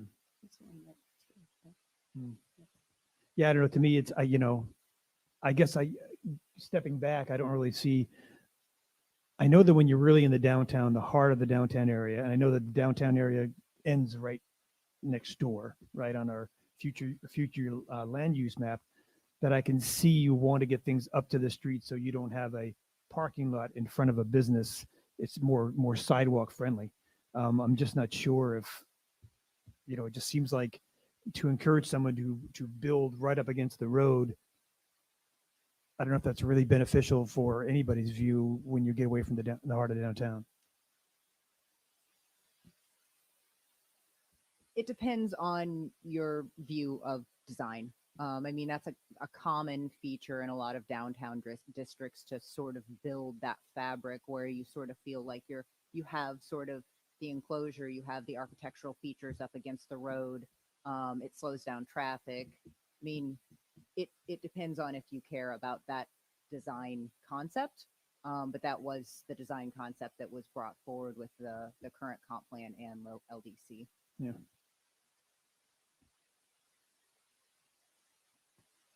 Well, it sounds to me like you have your direction. Do you need us to lay it out a little bit more? It doesn't sound like there's a lot of willingness to want to send this to the LPA for recommendations. And I'm fine with that. And that was all I needed from you. If you're fine with, the applicants do have the option to come forward and go through the variance process. And we'll certainly be working with anybody who comes to us all along the way. And if you're not interested in changing the code, that's fine with me. Is everyone okay with that? I'm fine. I'm fine with that, Mr. Mayor. But as you were kind of laying the groundwork for this, I hope our friends are watching who have the property next door, because I don't think there's been any movement on the debris removal. Have you seen any movement on that front? I spoke to them during the break. Oh, you did? Okay, Yeah, very and good. they believe today that the finalization of the legal part of getting out of their other contract will be suffice, and they can move forward with hiring a new debris removal person very, very quickly. So Excellent. Thank you. that was the update I was given. Appreciate that. Thank you. There you have it. Thank you. We don't need to take an official vote, right, Becky? It was just a discussion item. Okay. Now let's see if we can get back to where we're kind of all over. But now, Bill, we're at the approval of minutes for the town council meeting of September 11th, 2023. The town council budget hearing, September 11th, 2023. Is there a motion to approve the minutes from those two meetings? So moved. Second. A motion by Counselor Veach, seconded by Counselor King. Any further discussion? All those in favor signify by saying aye. Aye. Opposed? Hearing none, motion carries unanimously. That brings us to the consent agenda. Items D through M were pulled by Counselor King. So Counselor King will start with item D, and then we will go through the ones you pulled and go back and approve the consent agenda as a whole. Basically, why I pulled these is I just wanted to share more information for basically the viewing public, because if you're here, you have this on your agenda. So if we can just get a synopsis of what this is all in regards to. Mayor, would you like more for me to just information go, to share. just I think, move through them? I'm okay with that. would you like me to read the resolution? do You give that. the synopsis, and we'll take the vote and move Staff on to is- the next one? Staff is here to Is respond, everybody okay yes. with that process? You Sure. okay with it? Becky? Okay. The item D is resolution 23-120 Bayside Park Repairs, a resolution of the town council of the town of Fort Myers Beach, Florida, ratifying action of the town taken regarding the waiving of the town's competitive procurement policy and approval of the proposals received for turf, irrigation, and landscape for Bayside Park in the amounts not to exceed $92,050 and providing for an effective date.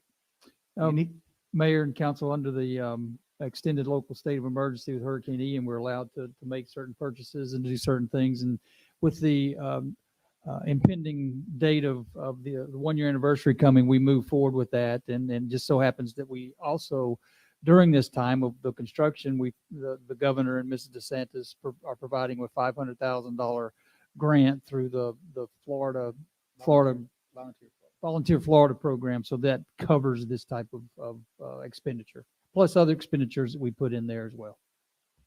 And the park is almost there with the sign and the monument still to come. Okay. Any questions for Andy? You want a motion? Or you Thank want to do you. it all at once? We'll do each one. I think we just do each one. I'll Motion move for to each one? approve Yeah. resolution 23-120 Bayside Park repairs. Second. And a motion from Counselor King, seconded by Counselor Veach. Any further discussion? All those in favor signify by saying aye. Aye. Opposed? Hearing none, motion carries unanimously. Next is item E, resolution 23-119 Bay Oaks Electrical Work, a resolution of the town council of the town of Fort Myers Beach, Florida, ratifying action of the town taken September 7, 2023 regarding the waiving of the town's competitive procurement policy and approval of the proposals received for electrical work for Bay Oaks Recreational Campus in the amount not to exceed $177,000 and providing for an effective date. Mayor and Vice Mayor and Council, as we move forward with the replacing and upgrading and construction in Bay Oaks Park, and again, under the local state of emergency with Hurricane Ian, we were moving forward. We need electricity to be able to do the rehabilitation of the rec center, to be able to start getting lights for the baseball field and other things, and as well as the new town hall. This needed to be done. We had to get that rebuilt, and it had been obviously 100% damaged from the flood waters. And so we moved forward with this. There's also, this is covered under the loan that we have for the Bayside Bay Oaks Park renovations and upgrades. Any other questions for town manager? Move to approve resolution 23-119 Bay Oaks Electrical Work. I'll second. Motion by Counselor King, seconded by Counselor Veach. Any further discussion? All those in favor signify by saying aye. Aye. Opposed? Hearing none, motion carries unanimously. Item F is resolution 23-118 Estero Island Beach Truck Haul, a resolution of the town council of the town of Fort Myers Beach, Florida, approving an agreement between the town and Coastal Engineering Consultants, Inc. for the final design, bid phase services, construction services, and stakeholder and administrative services for the Estero Island Beach Truck Haul project and providing an effective date. Andy? Mayor, Vice Mayor, councilors, I've got Chad Schutz coming up to explain this one. It has to do with what we're doing on our beach. Hey, morning, everyone. Chad Schutz, environmental staff for the town of Fort Myers Beach. So staff and our friends at Coastal Engineering Consulting were successful in getting on the order of about $1.9 million from FDEP, the state's Hurricane Ian and Nicole Recovery Fund. So those funds will be used to purchase about 26,000 tons of mine sand, which Coastal Engineering, this STA, will be doing the bid phase services. So you have the construction plans, tech specs, contact documents, etc., for getting that invitation to bid ready, as well as the construction phase services and monitoring construction of the we have the priority accesses, a berm on the 7,000 block, which did not qualify for the FEMA berm, as well as hopefully having enough fill left over for Carlos Point Beach to fill in the scours over there. So in general, you usually price out about $100 per cubic yard. I'm looking to try and beat that effective cost rate for us and try and make the best use of this sand. And again, that's what this STA is, the engineering services for those beach projects. Chad, I saw some pictures over the weekend of Estero Beach and Tennis Club. It looked as if an emergency berm was already, is finally starting to work its way through the critical wildlife area. Is that part of what you're talking about? No, sir. So that's the FEMA berm project continuing after the shorebird nesting season has ended with Idalia. We've been cleared to resume that FEMA berm project. This is a separate project funded by state funds rather than FEMA. That's great news. Could you just elaborate a little bit more on how extensive that'll occur in the critical wildlife area? Is it how, are you going to be able to do most of the properties in the CWA, or what's the plan of attack? Yeah, so this, it's going to be from, Wyndham to around, I just say Mr. Marty's place. I don't know if y'all know Marty, but he's around the 7,000 block, kind of like midway. It's kind of a bigger house. I forget the address, but about midway in that Grand Old Man neighborhood section. And from there all the way to about halfway of Carlos Point condo, there's no FEMA berm included. There's been a lot of king tide, and obviously with Idalia, flooding of those properties. So we've been from the outstart trying to get funding for getting a berm in there to protect those properties. And then back to your question, the FEMA berm project has already been installed in front of Islands End, and then just continuing that little portion that was closed off because of the shorebirds in front of Carlos Point. About half of Carlos Point is covered by the FEMA berm. I think that's great. And will Leonardo Arms be impacted by any of this? I know there's probably not a lot of room for an emergency berm, but Right. So Leonardo Arms will get the FEMA berm on the southern building. So kind of starting there in the middle point in front of their pool area, down the runway on the landward side of the lagoon, up towards the 7,000 block past Sun Caper, I believe it is, all the way going down to, again, that 7,000 block where this project kind of basically completes the berm in between those two. thank you. Yes, sir. Any other questions for Chad? Move to approve Resolution 23-118, Estero Island Beach Truck Haul. I will second. Motion by Counselor King, seconded by Mayor Allers. Any other discussion? All those in favor signify by saying aye. Aye. Opposed? Hearing none, motion carries unanimously. Item G is Resolution 23-121, Box Modular. Approve a 4-year lease agreement with Box Modular, waive the town's procurement policy, and authorize the town manager to execute the necessary documentation for the new temporary town hall business complex to be located on the Bay Oaks campus. Mayor, Vice Mayor, Council, this is our new temporary town hall. I'm going to let Frankie, a project he's been working on, talk about. So basically, the trailers that we're currently Got to using. identify yourself, sir. Sorry, Frankie Kropacek, Operations and Compliance Director for the town of Fort Myers Beach. Currently, the trailers that we're using were provided by the state of Florida after the emergency. We've since become the renter of those as of July. The cost to stay in those current trailers, and especially if we had to do it for the long haul until our new town hall facility could be built, would be almost double the cost of pursuing another vendor or another option. There's 3 basic modular companies that deal with these facilities in the state of Florida. We reached out to all 3 including the current vendor that we're staying in, and Box Modular came in way under everyone else. We were able to get them on site, develop a plan for best fit our needs moving forward, and using funds that we already had available to us, and that will be 100% reimbursed back by FEMA for temporary housing. We were able to secure a new facility. Do you have a time frame yet, exactly when we'll be moving? Exactly, no, sir, but we hope to be by Halloween. And there's been a lot of different dollar figures thrown around as to what this is costing the town. Can you espouse on that? Yes. So basically what Expand, we've I looked at is we wanted to get the longest term possible that would meet our needs in case of overages on time for a new town hall facility. So we look for basically a 4-year lease. knowing that we're not going to be in these physically for 4 years. And that reduced the cost greatly. The longer you stay, the less you pay, kind of thing, at least rent on these. We're basically all in with everything that we need. As far as improvements, we've doubled the size on a couple of these trailers to include a dais on site in our new town hall trailer. So we can move our smaller meetings there. And some of the other operations, we're looking at just southward of $1 million over that 4-year period. If we were to stay in the current trailers that have been provided to us, it would have been almost $1.5 million for 3 years. So it was a cost savings to the town just based on that alone.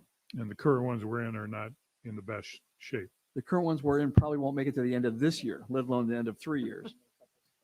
So if I could, Counselor King, just to give a summary, you're leasing brand new trailers arranged in a way that'll be more user-friendly for our residents and also potentially to accommodate our town hall meetings for half the cost of what it costs to rent the existing used trailers. That is correct, sir. That's a pretty good story. So great work. Thank you. Bigger, better, and cheaper. And I think just to expound on that, something you said that shouldn't be overlooked is that this is reimbursable through FEMA. That is correct. So Our- although we our are rental outlaying the costs- capital up front, we will be getting reimbursed. That is correct. As well as the contract doesn't mean we have to fulfill that 4 years. If we can build a facility sir. before that, Our town attorney, Becky, and I have been working with Box Modular. I think we've got a really good lease agreement put together, and it's beneficial to the town. All right. And we have a new location. We'll be at Bay Oaks. Yes. Move to approve resolution 23-121 box modular. Second. Motion by Counselor King, seconded by Counselor Veach. Any other discussion? Hearing none. All those in favor signify by saying aye. Aye. Opposed? Hearing none. Motion carries unanimously. Next is item H, surplus items. Declare listed items as surplus and authorize staff to dispose of these items utilizing a municipal government auction service. Andy? Mayor, Vice Mayor, Council, we have 1, 2, 5 items that were damaged by floodwaters with Ian. It's a New Holland tractor, a Bobcat, skid steer, a trash compactor, and a Caterpillar mini excavator. Those all will be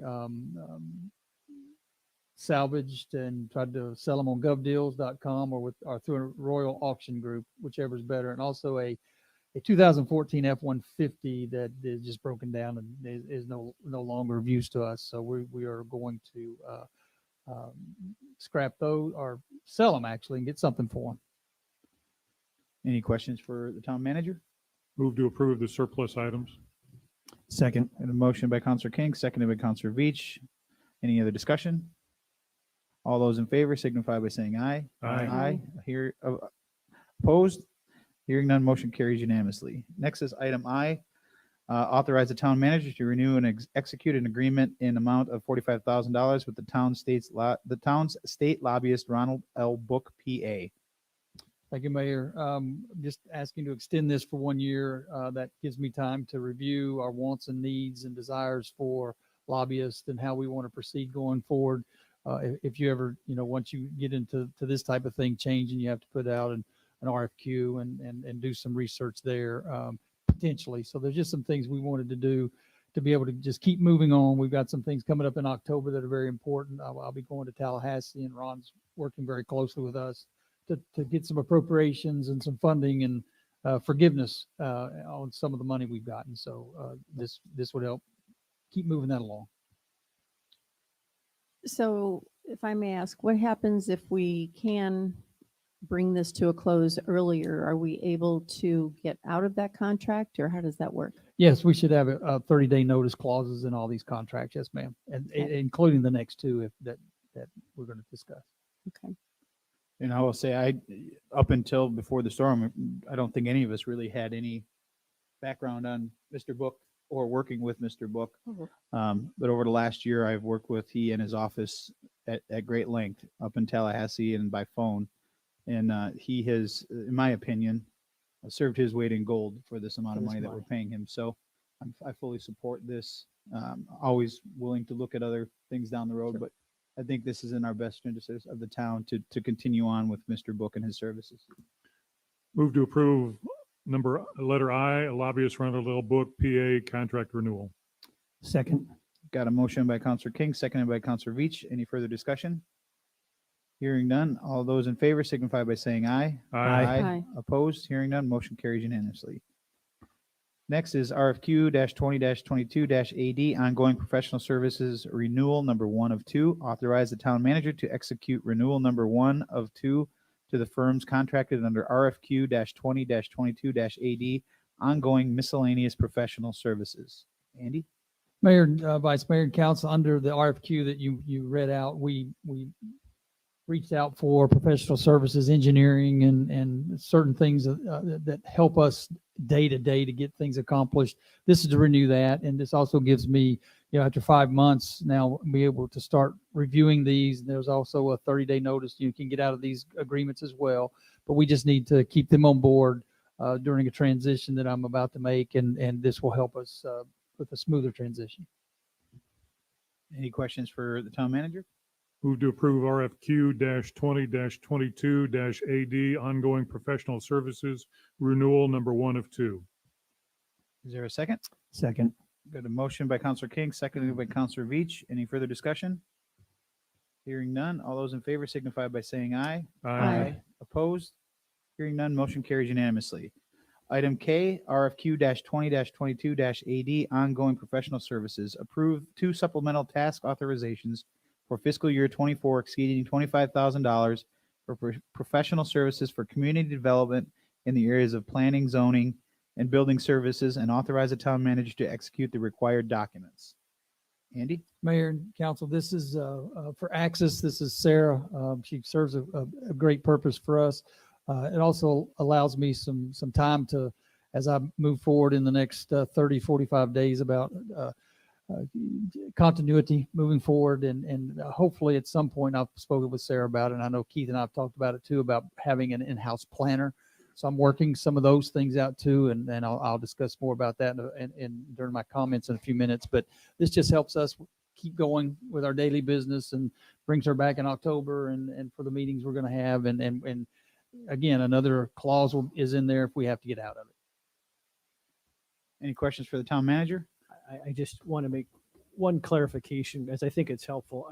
I've heard a lot of folks express concern that the residential folks are being held up, their permitting process is being held up because some of these larger commercial projects, and it's my understanding that Sarah's firm handles these commercial projects, not our town staff, and that they are actually, their fees are paid for by the applicant of these commercial projects. Correct. So I guess what I'm trying to help convey is that these commercial projects, because we're using an outside entity paid for by the applicants, that it's not holding up the permits of our residential folks. No, sir, this does not have anything to do with. Just wanted to make that clarification. Thank you.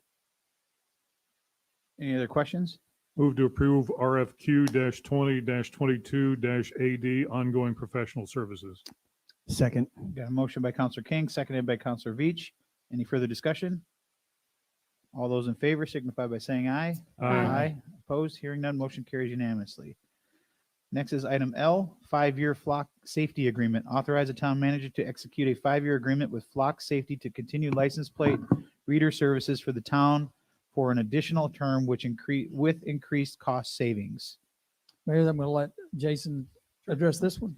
Jason Freeman, Public Works Director, for the record. So back last year, Town Council approved installing 6 of those license plate reader cameras. There's currently 2 on the south end, 2 on the north end, and then 2 located in the downtown Times Square area.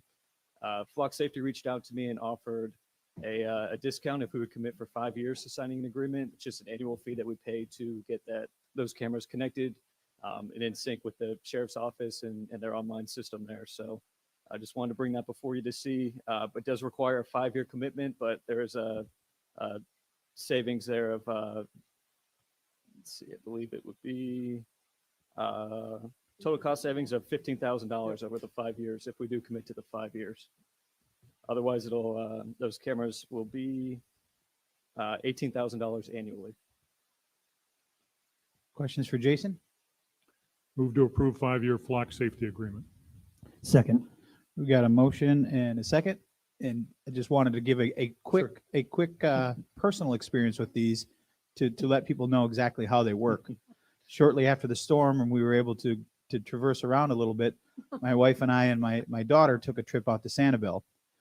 And these, I don't know if it's these specific cameras, but there were license plate readers installed on the Sanibel Causeway. We went to the Mucky Duck, we had lunch, we were coming back, and then we were quickly surrounded by several of Sanibel's finest. What had happened is they saw my vehicle go over, tagged it as a stolen plate, and they were looking for us, and they found us. Come to find out, someone had taken our license plate off of our vehicle. They did everything. They were excellent, by the way. Sanibel's police were excellent. They ran the numbers, they ran the VIN, they did everything, realized it wasn't stolen, and quickly found out that what was going on is people were taking stolen vehicles, taking their license plates off and changing them with properly licensed vehicles. So these work. They are there to deter things like this. It was an ordeal. My daughter reached out to my ex in Minnesota right away to say, Dad's going to jail. I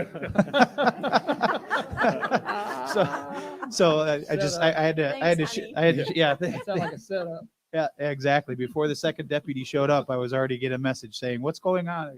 So I just wanted to share that story. So this is the type of thing that these things do. It is, yeah. We're working with flock safety. I believe some of the information that goes through with those are restricted for law enforcement, but we're also looking to see if we can pull some data over the past year of, how much traffic we're getting, different license plates, that sort of thing. So I'm going to work with them on that, and we can hopefully provide you some statistics on that too. Thanks, Jason. Thanks, Jason. Sure thing. We got a motion and a second. Any further discussion? All those in favor signify by saying aye. Aye. Opposed? Hearing none, motion carries unanimously. That brings us to item M, Bay Oaks Recreation Center fitness equipment replacement. Approve and allocate funds for the purchase and replacement of fitness equipment for Gym Source at the Bay Oaks Recreation Center, not to exceed $64,000. Mayor, Council, Mr. Hoagie's going to come and speak to that. All right. Jeff? Jeff Hauge, Cultural Parks and Rec Director, Town of Fort Myers Beach. So we need to order new fitness equipment for Bay Oaks. We did get 3 quotes to replace the gym equipment. The Gym Source was the best one with the best quality that could provide us with everything that we had in the gym, and a few extra things that we wanted even pre-storm. So Gym Source was able to provide all of those. There was a couple other quotes that I had in your packet that couldn't fulfill some of those, or one was extremely high as the cost goes. So this was the best one. And if we want to get these ordered so we can get the fitness equipment in to the new facility when we open in November.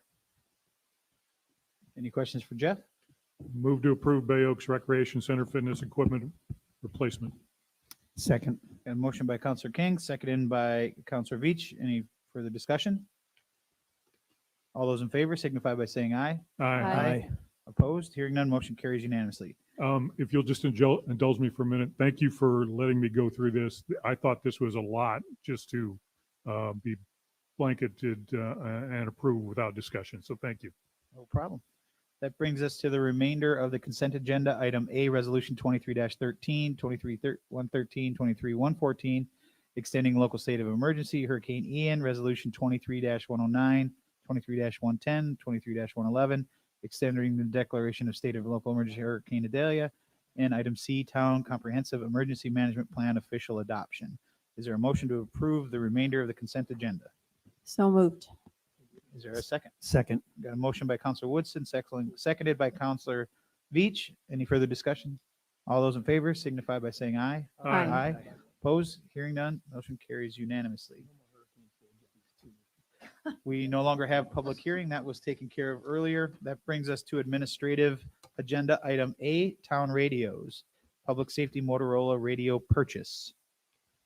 Who's taking this one? Jason? Yeah, Jason's going to come up, but this is something that, as we move into emergency management and we learn from our past and from the hurricane a year ago, communication was key. This is going to allow us to be able to communicate. We'll have radio, for an elected official, radio for us, and it's just going to be a better system. And I'll turn it over to Jason Freeman, Public Works Director for the record again. So I've been in communication with the Motorola rep, who is the vendor who we purchased our previous radios from. The town has a limited number of radios already that hook up to the public safety network with Lee County. We have a couple in our vehicles and then a couple of the handhelds as well.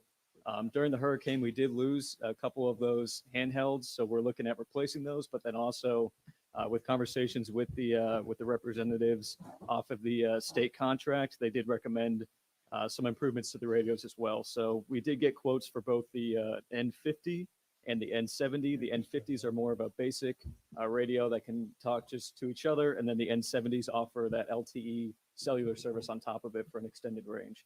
So wanted to present what we were finding to you all, and then open that up for a discussion of purchasing potentially some of them. Jason, do either of these radios, I know in talking with the Lee County Sheriff's Office and the fire district, that there could potentially be a way to have a channel dedicated in the case of an emergency. Could both of these radios do it, or does one both is one of them better than the can. other? The main difference from what the representative was saying is the N70 just offers that cellular link as well, so you're not relying just on the local radio networks, but you can take that much farther distances. But she did confirm with me that they do hook up to the Lee County Public Safety Network, which is with Sheriff and Fire and all those agencies. So I assume this cellular connection comes with like a monthly fee? Yes, I believe so. Now, that should be in the quote there. There's a setup fee on top of it, and then it would just be those annual subscription fees, which we currently do pay to the Lee County Public Safety Network. But depending on how many radios we get, that number may fluctuate as well. So You said that we lost some of these radios, some of this or all of this reimbursable through PA, through FEMA? Potentially, the ones that we lost, I was speaking with finance and with Tidal Basin about. We're going to seek reimbursement for those, but then anything additional, we would have to come up with the funds with conversations with Joe. Not to put you on the hot seat, Joe, but it doesn't look like there's a huge cost difference between these radios. Is that something that would have an adverse effect on your current budget, or have you figured in your budget with the higher cost radios?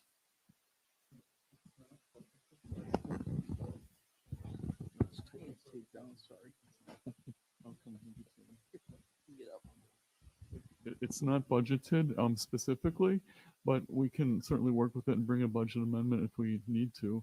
But we do have, excess, I shouldn't say excess, but we do have ARPA funds available, which can be used if there is no other funding source available. So I don't have an issue with it personally. Okay, that's I guess what I was kind of getting at. I would be in favor of the more robust radio N70s. than the cheaper model. Any option that we can have to get outside communication should we have to deal with this again would be beneficial. Do you need to know a specific, or do you need a motion for each specific one, or? I think so. We can work with quantities of how many we want to order, and then we can put that together. Mayor. But the quote on there. Public comment. You agreed to public comment. for all these Oh, items. yes, that's right. Before we we did agree to, at the beginning, to allow public comment on any of the administrative agenda items that are here, 1A through D. Is there anyone in the public that would like to speak on administrative agenda A, the town radios? Seeing none, we'll close that public comment. Yeah, so then we can get a total quote then for the N70s only with the installation, subscription costs, and then we'll bring that back to you all for final approval. Sounds great. Perfect. Perfect. Thank you. Thank Thanks, you. Jason. That brings us to administrative item B. Approve the replacement of the outdoor fitness equipment for a not to exceed amount of $140,000.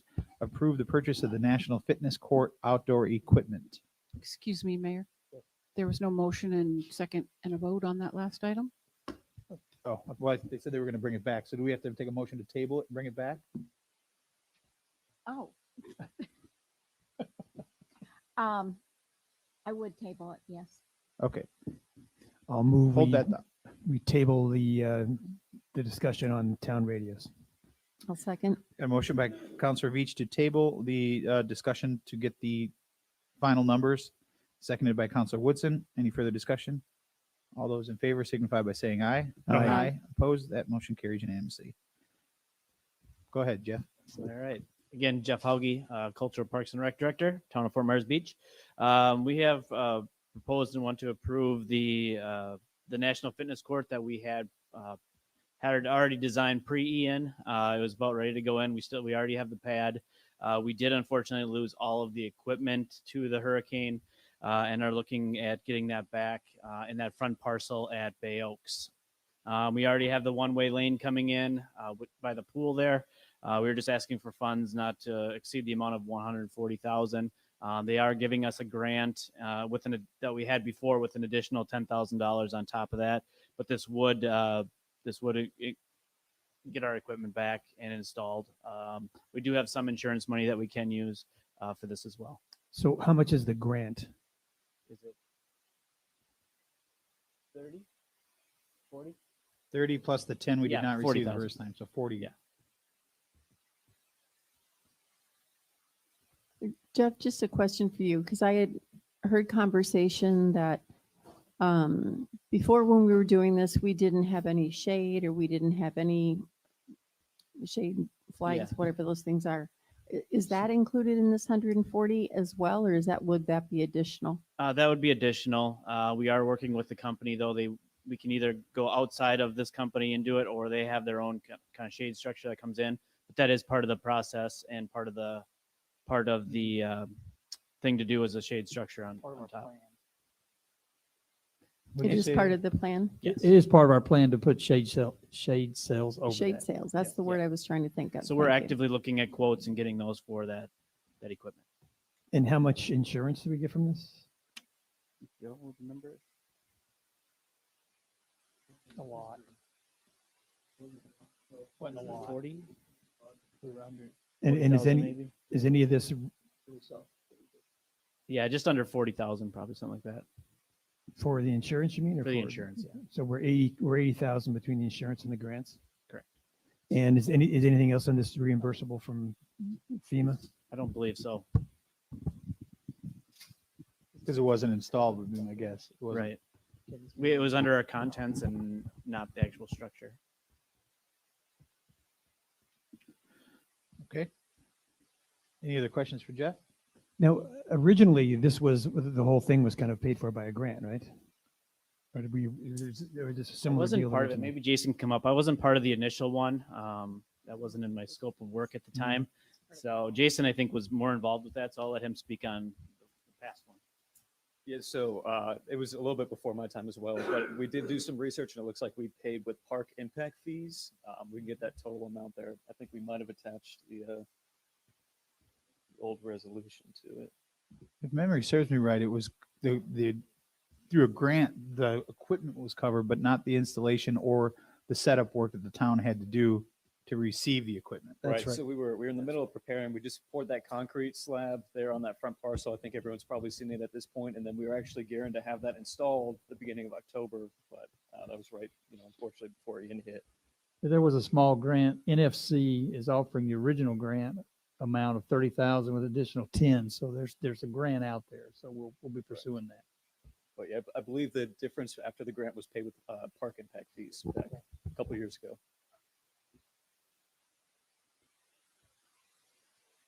Anything else, Councilor Reed?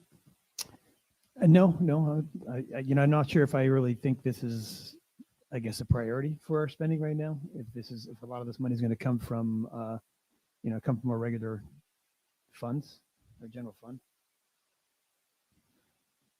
Well, but if 80 is covered between insurance and the grant, and then we have another, was that other grant that you were just talking about? Was that in addition to the other grant, or is that the same grant?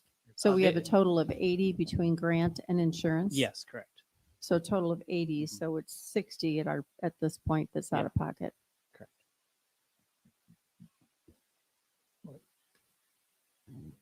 I mean, in kind of context, it's 60, but then how much was the amount for the equipment for the gym was? Mayor, if I may, if anything's not covered by the grant, will be covered by that loan that you have on the property, not general fund. On the 64,000. Yeah, 64,000 compared, so, But that was replacement. That was covered. yeah. But I'm just trying to put the two together. We have an entire gym, we're doing for 64,000, and then this is 140, minus 80, but still it's that much again for this outside gym. I'm just not sure if that's what I consider to be a priority for spending at this time. Is there a life expectancy on the grant, that 40,000, or have they already committed that we will get that grant? They'll committed that we get the grant. The cost they said will go up if we decide to do it in the future. Obviously, this is their budget year. If we can get it in by, okay it by the end of the month, then that'll be the set price. Otherwise, he pretty much said it will go up. Yeah, I share some of your concerns there, Councilor Veach, with that, but I also look at what the initial thought process was of this. It was not necessarily just that it was going to be an outdoor exercise equipment area. It was going to be something that, which we've long since talked about, the Bay Oaks was underutilized because nobody knew it was there. This would definitely make sure people know it's there, along with the signage that goes up.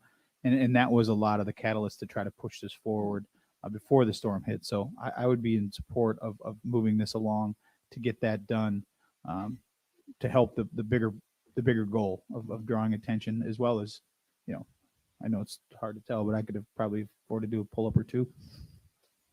And then with the additional shade sales and everything too, I mean, it's going to be a statement area to go into Bay Oaks and whatever we want to do with that. So Yeah, it's right on Estero, right? You'll Right. see it right away when you go Right. in. I would just add too that let's remember that the private sector gym on the island is no more. So there is no exercise facility on Fort Myers Beach. So we're not competing against the private sector, and it's a resource not only to the mayor's point, but it's the only exercise resource on the island at this time. So it seems like a modest amount, particularly given all the other ancillary benefits. What would be the time frame if this gets approved to be able to get it in and constructed? By the end of the year. Yeah, that's what they want to get it So installed by it the would, end it of the would year. correlate with the opening, hopefully, of the gym. Yes. The actual gym itself, Bay Oaks. Correct. yeah, and season And coming season. in. And Yeah. season, we need amenities on this island for season. Right. Yeah. Any other questions for Jeff? All right, I will move to approve the Public purchase. comment. Oh, public comment, I'm sorry. Dang it. We'll open it up for public comment. Is there anyone that would like to speak about the equipment, the outdoor exercise equipment? Come on up. You gotta come on up here, sir.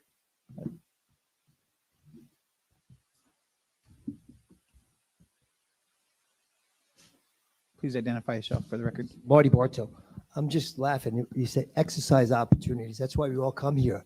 And the people who actually go into Hammerhead's gym isn't the same type of person who's going to use an outdoor place or bike ride or walk or whatever. Not that Hammerhead's gym is, bad, but it's just a totally different clientele than what we're looking at. And I'm not sure why you want to put everything on Estero, because I really don't know if that's going to draw people into Bay Park. You know what I mean? It's just, I don't know. Seems like you had a lot of convoluted points and we're just ready to pass it through. And the Bay Oaks thing has been like one of the biggest failures around as far as use of the property and getting people in there. I mean, it's beautiful and lots of stuff. I'm not sure this plan sounds so good, especially without the shade sales included. I mean, it sounds really half-assed, quite honestly. All right. I'm all for exercise and outdoor, but I wish we had something a little bit more well thought out and planned. All right, thank you, Marty. Any other public comment? Seeing none, we will close it. Now I will make that motion to approve the purchase of the National Fitness Court equipment. I'll second. A motion by Mayor Aller, seconded by Councilor Woodson. Any further discussion? All those in favor signify by saying aye. Aye. Opposed? Nay. Motion carries 4-1 with Councilor Veach abstaining. Thank you. That brings us to item C, the fiscal year 24 fee schedule and budget. Provide clarification on the fiscal year 24 tentative fee schedule and budget items, including special magistrate program, short-term rental program, $1 million FDOT grant, financial impact of replacing contractors with employees, update of the stormwater and water projects, and the status of the SRF loan, and explanation of variance fees. That's a mouthful. You ready, Joe? Okay, good afternoon, everyone. I'm Joe Onzik, Director of Finance. And all of those items that were just listed are part of this hopefully brief presentation. These were things that were either questioned at the last budget hearing or questions have come up since the budget hearing. And so clarifications were sought and it was asked that it be done at this meeting so as not to prolong the budget hearing. The very first thing that's here is clarification on beach access wedding fees. And actually, I think Patty Prevost is here, and she's really our expert on wedding fees. And so would you like to come come up, Patty, and speak on this. The clarification that's needed is part of it was I did not have all of the information that I needed to have when I presented it to you, because the original presentation was that we're going to waive the beach access wedding fees, and I did not realize that we actually had a fee in place that it would revert back to. But Patty could explain that better than I can. Hi, Patty Prevost. I do special events. If you have any questions, feel free to ask. My main concern was there's two separate fees, and to me, a special event permit is a special event permit. Somehow it got a little convoluted when they started separating weddings from a special event, which to me, a special event includes weddings. And I understand that you were going with the flat fee of $150 and $350, which I am for that raise, because doing special events is like any other permit. Other people have to review it. It is not a one and done. That permit probably gets touched at least 5 separate times. So there's a lot more to it than just taking in an application, because technically they're supposed to give you a full application, and in the almost 9 years I've been doing it, that's only happened maybe 5 times. So I just would prefer, for continuity's sake, that it either be $150 or $350 to go to council, or back to the $50 and $100 to go to council. Patty, I guess I'm a little confused. I thought the 150 and the 350 were to use or to rent the beach access, is not necessarily specifically for a wedding. It could be for anything. But the figures that were the flat fee versus the hourly were for the beach access rental. I know we talked about weddings being an example, but I thought those were just an example. If someone wanted to rent the beach access for a private birthday party, say, that would be different than a wedding. You would still then have to have your $50 fee for the wedding, I guess would be my. So if I wanted to rent the beach access, that would be separate from wanting to have a wedding on the beach. Okay, then that wouldn't necessarily be a special event permit. That would be renting the access. So Maybe- I think that's where the confusion is coming in, because on the fee schedule, it says wedding permit. So to me, it sounds punitive to charge people $150 for a wedding when it's actually just a special event permit. It does not state that it's for renting the access. So I guess I'm trying to figure out what's the cleanest way to do it. If someone wants to rent the beach access, you would still, that would you be technically still beach need access rental. Would you technically still need a special events permit then? If it was just you're going to have 10 of your relatives out there for a picnic? I mean, Yes. you would still need a special events permit. Yes. But it seems punitive to me. So then how do because we- people can go out and not call me and say, do I need a permit for this, and just go get married and not. Do you see where I'm going with this?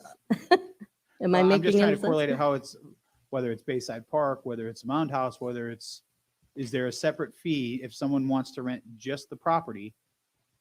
And then do they then have to also have a special? Yes. So you'd but that's have to be separate. They would correct. be separate. So they would need to change that from a wedding permit to renting of the beach access to make it clearer. I guess that's what I'm trying to get at. Do we want to make this all, you rent the Mound House, that include your special event permit? Or is it you rent the Mound House and then you get this? Correct. So You rent the Mound House and then you have to get your special event permit, because the Mound House is not for weddings per se. And I guess what's the easiest? And I'll stop talking here after I say that. What's the easiest? To me, it seems very difficult. If I'm coming to rent the Mound House, I would hope that the fact that I'm renting the grounds would include my special event, or at least not have to pay another fee on top of that.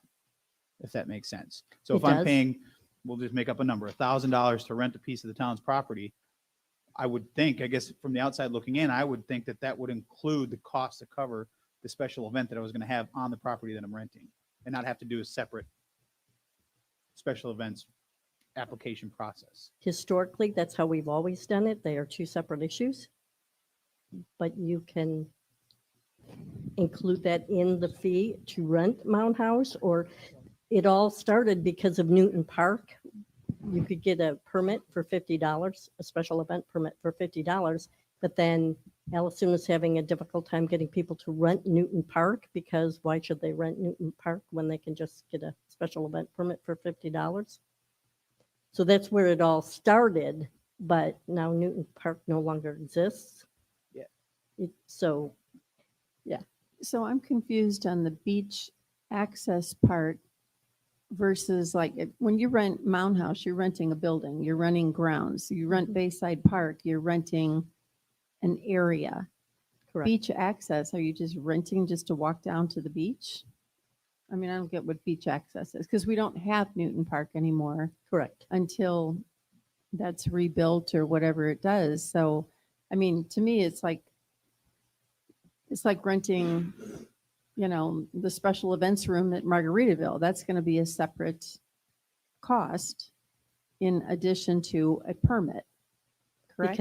Because it's a physical building. Right. And this is just a beach access. So you're standing on sand. Right. A So lot of weddings on the beach access is people will set up chairs and an altar and the whole 9 yards. right, but isn't that still just a permit? That doesn't involve any town staff, right? They hire people to do that. They don't hire town staff to do that, No, right? we have nothing to do with that. We have a very small wedding company that I've been dealing with for the 8-9 years I've been doing this, and she gets people coming in from Germany or from overseas, and they rent a hotel, and they, so they're bringing money into the town. And she was devastated during COVID and during now Ian. So she asked me to do what I could to alleviate her stress, which she didn't have a problem with the $150 flat fee. So I was, by reading the fee schedule, it says a beach wedding permit. So those are two separate things, a beach wedding permit or renting beach access. They're two completely separate things. So, okay, that For purposes of clarity, would it just be easier just to take the word wedding out and just work under the presumption that a wedding is a special event? A wedding is a special event. That's Yeah. where I was getting a little confused, because it's like, well, why are we singling out weddings? So why don't we just take wedding out and just anyone who wants to have a wedding has to get a special event permit? They are supposed to anyway. Yep. This is more of a renting of the beach access, in my opinion. Yep. So that fee shouldn't have a wedding permit attached to it. It should be renting the, No, and I agree with you. the access. So you just rent the access and you get a special event permit, and you could either be having a family reunion or you could be having a wedding. We don't get into the minutia of what the event is. It's just an event, right? I mean, we just take the word wedding out. True, but you would still have to get a permit. It would still two separate issues. So would you, Mhm. with the family reunion or, Mhm. so why do we single out weddings as a, That was my question. yeah, right, okay. But it wasn't, it was presented as a No, I permit. got you. So I I got you. was, I just thought it'd be yeah. easier if we just take the word wedding out and just have it be like anything else. like it a would have to family be reunion. a beach access rental. There you fee. go. So then is it 50, 100, 150? What That's is, I know entirely we're up to taking you. out the hourly. Correct. We took that out, the Correct. hourly part. But then what are we actually proposing for the fee? It'd be a flat fee versus the hourly. Right. Previous year it was passed as an hourly rate of the Right. 150 and 350. Now it's just going to be a flat fee of the 150 or 350. Not it's based on the amount of people, But okay, what is the difference between the 150 and the the 350? amount of people.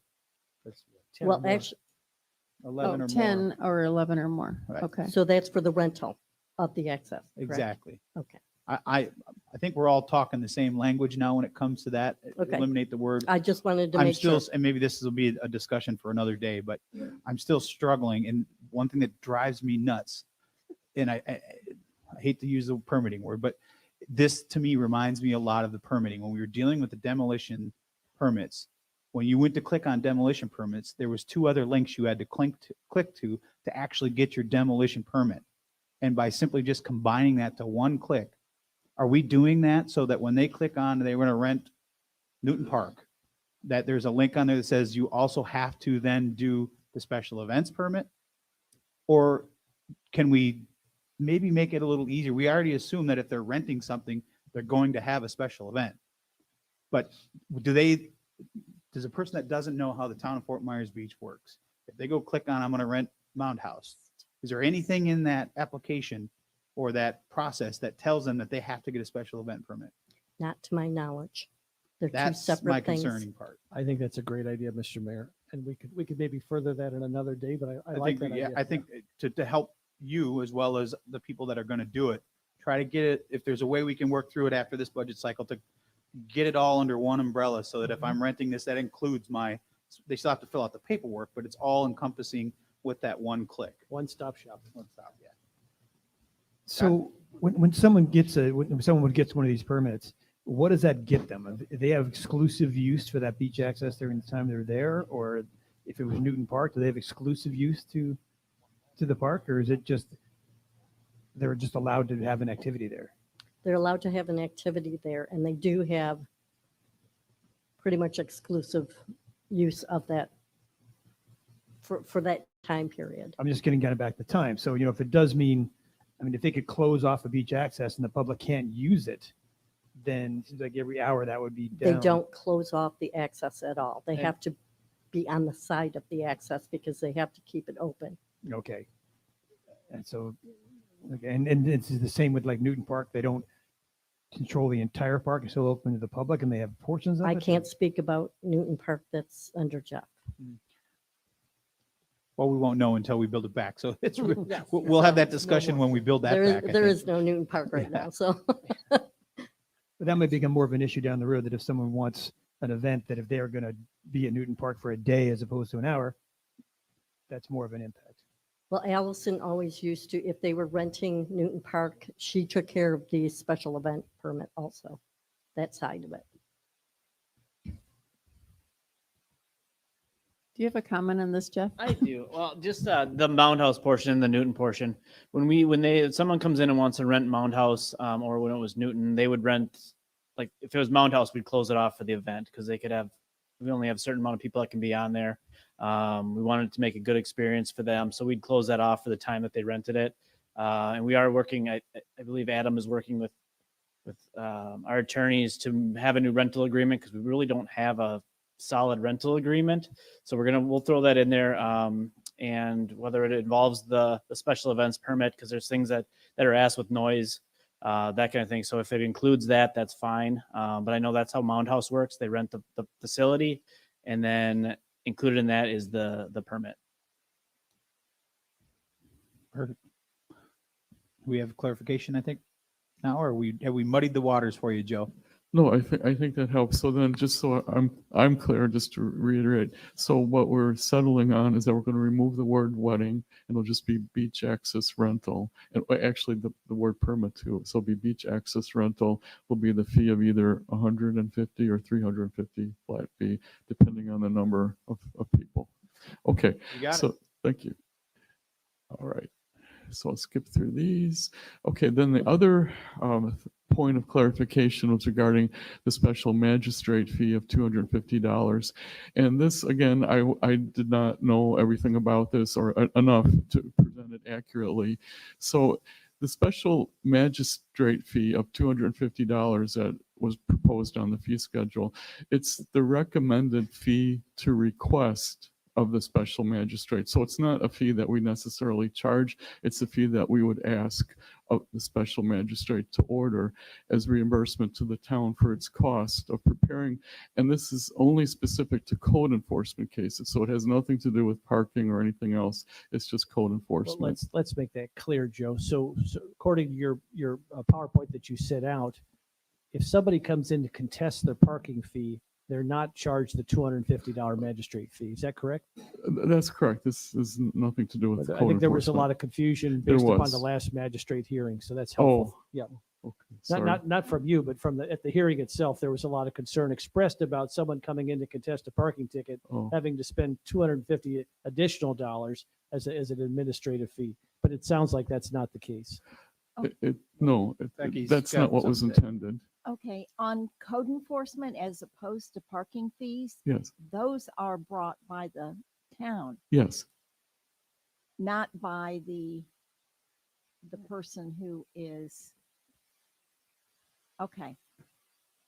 Those are different because when you take something when the town takes something to the special magistrate as a code enforcement, then typically the special magistrate would say, you have a certain amount of time to come into compliance, and thereafter you're going to have a $200 a day fine or a $250 a day fine. So I'm not quite sure where that 250 would go in, because we can't really charge something just to have the special magistrate Okay. rule on it. And this is just my understanding, so someone could correct me if I'm wrong. This is, the way I understood it was that when the town were to bring a case for code enforcement to the special magistrate, the town attorney would present it to the special magistrate, and then as part of what in the presentation, he would say the town is requesting such and such a fee for to reimburse the town for its administration. That's typically on the parking ticket type things, because they do request a fee. And this for was, that. well, maybe I was brought to my attention that this specifically for code enforcement, they were also asking for a fee, but there was no fee that was like pre-established to have. So it was just something that was suggested kind of like in the dark without any substantiation for it. So the purpose of putting this on the fee schedule was to have a specified fee, not necessarily that this is what the town is charging, but it's what the town is requesting that the special magistrate order. And the special magistrate apparently has ordered anywhere from no fee whatsoever to somewhere between $100 and $250 in the past year or so. That was like the average fee, I was told. So that was for each code enforcement case. And I think there are only like 9 cases brought this past year, 2022. Okay, I think I better go back and look at the minutes and everything. And Sure. Yeah, I think a little Yeah. clear. I think you're talking two different languages here. I think Yeah. I what you're think we're talking about is, maybe about two and what different brought this up, I think, to the vice mayor's point was, if someone gets a $77 parking ticket and chooses to come in and argue it, the special magistrate has the option to add, I think it was $175 at the last magistrate meeting, if they were administrative. Right. What I think this is the amount of fines in a code violation. So if you're operating an illegal parking lot or you're doing something, that this would be the daily fine that could be attached to the finding of that. No, Is I that, think- is I that think- what you're saying? No, that's not it. Okay. This is in addition to the fine. So this is to reimburse the town for Up to- the okay. town's expense of having to bring it to the special magistrate. And it's just coincidental. So if I go to the next slide, I know this is hard to read, but this is where the $250 suggested fee came from. You could see it comes down, I can't even read it myself, to $249. And this is just the compilation of the fees that are already in existence, that are already established for the specific items that are involved in bringing a case to the special magistrate for code enforcement. So each of those items, whether it's the recording fee or the administrative support fee or the simplify file fee. Those are the individual components of what's involved in bringing a case to the special magistrate that we're already charging those fees for in other cases. So this is a way to just consolidate it, have one fee to recommend to the special magistrate to charge on top of whatever fines, if the special magistrate agrees or would like to go along with it. So Okay, now I see where you're going with this. Okay, Okay, and I'm fine with the 250. okay. So, but this is just, now maybe I'm speaking the wrong language. So if I come in for a $77 parking ticket to the magistrate, That's not, this is just for code violation. This is nothing. It's just for code violations. So how are we addressing what started this whole conversation, if I'm not mistaken, was if I get a $77 ticket, come to plead my case in front of the magistrate rules against me and then puts another $175 on top of that $77. I thought that was the issue we were trying to address. Because to me, if that is the way that we're doing it, that's just basically saying I wouldn't try to argue your $77 ticket with that you may be getting hit with a $250 total ticket at the end of it. Perhaps that was how you were thinking of it when it was presented, but the intent of this $250 fee was only for code enforcement, but that wasn't made clear in the presentation at the budget hearing, but that was the intent of the $250 fee that's being suggested. So that's what I wanted to clarify this morning, that it has nothing to do with the parking violation. So just to clarify the mayor's question, Yeah. because I'm confused, just want to confirm that. So if you contest your parking ticket, there is no administrative fee, correct? no, there is. There There is, and that is typical with municipalities and And- with counties. And Becky, that's frankly, doing that. $175, is that? No, it's just, it's some amount, and What the is, idea is, it depends how much you have in your budget for the special magistrate, to pay for the special magistrate, because usually the special magistrate, the cost over time is a wash because of the administrative fees. And I don't know what you've got in the budget. Do you know? Well, this next slide here is just kind of an illustration, because the question was asked, how are we doing with the special magistrate program? But really, this has nothing to do with the parking side of it. This is just really focused on the code enforcement side. So 9 cases were brought to the special magistrate within like the last year on average, and it changes every year. But if there's 9, if we're saying that there's $250 worth of cost involved, as was illustrated by the previous slide, the total would be $2,250 of cost. The actual amount of administrative fees that we've collected in the past year was only $925. Then, so if you take the cost, $2,250 less what the fees that were collected, we're still left with a cost of $1,325 of just the town's cost. And then on top of that, you have the cost of the special magistrate that they charge us for the year, which was $1,805. So we're actually not coming out ahead in terms of these administrative fees. We're actually costing the town $3,130. So that's the issue just on the code enforcement side. So with that, Joe, so the less administrative fee, that 925 is, we collected 100% of what we were supposed to get paid for those fees, or is that just a portion of it? That's just what we collected, because I guess I've heard that when a fee is ordered, it's not necessarily paid. So of the fees that were ordered, only $925 were collected in 2022. So why aren't they collected? Well, yeah, so why aren't they collected? And 2, what can we do if they're not paying it? I don't have the answer to that.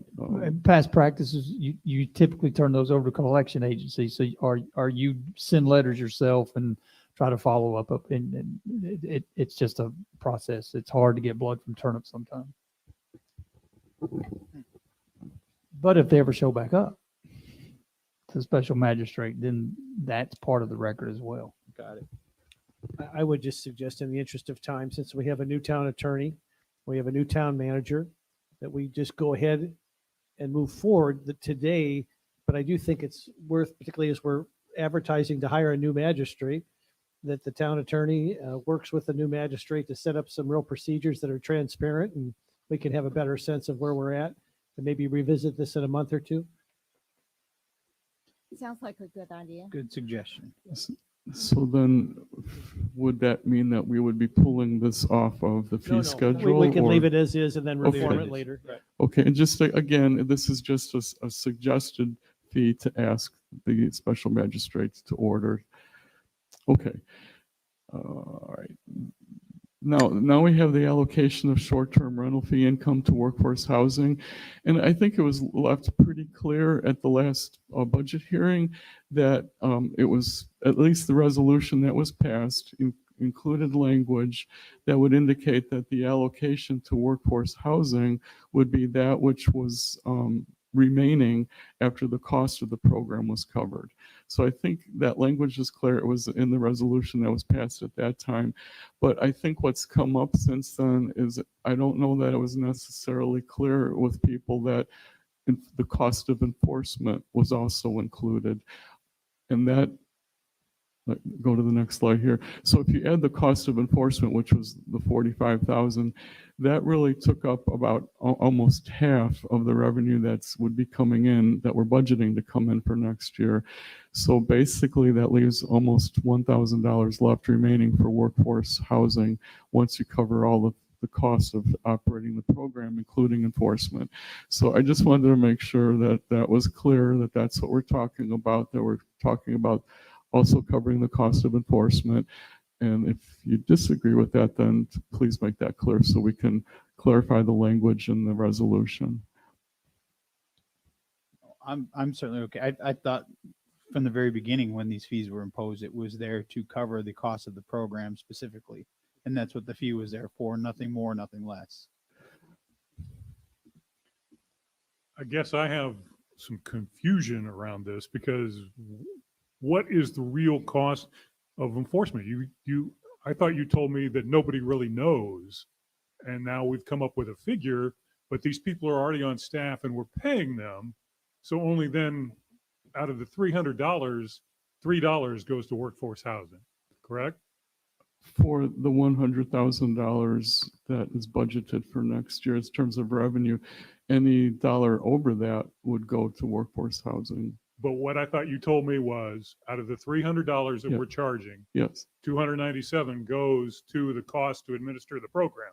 So then $3 is what is designated to workforce housing. That's what you explained to me. Yes, and that's true within this scenario. If there's more revenue, like we're only, the fee is $300. Correct.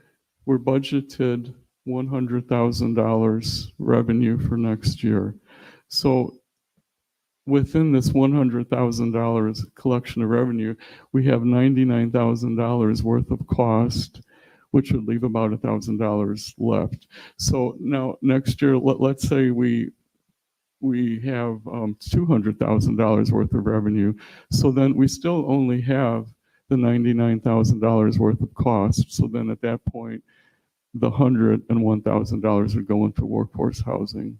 But is the cost really accurate if these people are on staff and being paid anyway for as far as enforcement? Because what, parking generates $100,000 a year, we have to enforce that as well. Do we then deduct that from the 100,000? Well, and keep in mind, you're dealing with a budget idiot here. So.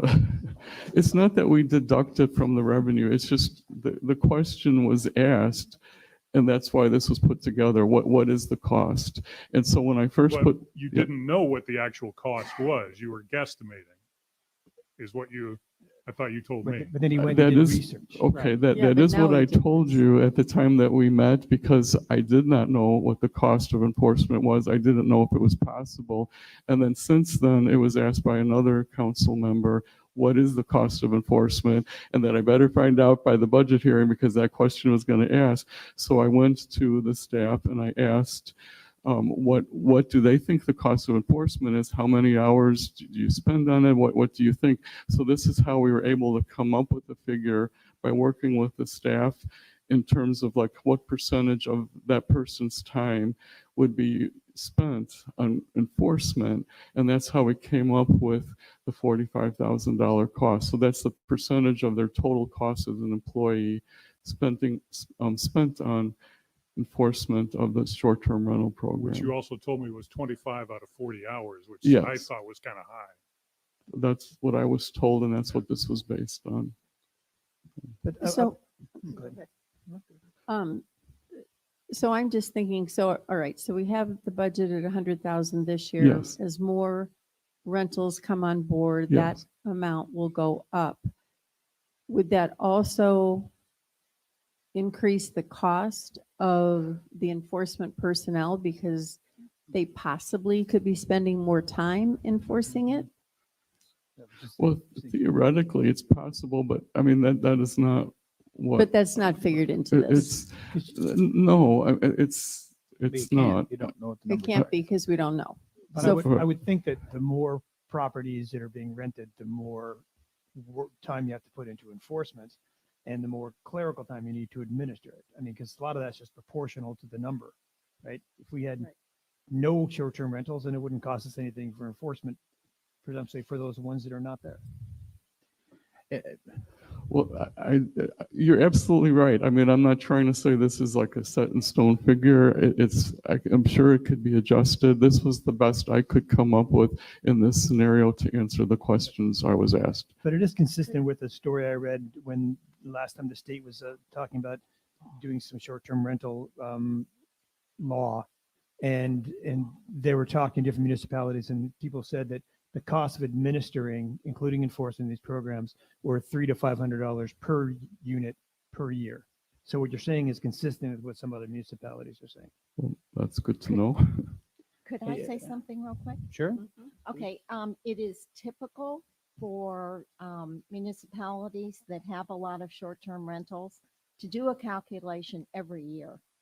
And that is, I would suggest that is the appropriate thing to do. So I think this is just a wonderful calculation. Very well thought out for this year. yeah. And I would suggest that every year it needs to be done because there will be different factors going forward. I think we've gone around the hog's backside to get to the ham sandwich here. The goal of the entire program was to cover the cost to administrate the program, and you've shown that is doing that. But as Becky said, we'll have to do this year in, year out to determine if that flat fee that we're charging is sufficient as the numbers grow to continue to monitor the program. Fair enough? Yes. Okay. So Didn't make you hungry, did I? no, probably just the opposite, but thank you. I think one of the other parts of that equation is that some enforcement goes towards enforcing people that are not registered but are still renting as short-term rentals. So in some way, there will be a bit of a disconnect. Okay. So are you okay with, now we've talked about this around the circle a few times, or do you understand, or do we all understand that it's staying $300? Because what people are really listening to at home is it $300 to do the short-term rental? We're not charging the per bedroom fee anymore. Correct. So that's what people are really concerned with. This part of it is stuff that we work up here, but that's what they're listening for at home, is that it's a $300 fee. There's no per room charge anymore. And this is what the breakdown is, as you know it, speculating on how many short-term rentals we'll actually have going into the next year. That's correct. Okay. Okay. So then for this evening's budget hearing, then we're just leaving the language as is with this understanding in mind. And does this go to effect October 1st or January 1st? October 1st. October 1st, okay. Yes. Okay. So now there's one of the other questions that was raised or was promised to be brought back to you was an update on the $1 million FDOT grant. And so Jason has a little bit of information to share about that.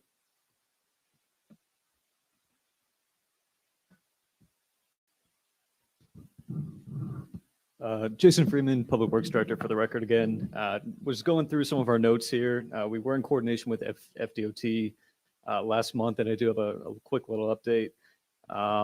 So our letting plan is now for June 2024, just because we weren't going to actually go out to bid to redo those pavers before June of this year.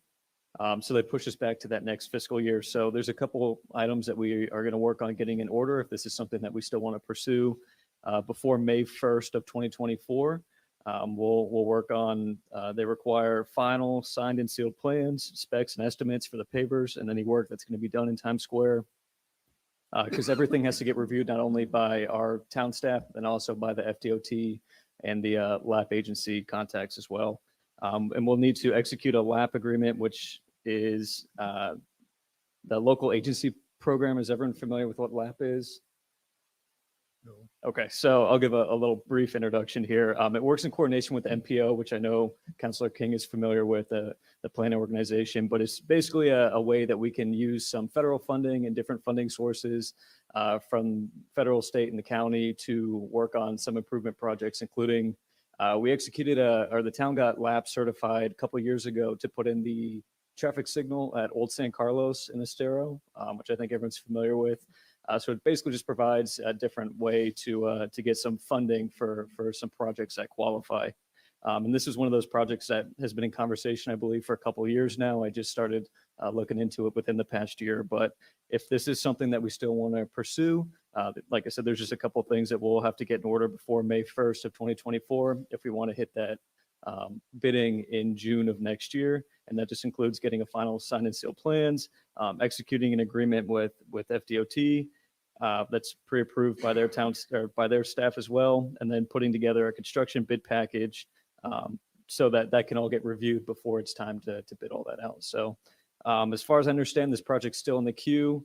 It's just that they just push it back just because we weren't going to actually do the work around June of this year. They just agreed to let us move that back to actually go out to bid there in June of 2024, and then we should be able to start after that if this is something that we still want to pursue. So I know it's a lot, but I'm in favor of pursuing it. Sure. So then the next step is, yeah, we'll just continue on. They had 100% plans for everything, but after talking with some of the staff with the planning agency, we're going to have them take a look at it again, just in case anything's changed.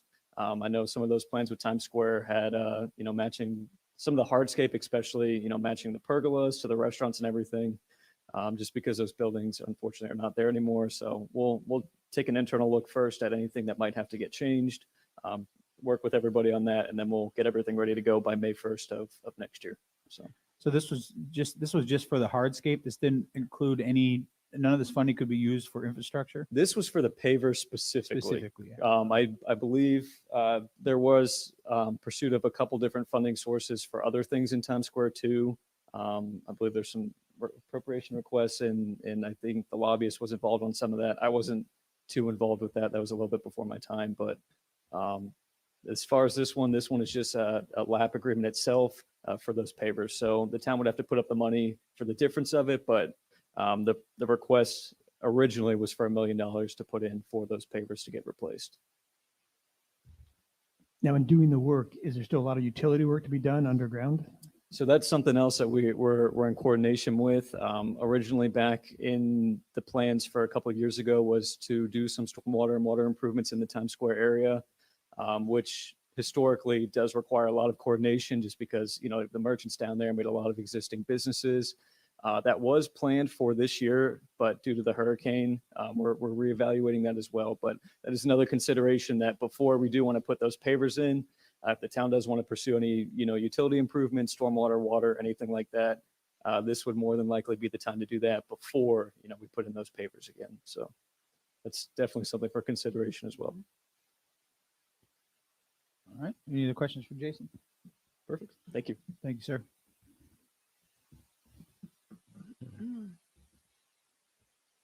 Okay, the other question that was asked was, what is the budget impact of hiring employees that had been contractors or rather than contractors. And so I went through the list of the new employees that were, or positions that were being added that had previously been contractors. And so I divided them into two groups. One, the top group is those who are in the general fund. And so you can see there that the cost of the new employees versus what they had been or would have been if they had been contractors or continue to be contractors, the net change is we'll have a savings of $46,842 to the general fund. And then the bottom group of positions are the positions that had been or continue to be contracted out that we're hoping to find permanent employees for. And that would be a savings of almost $1 million to the building fund if we were able to fill all those positions. So the total savings would be $1,030,000. So that would offset the cost of the new employees. And so in this list here, the cost of these new employees is almost $50,000, and the saving, the cost of the contractors would have been $2,080,000. Okay, so now I just wanted to give you a clarification on the Florida State Revolving Fund. Maybe if I jump to the actual display, it'd be a little bit better. At the time when I presented this, I found out afterwards that I didn't have all the information, and some of the information I had was actually incorrect. So I think some of the questions that were asked, there's like 4 different stormwater loans. 2 of them are fully utilized. That's like the first and the third that are listed there. That's why total available is 0. But there are 2 that still have amounts remaining that can be still drawn down upon and are part of the planning that's taking place for the future projects. So I think what I had shown was that almost the entire amount was utilized, but what I didn't realize was that was what the projection was, and that we actually have not drawn all of it down, and we still have almost $20 million. So that'd be almost $8 million in drinking water and $12 million in the stormwater side that we can draw down.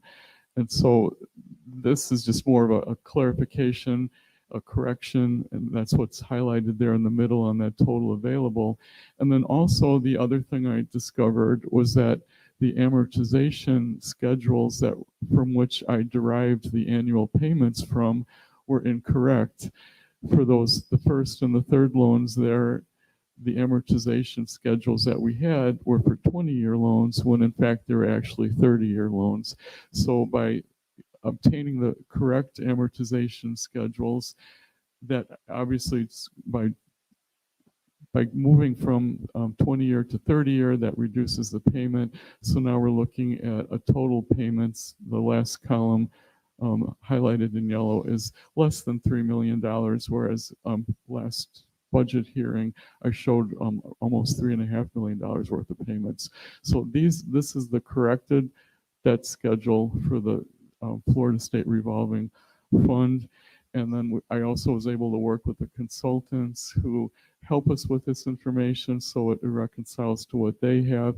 And we also received audit reports from the state, and interestingly, one of the audit reports was incorrect. So we have to work with them to correct it. So Joe, between drinking water and stormwater, what is the current debt that the town of Fort Myers Beach has incurred? The outstanding balance as of now, is that what you're referring to? How much debt have we assumed as of today between drinking water and stormwater? Well, the amount that we've applied for and received that in total is at $61,622,000. What we've actually used of that loan is the $41,744,000, which leaves us $19,878,000 left that we can draw on. And none of this includes the $10 million grant that we just received, correct? No, this is just strictly loans, right? Right, but we just got a grant for 10 million, correct? As far as I understand it, yes.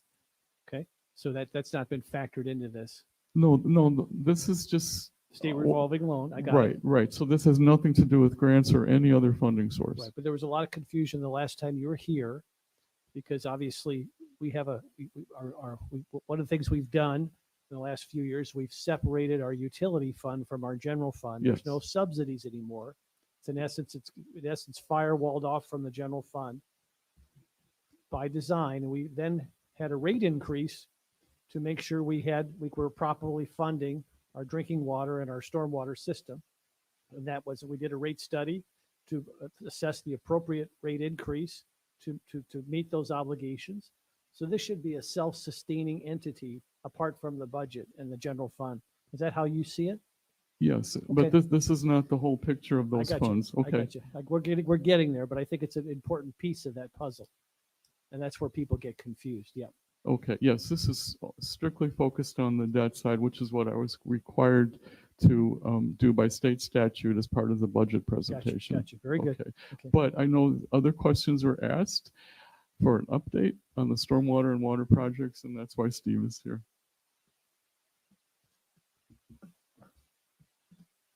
Good afternoon, Council. Steve Matuska, Utilities Manager for the record for the town of Fort Myers Beach. To follow up where Joe is, the state revolving funds, they were put in place before we had a stormwater system. We utilized the state revolving fund loans because we had to tear up the roadways in order to install the infrastructure for the stormwater system. So at the same time, we took out a drinking water loan because we were going to have the roads disrupted, and we put drinking water infrastructure in place. That's why there's two separate loans in play. So currently we have 61 million available. We had 61 million available in the SRF loans. We spent 41 million of that. There's 19.8 million currently available. That money is planned to use for the tier 1 stormwater improvements. That is what just went to council. A contracted price came in at $23 million for that. Now the 19.8 million will cover that because that is not including Lee County's portion to pay for the sewer lines that are going to be repaired, which is included in that 23 million. It is also, part of our planning along with Tidal Basin and the FEMA loans and the $10 million grants that we've achieved. All of these grants that we have received have some type of match to them. So we are going to use our SRF loans to pay for our previously planned stormwater infrastructure, which is the tier 1 stormwater project that's been in development for the past 10 years. So that was originally based around the SRF loans and using that. But the benefit for us is to continue using this SRF loan. That way we can use that as our match towards our FEMA 10 million. So the town doesn't have to put up $10 million in order to get that funding. Steve is and I know you weren't here, but you seem very knowledgeable on these issues. The town supported in order to no longer subsidize our utility sector with general funds. We supported a rate increase.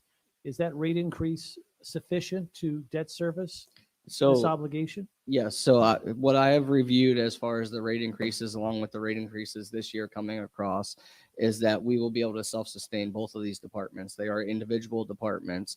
The stormwater, we did not do a rate increase on this year. I do anticipate in the coming years there will be some increases on that. We're trying to keep those increases low and spread them out over time for the residents. But as far as this goes right now, with the 10 million in funding, with the additional 9 million in applications that we have out there right now for some of the projects that we're working on for the stormwater infrastructure, between that and our stormwater fee, this department will be self-sustainable amongst itself. Thank you. No problem. So I do want to kind of just give a little update while I'm up here because I get a lot of questions from residents and I've got a lot of questions from the council members on, where's the $10 million going? What are we doing with this $10 million? So as discussed, the tier 1 project would be paid for with the SRF loans. This was pre-planned, pre-developed projects previous to Hurricane Ian. We did not add any improvements into the system or anything from Hurricane Ian because we want to utilize our repairs and our improvements on our FEMA funds. So the tier 1 will be funded with the SRF project. And then other than the tier 1 stormwater project, I have 5 other projects that I'm currently working on right now that are all in different phases of their development, but they'll be coming to council in the coming weeks. We are working on an underground stormwater retention system that can hold around 500,000 gallons of water.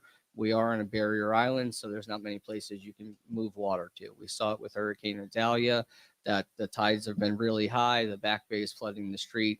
So we got to be able to move the water somewhere. So one thing that we've recently applied for some FEMA assistance for, and we just put in a grant application almost 2 weeks ago, we're waiting to hear back, is for an underground retention facility that would be not visible to the public, and it would store around 500,000 gallons of water.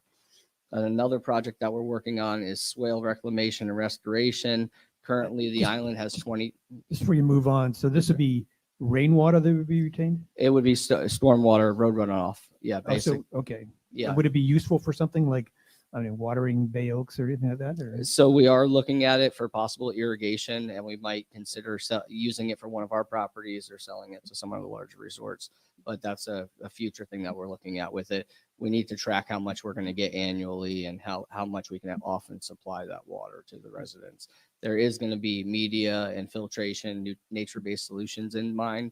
So it will remove some of the particulates that are on the roadways. So it would be good irrigation water to use if we decide to have those capabilities in the future, which would give us excess chance to profit off of it as well.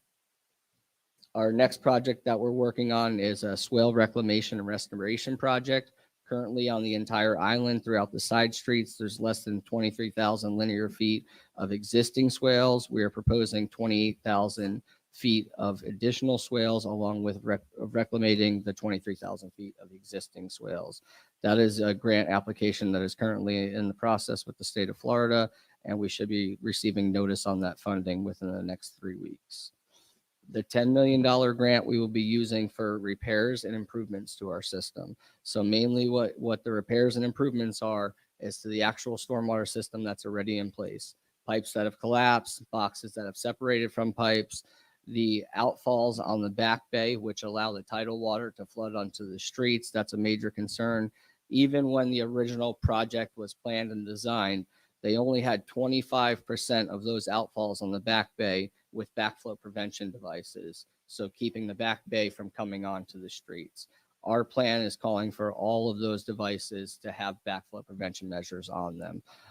Possibly the same style devices in some scenarios, and possibly improved devices with nature-based solutions around them as well, where we can, again, for additional funding.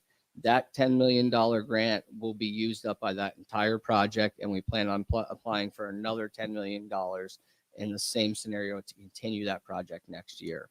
That will all be used up in this one project, which we see in the well over $20 million range. And that is basically to keep the seawalls, the outfall structures in the shape that they need to be. So that way, when the tide changes, the resident streets don't flood.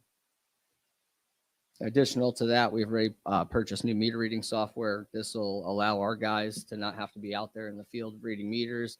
They'll be able to drive by. They'll have a lot higher accuracy on the reads. There'll be a lot less chance that they're misread. And it'll also give the guys more time in the field to do improvements like replace meters, repair damaged boxes, lids, and those types of situations. I am open to questions if you guys have any. I'll have one last question, Stephen, and I know you've only been here for a few months, but again, you've got an expertise that's pretty unique given your background. So we had a relatively significant rate increase for both water and stormwater a couple of years ago. Again, to eliminate the general fund subsidy and to have our utility stand on its own is, I don't want to put words in your mouth, but if you looked at we obviously did a cost of service study, and it gave us an indication, but based upon what you've seen and a fresh set of eyes, are you in essence saying that the water rate increase is sufficient, but the stormwater, we may have to raise that in the next year or so? What are you seeing in terms of the revenue from that recent rate increase and how it's affecting the operations of the water utility?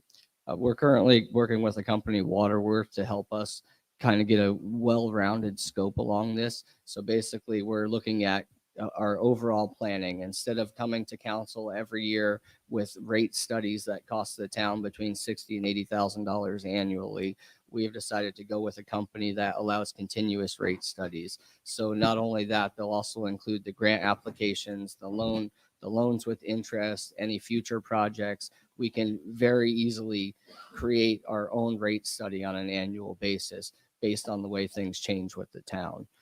But that's outstanding. Yeah. But that being said, have they given you a tell as to how we look? Or so we're currently in the process of reviewing that. We do know with stormwater in the coming years, we're going to have to increase it. in my personal opinion, where we're at with the water and the sewer services, we will be piggybacking off of Lee counties, and we will be doing our pass-through assessment, which we have previously agreed on in 2017. And so I don't see any changes to that, but I do see changes at this time to the stormwater, just based on what I see right now. Pass-through assessment, meaning that the cost of the bulk purchase of water would go up and we would just pass that along. Yes, yes, sir. We pass it down to the residents. Got it. All right. Thank you.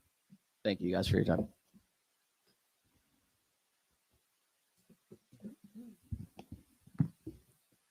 And the last thing on this list here would be, there was a request to have an explanation of our variance fees.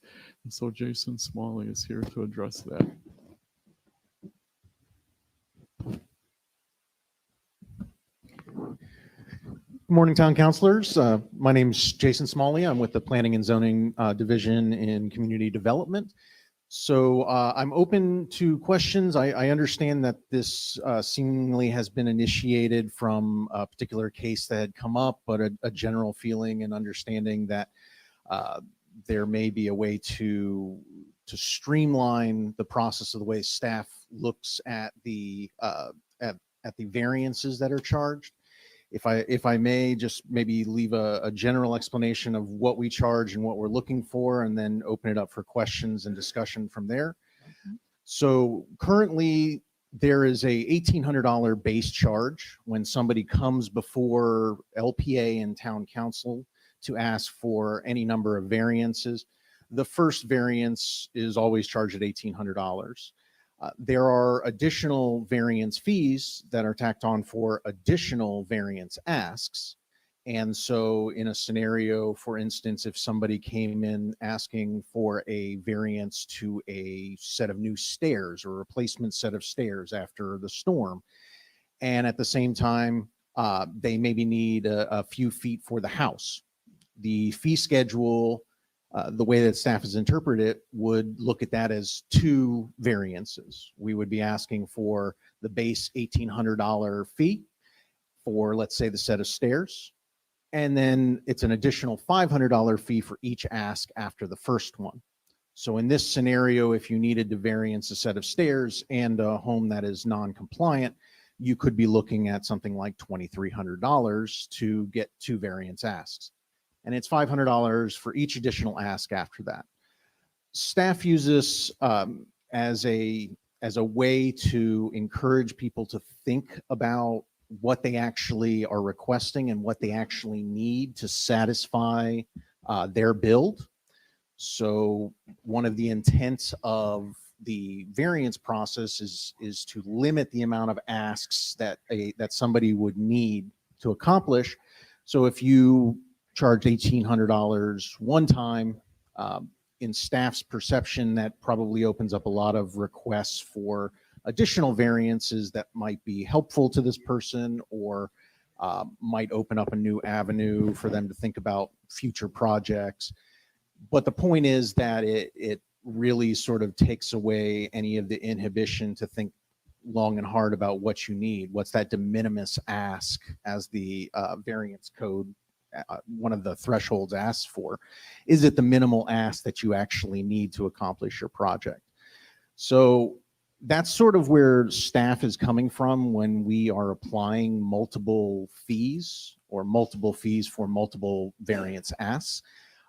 Without rambling too much, I'm hoping to hear your questions and comments, and then go from there. Yeah, Jason, one of my questions was, with this is it safe to say that if I'm coming in to put a fence in, I'm asking a variance to put a fence in, or I'm coming in to build a $5 million house, and I need a 1 foot variance from a setback to build that house, and that's the only thing, that I'm paying the same fee, initial fee of that $1,800?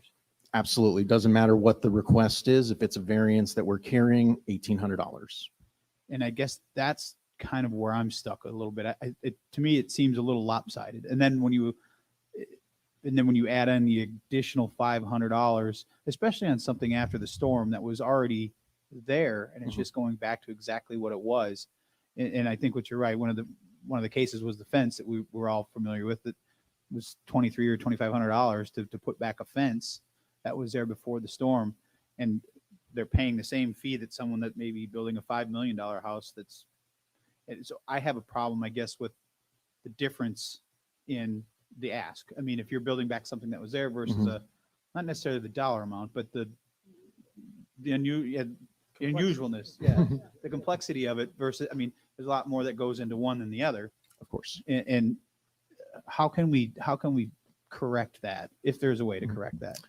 So I've done some thinking over the past couple weeks about what would be a good way to try and figure out different buckets that we could throw these into. And I think staff generally sees things like if you're asking for two side variances, perhaps going forward, it may make sense to say, well, that's one side yard ask. It may even be beneficial to say all horizontal asks could be packaged under one variance. I think what staff's concern is, and as you've just brought up, every variance is a little different. And there are going to be circumstances where you have variance asks that are going to require a lot more time and a lot more care from staff, as opposed to, say, the example of a fence. Now, I take your point. When I look at the code and I do a review of the application package, let's say for a fence, can I wrap in the entire fence job? I think you probably could. And I think there's something to be said about perhaps looking at maybe a sliding scale of accessory structure variances can be packaged together as one $1,800 ask. But when we've got the $5 million rebuild of a 3,000 square foot home, maybe we don't think about wrapping everything together, because there are going to be impacts to that home that are going to be outweighed rather than a fence. Well, I guess what I'm trying to figure out is if there's a way, and I don't know that there is, I haven't tried to put pen to paper on it, but where it's off for me is if I'm building a $4,000 fence or a $5,000 fence, Mhm. and just to get the variance request through is going to cost half of the budget for that project versus. Oh, no, Mr. Mayor, you add the cost of the permits and your consultant that you hire. Well, yeah, fair enough. But I'm talking about just the variance cost to the town itself. I mean, point well taken, but just trying to keep it, I mean, the percentage cost to that resident versus the resident that is going to build a $5 million house, that percentage is obviously much lower to the overall cost of the project. Now, I'm not saying because you can, maybe I am saying it indirectly, but if you're building something, it should be job. To me, I would think is there a way to make it more conducive to the, if I'm building a $5,000 fence, Mhm. I shouldn't have to pay at minimum 50% of that just to get the fence. I'm not saying that there shouldn't be a fee to go through the variance process, but how can we make that gap the same so that the person that's building a $5 million house is paying roughly the same cost in relation to what someone that's doing a $2,000 or $3,000 or $4,000 project? Mhm. And I think that back to my original statement here is it may be beneficial then to perhaps have an entirely separate fee schedule to deal with just accessories. So your fences, perhaps, trying to replace a shed or something minimal, not the primary structure. Now, those requests honestly are much fewer in number than somebody that's rebuilding a home. I think in my recollection, the fence is probably one of the few accessory structures that we've had to go through an actual full-on variance for. So I think most of the things that you're going to end up seeing are still going to be things like homes and larger homes and homes that are not to call anybody out, but when we look at the homebound, they were coming in with a lot of different changes on those properties. So when we look at a job like that, I guess staff is looking for a little bit of guidance for how would you like us to view a package of variance requests, say 2 to 3, which is about what I see on homes that were non-compliant and now need to be rebuilt. What is the view of town council for that perspective? Do you want to wrap everything under one house and really say, ask for what you need under your $1,800, or should we look at, if you need a height variance versus horizontal variances, those are two different buckets and two different code languages. So do we charge, Right. 1,800 for that and then 500 for the additional bucket of variance asks? Yeah, for me, you made a good point there, I think, with accessory structures. I think that makes sense because that's something that's a much lower cost, whether it be a shed or something. And they shouldn't have, in my opinion, they shouldn't have to pay the same rate that someone building a house that's asking for 1 foot should. And maybe the have to pay. impacts to your neighbor theoretically are less on a fence or a shed Sure. than your home. But maybe it's I think kind of what you were going at there is if you're 0 to 1 or 0 to 2 variances that you're asking for, it's this much. 2 to 4, it's this much. 4 to 6, it's this much. Maybe that makes sense to do it that way instead of just this flat percentage. I do think, I mean, my understanding of the pricing is really not about the value to the person who's applying. It's about how much it costs staff to do it. Sure. And it doesn't matter, there's probably a lot of stuff they have to do, whether it's a fence or whether it's a, like you said, a multi-million-dollar home, they still have to do regardless. So it's still going to cost the town that money. I guess I'll defer to Jason. Does it take you as much time to review a fence as it does an entire home? I would hope not. Unless there's some sort of impact to the community from your fence, a very large impact to your neighbors and community. No, I don't think that the length of the process for a fence is anywhere close to a single family home that needs a build. But then we're talking about, okay, if the fence has one variance, some setback or accessory, but then if a house has one setback variance, I mean, is that kind of comparable? I mean, because we're not talking about a plan review for an entire house. We're talking about someone who's come forward and said, I need this one variance. So I think we should look at it not necessarily in how much time staff is sitting there looking at their plans, because I think that only speaks to a relatively small part of that process. When it comes to a home, there's a lot of contact points that we have with the customer.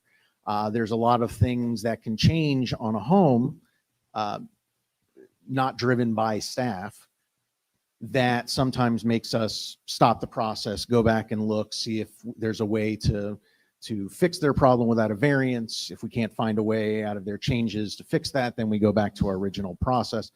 The point being that the entire variance process when it comes to staff is very much hands-on, especially for homes, even more so when we're talking about commercial projects, which we haven't gotten to yet.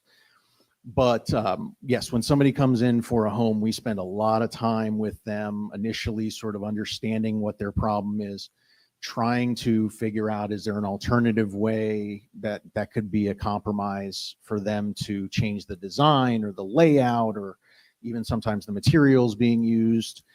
And so that's our first step.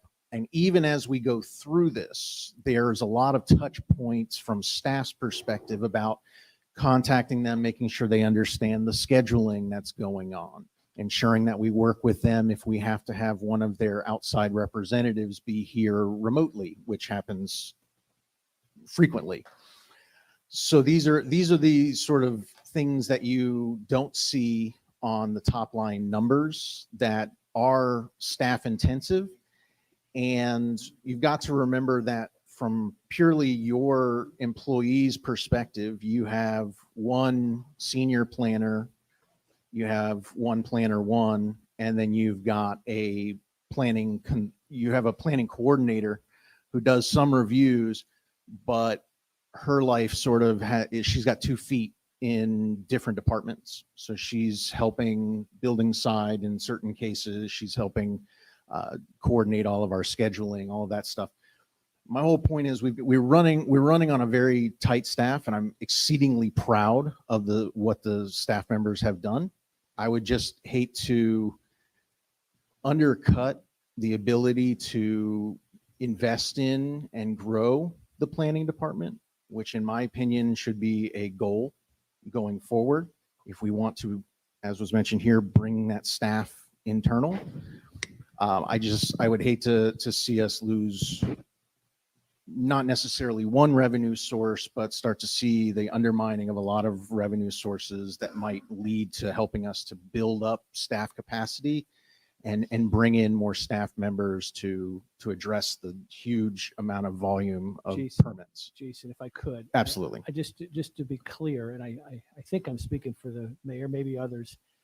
I don't think anyone here is interested in reducing your revenue source because obviously your charge right now, particularly post-Ian, is critical. I think we're just trying to see when we initially heard that it's 1,800 for everybody, no matter how much time it takes you, everybody Mhm. pays the same. I think all we're seeing is the fee should reflect the time and complexity of each individual application Mhm. to as much as you can. You can only get so much detail, so much minutia. So when we heard that the fence is the same as the house, Mhm. all we're saying is that, hey, maybe think about a system where the charge reflects the complexity and time. We're not trying to save money for the town. We're obviously we need these resources to give you more staff, get things moving, get things flowing faster. So I think it's actually that simple. Nobody's trying to reduce your funding stream here. We're just Mhm. trying to have it reflect the true Okay. cost of service for the town and the staff. So maybe think about on that fence example, for example, if it's the one we just saw was 2,800 because you had the 1,800 plus 2 additional variances at 500 each. Maybe for the 2,800, it would be great if we could work out a system, if operative word, that somebody wouldn't have to hire a consultant to go through the variance process, which in essence probably doubles at least their cost. Yes. So I'm sure they'd be happy paying the 2,800 if they didn't have to have a consultant. And maybe you don't, I don't know, but it seems like a lot of people have to hire experts to come in and go through the variance process, even though you guys have been more than happy to help them. So anyways, I think just to move things along today, because we got a lot of folks sitting out there.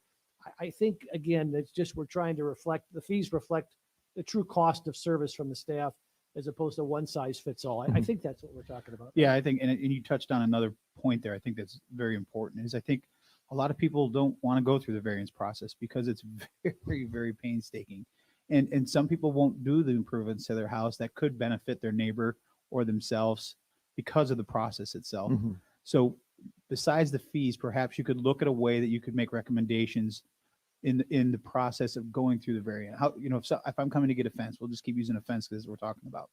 To me, that's something that should be able to be done administratively. It shouldn't have to take a resident 2 months to go through a process to get a fence back that they had before the storm.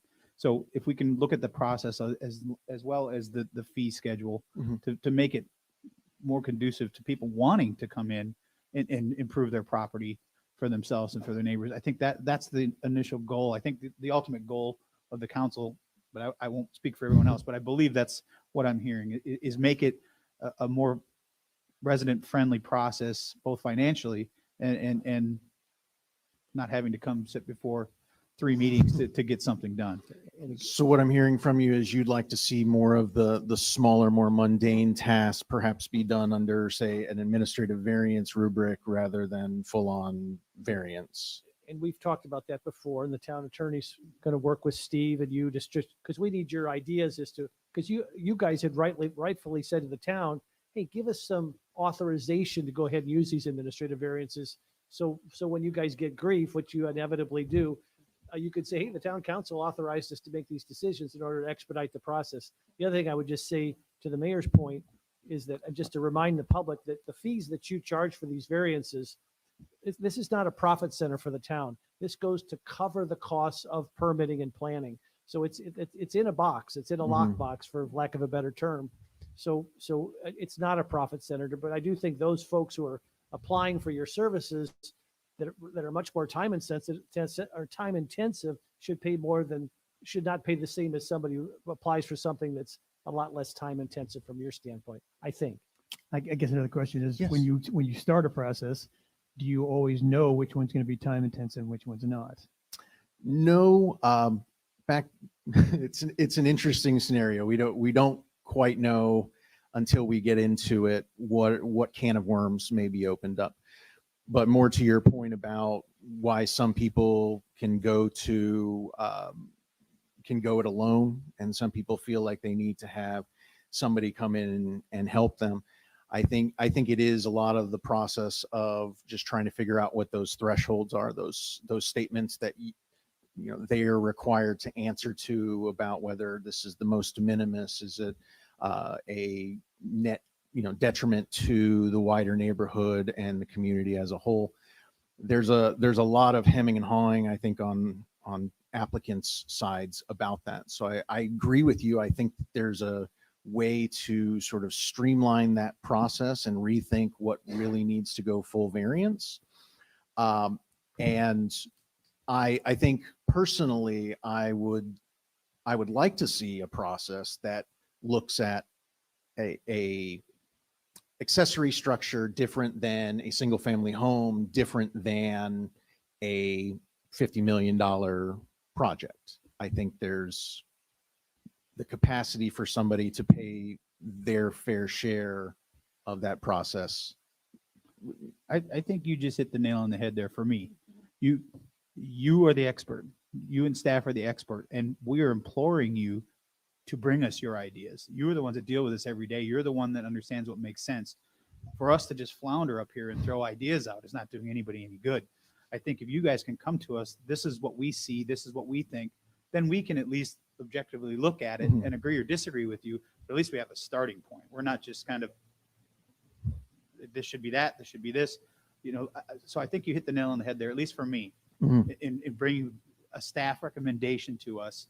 This is what we see. This is what we think could go through an administrative approval process. This is a little more complex and should be this much. This is even more complex and it should be this much. That for me is what I'm looking at, so that we can then give you direction, or the LPA can give you direction and move forward with this, so that it makes it easier for all of us. This might be a question for the town attorney. Is that, in your opinion, more of a change to the fee schedule, or in your opinion, does that require some code language that needs to be adopted if we change how we look at what fees we're assessing for a process that's already spelled out? Honestly, I need to look at the code to see how it provides for the fees, because it may say, it may give guidelines. I don't know, because every municipality is different. So am I hearing that you'd like to have us bring back perhaps a different strategy for how we might look at the different buckets of the types of variances that come before us, and perhaps affect the fee schedule for those changes? Personally, for me, yes. I agree with that. Again, not in a way that's so onerous, because I know you have little time on your hands, but something, if you see just obvious no-brainers, you ought to bring them forward to us. Okay, absolutely. I think we can definitely come up with something. No, I'm in total agreement with that. You're looking at me. Yeah. Any other Move questions forward. for Jason? Councilor King? None. Councilor Beach? Nope. Thank you, Jason. Public comment? Well, I was going to do that. I was going to make sure that, make sure Joe didn't have anything else. This is the question part. Any questions for Joe before we'll come back to you, because maybe, looks like somebody maybe wants to say something in public comment. So we will open this up for public comment. Yes, sir. One, State your name, please, sir. Tom Connors. If you have 5 years, 7 years of experience and you get a handful of people putting up a full permit, it might be the way you put your applications together, because I'm sure there's a lot of bright people that filled those applications out and still have to come back and do it. After 7 years, you would find that it's probably the system and the way the permits are done. Another thing, fee schedules, they can go by pricing. If you're doing a $5 million house and there's your schedule. It has a schedule, and that will handle complexities. Fences, $1,800 for a fence. Come on, you got to be realistic. There's a lot of people that are just trying to put their houses together. $500, I could see that being just a flat, here's what it's going to cost, because there's not a lot of time put into that. And is it a profit center? It shouldn't be a profit center. It should be to sustain and to grow. That's my comment. Thank you. Anyone else? Seeing none, we'll close public comment. Any other questions for For Joe, have you gotten the direction, Joe? Or we gotta take a vote on, I don't know what exactly we're voting on here. But we're taking a vote. Does Joe understand the progress? You're going to vote on all that tonight. Yes, this wasn't intended for a vote. It was just to prepare you to answer your questions and then for me to prepare what to present to you this evening. So would it be appropriate then to just table this because it isn't an actual agenda item to our meeting tonight? No, you don't need to do We don't need to do You anything. just heard, yeah. go on Okay. To the next item. Thanks, Joe. Joe, do you have enough time to prepare for tonight? Joe's always prepared. All right, that'll bring us to our next and final administrative agenda item, the Dune Walkover Permit for 8150, 8170 Estero. Is a motion to approve issuance of permit or beach dune walkover at 8150, 8170 Estero Boulevard pursuant to special exception previously approved by the Town Council, Resolution 23-22, and accept letter of indemnity and intent to hold harmless documents supplied by applicants, or a motion to disapprove issuance of a permit for beach dune walkover at 8150, 8170 Estero Boulevard pursuant to the special exception previously approved by Town Council, Resolution 23-22. Becky? Okay, this, y'all asked me to bring this back to you, and actually, I think it was because that I had made a recommendation. Can you, Becky, just pull your microphone forward a little bit. It's hard to hear at home. Okay. Better? Better. Okay, all right. Before I got here, y'all had approved Resolution 23-22, which granted a special exception to allow a beach dune walkover. And apparently the prior town attorney had a different opinion than I have now with regard to the issuance of the permit.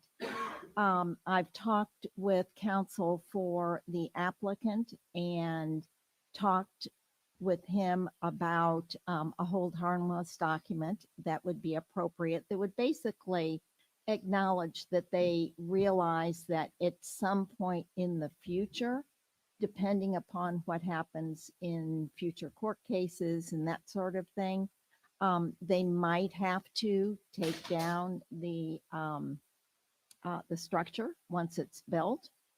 And basically the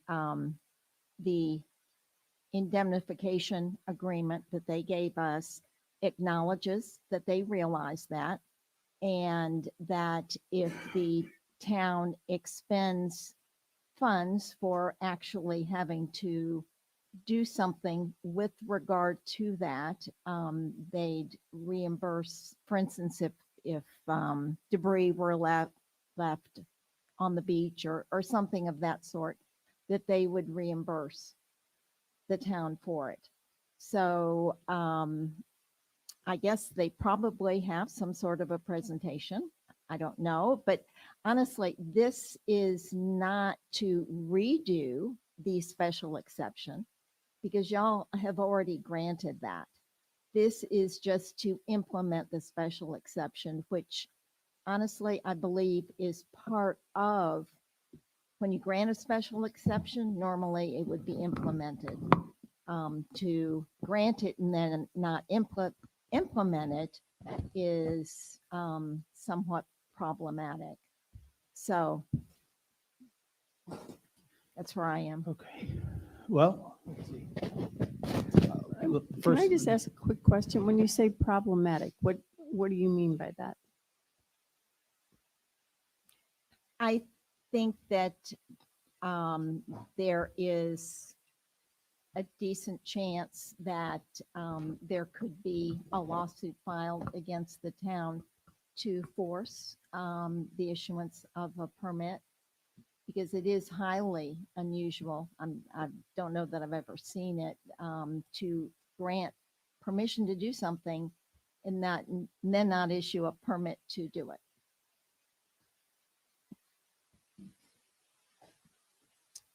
Okay, well, I guess we'll open this up as, I'm not sure how long your presentation is, but we're going to do public comment. So you're going to get 3 minutes to, Oh. you know, if someone wants to heed their 3 minutes to you, That's I'm a- here on behalf of the owners for this permit, not as a member of the public. I'm here representing the application for this building permit itself. So I'm not here to make public comment. I'm here to Okay. clarify the record. I don't. Okay. Well, then, But with that said, I'm sure we all want to get through this as quickly as No, possible. I'm as hungry as anyone. it's been a long meeting. Sometimes my brain shuts off. Yep, absolutely. So my name is Seth Bain. As I said, I'm counsel for the owners of 8150 and 8170 Estero Boulevard. We are here asking that our building permit for the dune walkover be released in light of its compliance with your building code, our satisfaction of the condition that was raised to provide an indemnity to the town, and our agreement to do that very thing. Honestly, I am a little bit surprised to be here because as your counsel pointed out, this is an unusual moment. We came here before you for this special exception request. Prior to doing that, we got our environmental permits in hand. As you know, those were challenged. We had fought against, went to the administrative law judge and had our permits upheld after extensive hearings, came to you and got our permit. So for all expectations, the political process of this approval was complete, and we moved on to the building permit process. Your building permit portal says that our permit's ready to be issued. It says that because it's met the technical building permit requirements for issuance. However, thanks to those that continue to attempt to delay, scare, harass the town about this, who have been unfortunate, and based on their environmental concerns, which again, were heavily litigated and approved, they now suggest that because they've brought this new challenge, this writ against the special exception that was granted, that we should continue to all, sit on our hands and wait even longer. The suggestion that to do this is because if we build it and then they are in the unlikely event that they're successful, there might be this increased impact. It would be a double impact if we install it and have to take it back out. It makes me laugh a little bit to think about they're complaining about a double impact. That would be the exact outcome of their actions. It reminds me of the old adage my father told me about the guy who asked the judge to be lenient after murdering his parents because he's an orphan. I'm not sure exactly that's the way to go. So it's important to look at this writ, though. What is that writ? This writ to the special exception that they've raised. What does that mean? What that means is at that hearing, they have two possible complaints. One, there wasn't due process. We didn't go through the right process of hearing that day. And as you will probably recall, at that hearing, Audubon wanted to be shown that they were a party to this and be given as much time as they could possibly want. And when you asked me if we were okay with that, I went, yeah, we want to make sure that everybody here speaks, says everything they want to say, we get all the information out, and that there's no due process complaint. So we made sure that that was done that day. The second challenge a writ can bring is the evidence was somehow insufficient. It didn't meet the standard of that day. And if there was ever a dune walkover that had more evidence on hand, we had a dozen experts in that room. We had this 90-page order finding of facts from the judge. That hearing was more than sufficient. So to expect that the judge would look at all of that, and these writs are very rarely granted in any case. And in this case, we're pretty confident, and I think your attorney may agree, that they're unlikely to move forward. But what's more importantly is, say they do win that writ. Say the judge says, no, there was some flaw there. We didn't like what the attorney said there. We want you to do it again. Does that mean we come back and take out the dune walkover that we put in? No. It means we come back here and we hold the special exception hearing again to cure whatever thing we did wrong that day. Was there somebody in the audience that didn't get to talk as long as they wanted to?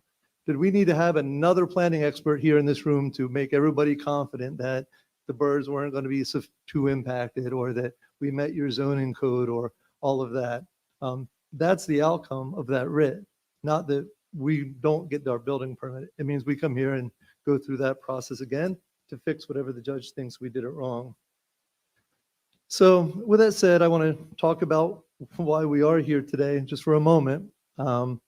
Because this idea of building permits coming to a board for approval is a slightly unusual precedent. in a town where I don't know how many building permits are filed per week or per month right now, and you're rebuilding, the idea that those building permits, when they come in, get to come into here and decide whether the city council has found that this building permit should or should not be issued, is not a power that you hold, and one that I don't expect that you want. You could be holding meetings every day to the midnight for the rest of your lives. That's not the role of this board. And part of the reason is because what this permit is a technical review. You have a building official whose job it is to look at the code, the Florida Building Code that you've adopted, look at his application, and see if it's met those standards. That's his role. And not only are you not to interfere with that, it's illegal to interfere with that. The actions of a building official are protected by statute. That's his job. And if somebody wants to challenge his action, that challenge does not come to you. That challenge comes to a board of appeal that is consisted of construction officials, other officials, people that are knowledgeable in it. And for this town, from what I understand, that's the Lee County Board of Construction Appeal.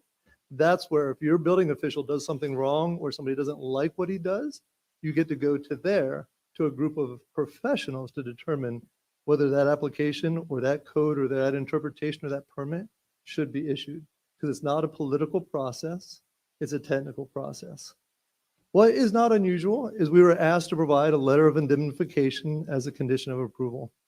We've done that. We coordinated that with your new council. She provided some language changes to us to put you in a position that it would meet the standards that she wanted it to say. And so we've done exactly that and satisfied that requirement. The other idea that, with every building permit under the Florida Building Code, if in fact something shows up that it has to be taken out, you don't need a letter of indemnification for us to say that. When your building official knocks on our door and says, hey, your special exception was revoked, you went back to hearing, you lost it again. Now, extraordinarily unlikely as this is, you have to take your dock out, you have to take it out. Every building permit has that requirement. So, she said it's unusual. She did raise the specter that, this could lead to more litigation. People fear that. That's not why we're here. We're here because we have worked extraordinarily hard to meet your code requirements, to obey by the process, to move forward. So that's what we're here to continue to do. And when your building official and attorney raise a condition of approval for the permit, we did it. The building permit is technically compliant. And so finally, we're here for, I guess, your approval to release this permit. I'm not sure what criteria you could deny it upon because, like I said, the technical criteria is complete. The condition of approval that was put upon us has been met. And so at this point, all of the liability has been removed from the town. So while there may be concerns about that, that's been taken away. And so now we're here to ask that that permit be released so that we can move forward. Construction has to occur in the winter season under our environmental permits. And that's, of course, what we're looking to do. And what those opposing us are probably hoping to delay us past that so that the delays can be, almost indefinite. But we're moving forward. We're happy to be here. There has been, one of the items that was raised back in March was that the Fish and Wildlife Commission had some objections to it. And there was some letter that predated our entire hearing. They had concerns, they raised them, we addressed them. But in order to continue to be compliant, to make sure that we're moving forward as well as possible, Eddie's continued to speak with some of their staff. And so he would like to just come up for a moment and talk about the discussions he's had about this dock, some of the understandings that he's gained and his willingness to continue to do everything possible to be both consistent with the town's requirements, coordinate with the community, and even meet, and almost most importantly, meet the environmental concerns of the community. So Eddie, if you would. Hello, Council. Hello, Council. How are you this afternoon? Fortunately, I'm going to read this today instead of trying to do it without any material. Our neighborhood, we've gotten together and we've discussed this and the problem that we're here today for. And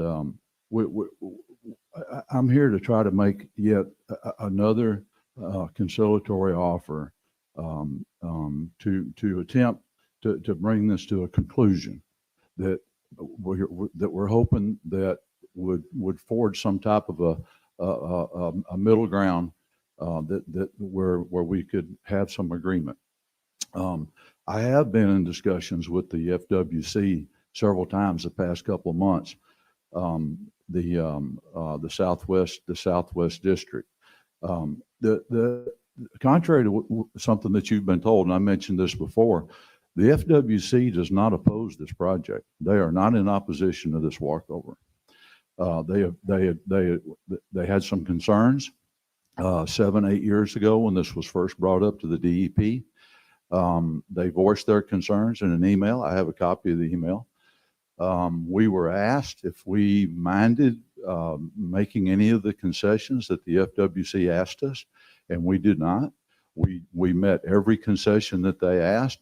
The DEP in turn sent them an email and asked them if they were satisfied or if they wanted to continue to file a formal complaint. And the answer from the FWC was no, we're satisfied with the results. The walkover was actually redesigned by the DEP engineer, Tony McNeil, at the suggestion of Betsy Hewitt, assistant head counsel for the DEP. He actually redesigned it, sent it in a CAD drawing back to our engineer that we had hired to originally draw it. And our engineer redrew it and put it on his paper, and we resubmitted the new plan to the DEP in order to get the ERP permit in 2016. The concern of the FWC, the most of their concern is the imperiled nesting shorebirds. They are very protective and very, very sensitive of those birds during the nesting season. So in the conversation we've had, the FWC, and this has been brought up and discussed until it's practically dead. There have been no imperiled nesting shorebirds in the rear of mine and Kurt's property. They nest behind the open sandy area behind the condos to the south of us, the 3 condos. The FWC has agreements with those condominiums to use their property during the nesting season.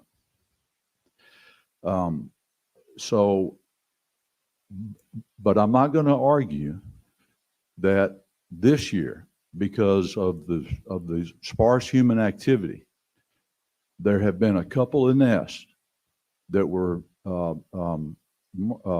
marked by bird monitors that were within a 300-foot radius of where the terminus of the walkover is.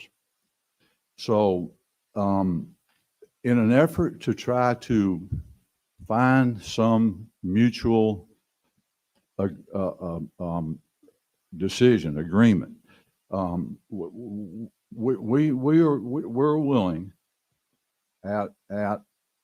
with one of the conversations that I had with the FWC a couple weeks ago, I discussed with them an idea that we would be willing to close the walkover during bird nesting season from April to August if there's a monitor that points out that there is a nest within a 300-foot radius of the terminus of the walkover, and that we will keep it closed until the chicks hatch and they fledge the nest and the nest is abandoned. And I think that would be a good compromise. The FWC thinks that that's a good compromise. That seems to be their main interest or concern. They're in support. They're in support of this proposal that I'm making. And with that being said, we would ask you to release our permit that's rightfully due us so that we can move forward with this project and quit having to come to these meetings after meetings after meetings and discuss this time and time again. Let us defend ourselves. That's what we're asking. Let our neighborhood move forward, and if there's future problems, let us address those problems, and the town not be involved in them. Thank you. Thank you, Eddie. So with that said, that's all I have today. I'm more than happy to answer any questions or comments you have, or if anything's raised by the public that you'd like me to address, I'd be happy to. Are there any questions for council at this time? No. Thank you, sir. Yep. Is there anyone here from the Audubon Society that would like to have equal amount of time to speak on behalf of their point of view? No one? That's next. Yep. I'm seeing that. Now we're going to open up public comment. Cindy? Oh, someone signed up first. So sorry, they signed up first. John Cameron. John. Sorry, John. I didn't know that someone had signed up already. Here we are again.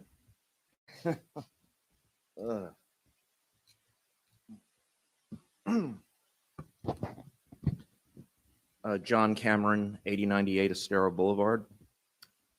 Let me be blunt.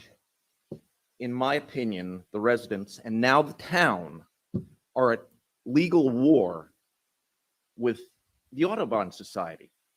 The Audubon is our enemy and should be treated as such, not given this special treatment that they're receiving today. Their arrogance is amazing. They sit in their fancy offices, all high and mighty in the leftist utopia of New York City, and believe that they know better than anyone else in the country, especially more than we hayseeds, know-nothings down here in the South. I know this because I grew up in that damn city.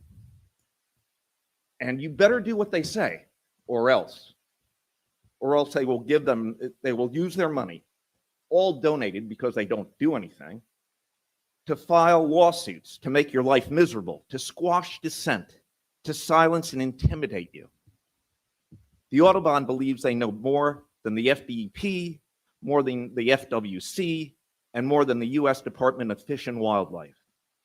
All of these are agencies whose job is to protect the environment and wildlife, and, much to Audubon's displeasure, all of them approved this project. That's no easy feat. If the Audubon knows so much better than all of these agencies, why did they lose all the lawsuits they filed against the property owners to silence them? Why? Because the Audubon is a bully and they think they can intimidate anyone that doesn't agree with them. These property owners weren't afraid or intimidated, and they stood up to the Audubon. And the Audubon sued the property owners 4 times and lost all 4 lawsuits. All of you have read the state judge's ruling in one of the lawsuits on how unsuccessful the Audubon was. Now they are attempting to bully you. By suing you, they will be no more successful in this lawsuit than they were in any of the others.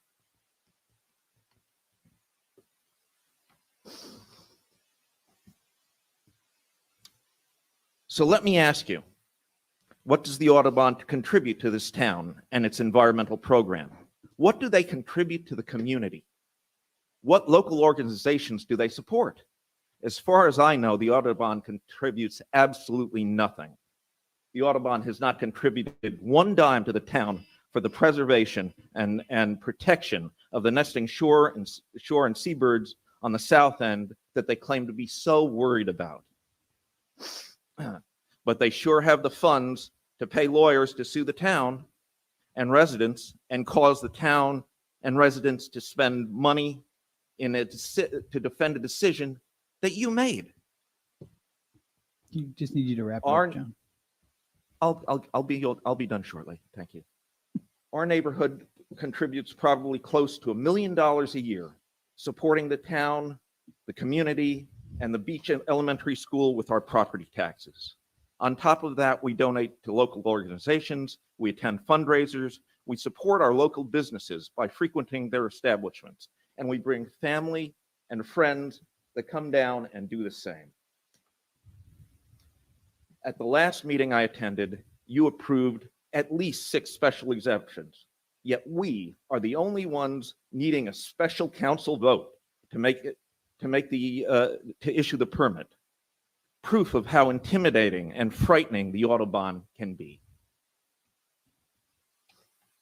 All right.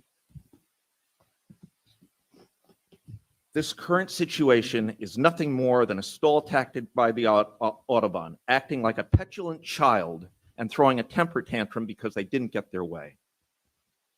The Autobahn has proven it is an enemy of the town. Our neighbors and neighborhood is a friend of the town. Stand up to this bully. Don't be afraid. Stand up as the property owners did. Stand up and move forward to the decision that you've already made. I really that need you to, aligns, sir. that aligns Sir. with the state and federal agencies' decision and give our neighborhood the permit. Thank you very much for your patience. Thank you. Thank you, sir. Who else you got? That's all I have to find out. Cindy?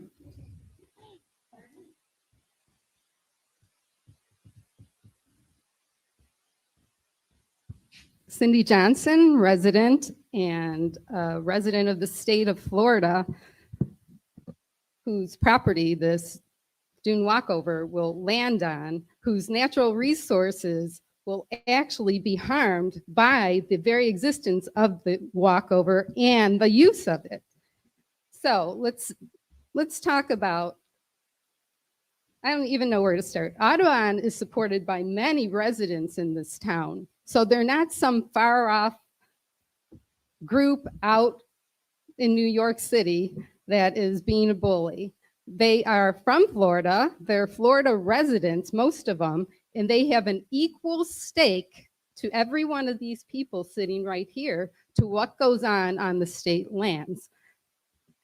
Now, Eddie, I know you just said this was the first time that birds had nested behind your property. But according to Shore Mapper, that goes back 5 years.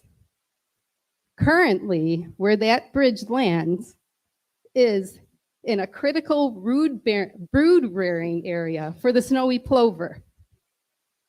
That's critical. Critical means that it's critical, that area is critical to the survival of that species.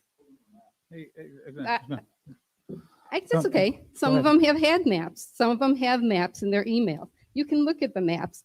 And in April, every April, this Shore Mapper map will be updated. And there will actually be circles closer to your property, maybe on your property. So this is a critical area for the protection of these species. Now, our governor just last week signed $141 million more to the wildlife corridor to protect our natural resources, including some endangered species and plants like our Florida panther. This is a very important area, and every resident in this town has an equal stake at what goes on in that area. If these guys want to sue, I guess we were told that this town attorney doesn't charge anything extra. We already have a lawsuit going on, and it's to stop this from happening. Now, I want to just say, this administrative judge decision in 2019, if anyone really goes and looks back at what it states in that judgment, it states that the FWC asked Mr. Rood to do a survey, a wildlife survey of the bird nesting at that time. And when he did, and in the end, he told them some things. He told them, well, there was one nest 150 feet away. And that was, then the FWC said, okay, we believe you. It's It's okay. That was the extent of the environmental review to protect the birds. Now, the turtles, I am not concerned with. The turtles are fine. This is all about the birds. We know it's about the birds. We have several protected species in that area that nest, not just on Carlos Beach. They nest right in front of this property. They've nested on Wyndham Beach now because of the lack of people. And there's very few of these birds in this state. And these are our natural resources. These are our gift to the future to preserve these natural resources. So I'm sorry. The only right thing to do at this point in time is to let a judge decide what the ending of this is.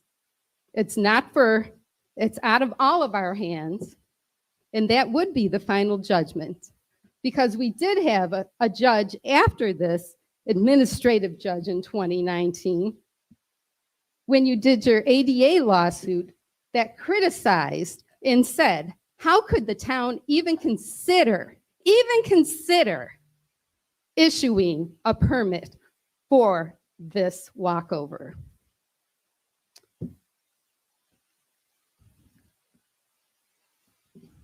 I'm sorry, Eddie. Let me just look at one more thing here. I need you to wrap it up. Yes, I know. Thanks, Cindy. So there are many other birds that frequent that area. It's not only about the birds nesting in that area. And you're offered to close it off only after a bird nests in that area. The bird would have a lot less chance of nesting if there is disturbance by walking through that area. That's why that area is special. That's why we've had so many birds, protected birds nest in that area. That is why this town needs to further just hold tight and let this go through the judicial process. Thank you, Cindy. Thank you for your Thank you. time. Yes, sir. I'm going to be, first of all, Mayor and City Council and staff. My name is Larry Denherter. I'm a resident down in Eddie's neighborhood, and I'm going to be extremely brief, and then I'm going to yield back to Eddie if he's got any other additional comments in response. But I rise today in support of the beach walkover. I think it keeps people out of the critical wildlife area. It gets us from our property to the beach directly. And I think it's time for the council to act on our neighborhood's behalf and issue the permit. Thank you. Eddie? Or anybody else? Hi, I'm Dennis Prock, 8124 Estero Boulevard. I'm not going to go through everything I went through before. We've lived here 25 years in the same area, same block. I've not heard anything today that's different than what I've heard before here. I don't think we need to relitigate all this. It's already been done. But I do keep hearing about how this project has been voted for, against in the past. Why does it keep getting brought up? And I kind of did a little looking and research on my notes, and here's what I have. At the first LPA meeting, it was approved 7-0. Council meeting after that, it was voted down 3-2. It was brought back up at the next LPA meeting, or another LPA meeting, and it was approved 6-1. And then in March, we were all here, it was approved 3-2. And from what I've gathered, there's been 18 elected and appointed people vote in favor of this project, and there's only been 6 vote against it. And even though it was denied at the first council meeting, this project has received an overwhelming majority approval by elected and townspeople. I think you should consider that the majority of the representatives of the town have been in favor of this project from the beginning. And we could keep having all these meetings and votes and everything. And we're gonna hear the same thing from both sides. I know people are angry right now, want to get it over with, but I mean, there's got to be an end somewhere here, I think. Thank you all very much for your time and service. Thank you, sir. Hi, Ken Drenth, 8200 Estero Boulevard, here to support Eddie and Kurt and encourage you guys to go ahead and issue the permit, which you've already approved. They went through the process, and we're all excited to get this going. It's not just Kurt and Eddie. The whole neighborhood is looking forward to this boardwalk. Thank you. Thank you. Tom Connors again, 8151. I'm across the street from Eddie. I haven't been a resident forever. Had the house for 7 months, and then had a visit by Ian, and just got my permit a couple of weeks ago. Still don't have temp power, don't have water, but it is what it is. You know, he first asked me about this walkover, and he said, if you were mayor, would you allow it? I told him absolutely not. And I go, it's a non-starter. It would cost the city too much money and lawsuits and stuff. And he said, well, I already was issued that I could get a permit. And I said, well, that story's over. They gave you the permit. It's going to be too expensive to go back on it. It is it is going to take a lot of weight from where those birds are nesting, because a lot of people will be going through his backyard instead of going through that nesting area. Now, I take my dog every day since April through this little corridor, and I have English pointers, and they hunt. That's all they want to do is hunt. And I have my little walkway and stuff, and those dogs will chase birds. That's what they're bred for and stuff. And another thing is I don't understand that everybody takes ownership of other people's lands. Their titles go to the water. There's no ownership there. They got 3 feet that they can walk on the beach and stuff when the tide goes up and down. Ownership is possessed by title, not by wants. Anyway, I'm for favorite now, because if it keeps going this way, it's just going to cost the city more money and more time that is right now really slim as it is. And to create the more chaos is not needed. That's all I have to say. Thanks, sir.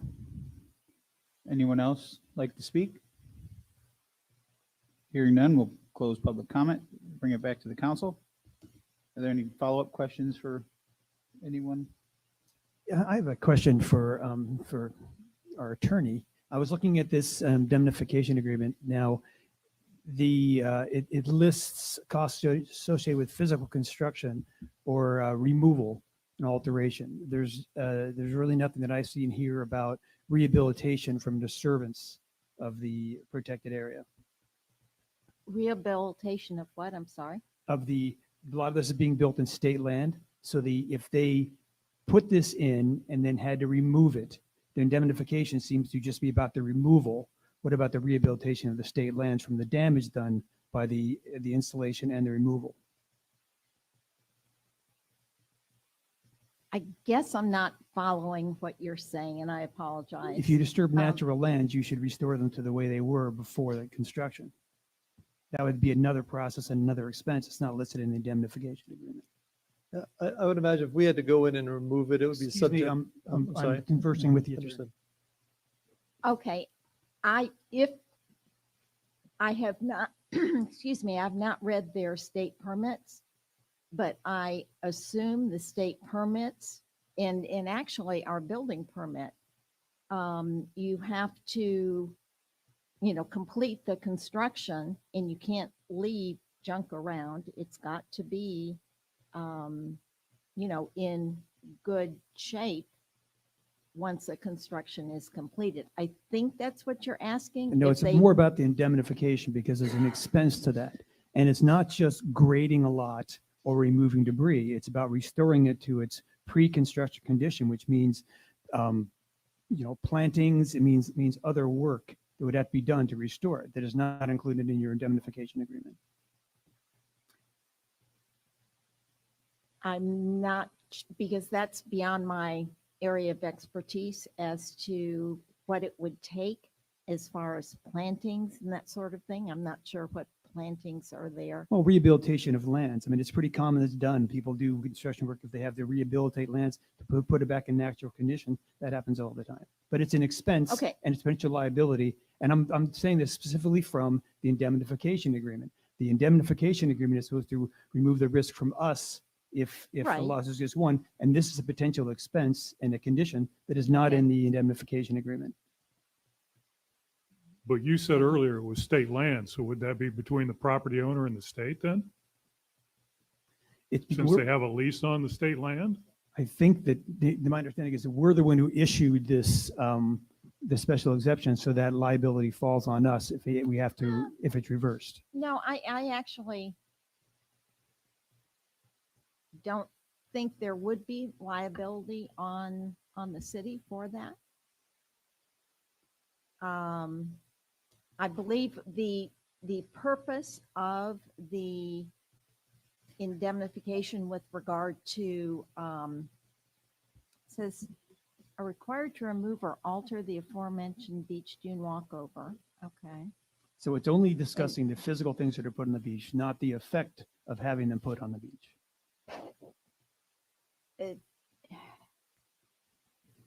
We're not going to have any liability if a bird is not able to roost in a particular location, if that's the effect. Well, no, that I'm not- I don't I'm not believe that's following I you. don't believe that's true. I think that if you do anything to discourage or inhibit an endangered species from nesting, then that can be considered taking. But that's a separate issue. I'm just talking about, let's say, an example of someone were to build a bridge across a river, and they did things to the bank. If they had to remove that, they would have to restore that to its natural condition. This is state lands in a natural condition. So I just think it's a Well, liability that should be Okay, included in the it indemnification. does. I'm looking at the, it's against the recovery of any costs associated with either the physical construction or the potential physical removal or alteration of said beach dune walkover. I believe that would be covered by the alteration. Because if it was altered in some way, like removal of plants or altered in some way. I think what I'm I going to don't hear want is to the argue alter. with you, but Well, this I is think it's pretty all encompassing. well, it's an altercation of the said beach dune walkover, the physical walkover. It doesn't say anything about the land and the disturbance of the land. From what I'm reading That's from what your it would be. indemnification agreement. I think we will have to respectfully disagree on that because it does, the alteration of said beach dune walkover as a result of any adverse ruling. I believe it would cover it. And you might want to ask the gentleman standing up there what his intent is, and then it would be put on the record. And this was authored by you? We talked over the phone, and I'm trying to remember exactly how it went. I believe you drafted it. We sent a and then draft and I you provided us a red reviewed it. line of changes. And back, I made some changes to it. And we accepted council's changes. Now, would you have any opposition to adding a clause in here saying that you would also What's associated with the removal is the line before that. Any costs associated, I think, there would be hard for us to suggest that if under our DEP permit, they required some form of restoration, that wouldn't be a cost associated with it. The terms of our lease with the state would require it in any case. So those costs would entirely be borne by us. And if you want us to add a clause to that effect, we'd be happy to do so. I would personally appreciate that. All right. Becky, I have just a couple questions for you. Go ahead. Okay. Oh, wait. You kind of partially answered one of them already. The point of getting it onto this meeting was for me to allow you to have a chance to speak with both attorneys, and you have Yes. been able to do that. Yes, Okay. Have you had a chance to look at the letter that was sent from Mr. Cornell on I Friday, have. late Friday afternoon? I have. Okay. Based on what you've heard, I guess, well, one more question, I guess, before that. Based on everything that you've heard, and I believe Cindy touched on it a little bit, despite whether either side, I think you've been very clear that litigation can happen no matter what you do. Oh, you can sue Right. anybody over anything. Absolutely. Is it safe to say that whether either side down the road decides or not to sue the town, that it will not, under your contract, cost the town taxpayers of Fort Myers Beach one more penny? That's correct. We have an all-encompassing agreement with you, which includes litigation. So it would not cost the town anything more. It would just cause me some more work, but that's okay.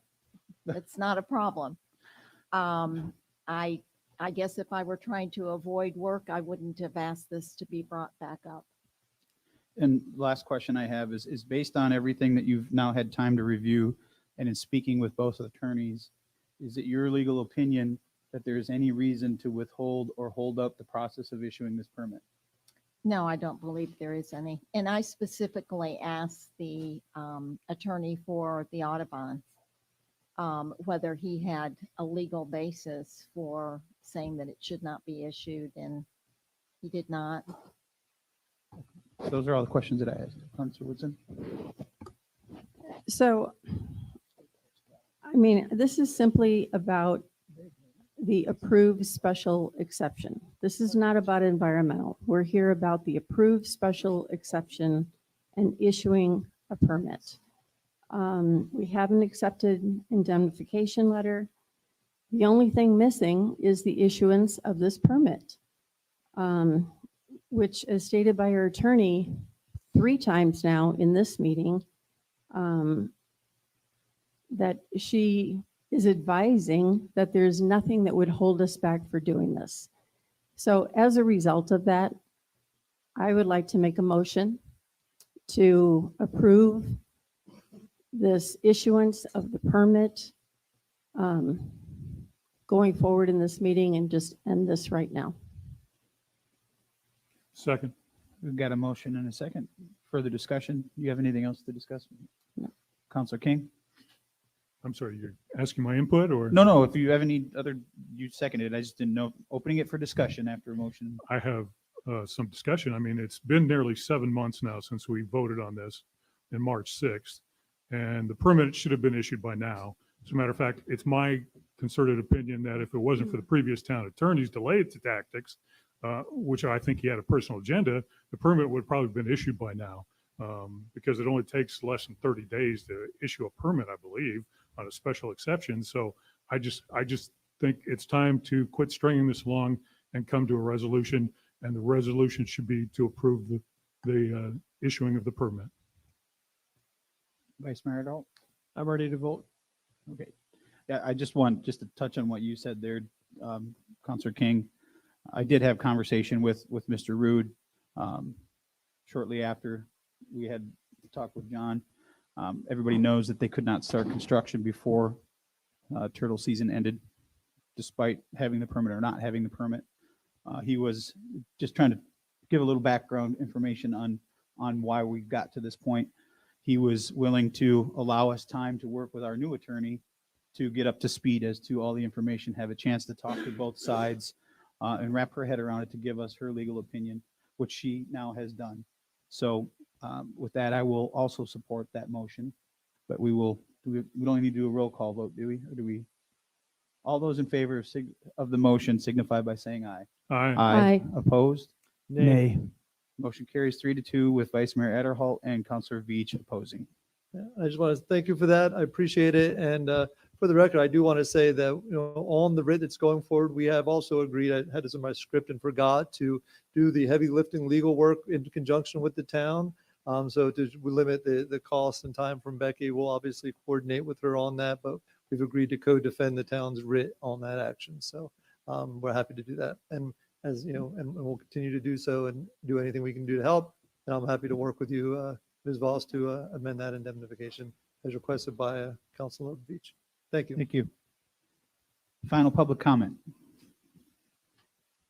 Does anyone would like to speak? Final public comment? Do you have anyone, Madam Clerk? No? Anyone out there? Seeing none, we'll close final public comment. Town managers items. I won't have much, but the big thing, I just got off the phone with FPL. There's going to be a power outage, a controlled power outage on the north end. We don't have exactly where, starting around 4 o'clock. Their smart grid, I think what we were experiencing, their smart grid detected something. And if they don't take it down now, if they take it down now and do a preventive, it's 2 to 3 hours. If they wait, it could be 6 to 8 hours if they just let it fail. So we're getting information now. Jenny's in touch with FPL. I just got off the phone with them, and so that's going to happen. It's our restaurant area. It's the north end. I don't know where it starts. So we were finding out more as we speak. So could this potentially affect this evening's meeting? That's what I've got to ask. I think legally you don't have to go out live on these meetings. Right. All we have to do is have a meeting. So we could still have our meeting and record it and record it on the phone and put it out just as soon as we get a chance or wherever power is. So that You would be need to up have your meeting. we have to have it at 5:01, right? You But I'm do saying have to. we don't have it, but Don't no, cancel it. but the location, I don't know about, they're out of power here. I don't know if that has a problem with moving to another location, but I don't know. We all have It's- hurricane It's kits a we can bring really flashlights. bad idea to Yeah. change the location. I'm sorry. It's a really bad idea to change the I agree. I location. just want to make sure in case people start asking that question. Yeah, it's still 5:01. The only other thing I have is I've got a few things, but it can wait till the next meeting. Is the events of Thursday, and I'm sure one of you, the mayor, maybe mentioned more about that. The vice mayor mentioned it earlier. So other than that, we're good to go. Town attorney items. There was one item on here that the development agreements and deviations, that's going to get moved to the, I think that's going to be part of the joint meeting that we're Because having Sarah had with to the leave. LPA. okay. Do you have any other items? No, I don't. Okay. Council member items and reports. Councilor Veach. My stomach says no. Councilor Whitson. I just want to get on the radar, if you will. I really want to bring up, before we get into season and as we go into our new budget, and I know the community policing was something that we had talked about. It's still in the budget. I think it's something that, especially before season starts and with the lack of lighting that we still have and everything else, we really need to move forward and get this plan design going on community policing. We all agreed upon it. It's in the budget and we need to move forward. Vice Mayor Idaho. I just say I concur. I just could wait till later, but since Jason's here and our whole team is here, has there been any update from the folks from the land trust on any acquisitions of property? Or is it kind of just? No, it's not yet. It's still moving. We still have conversations with them, but they haven't zeroed in on anything particular right now. They're still talking and asking questions. Just curious. That's all I've got. Thank you. Councilor King. Couple, maybe one quick. I alerted all of you and Jenny last week. I was at last Friday, the Lee County Metropolitan Planning Organization. Lee Tran got up and did a little presentation. They did share that the seasonal tram will begin on the island on Thursday, November 16th. Also, I met previously with CenturyLink/Lumen about their network boxes that are in disarray for the copper network. I asked people to contact me with specific addresses because surprisingly enough, they did not have specific addresses with CenturyLink/Lumen. So I forwarded those on, but some of the emails I've gotten were concerned about why we're allowing fiber optics to be installed when their network boxes are not cleaned up. I said that in response to them that I did not believe we had the right to deny that work, but I would refer it to Becky. And Becky, you finally, I think, put out something this morning with an email regarding that. Could you just verify what your position is or what the town's position should be on this? Yes, we cannot stop that.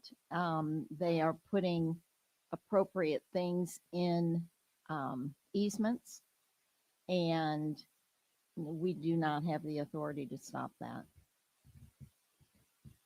They're a utility provider. Yeah, thank you. Now, we can do everything in our power to encourage them to fix up. I mean, even if it comes to code enforcement, we could use that to get them to, you know, do appropriate things with boxes that were damaged. I'm sorry, I didn't hear that part. We could do what? I said we could even use code enforcement to encourage them or cause them to take care of the problems that they've had since the storm, but we can't stop them from laying lines. Okay, yeah, and thanks for that. I will stay on top of that and check with them on a regular basis. And maybe Andy and I can have a sit down with them again if necessary. As you know, I've spoken with them as well about a week ago and pushed them pretty hard. So we'll see where it goes. We'll keep that live. That's it for me. Thank you. All right. Well, I appreciate you taking that and running with it, with you two handling. They are eyesores, so anything we could do to get them taken care of would be great. Just to touch on what the manager said, I'll cover. We're going to have a remembrance from 9 to 10 for those that do not know. This Thursday on the 1-year anniversary of Hurricane Ian. That'll go from 9 to 10 at Bayside Park. From there, we will walk down to the unveiling of the clock in Times Square. Throughout the day, I believe it's starting at 11 o'clock through 9 or 10 o'clock. Revive the Vibe will be having some music as well as food and things from Times Square down to Bayside Park. So it will be a full packed day. And I think, as Councilor Veach mentioned earlier, Dow Hodka, I think it was Dow, will be doing the paddle out. So anyone that is not deathly afraid of tipping over in a kayak, like myself, go ahead and hop in, and then that'll be great as well. So that is in the sake of time, that will be the last thing that I touch on. So unless there is anything else, we will seek a motion to adjourn. Move to adjourn.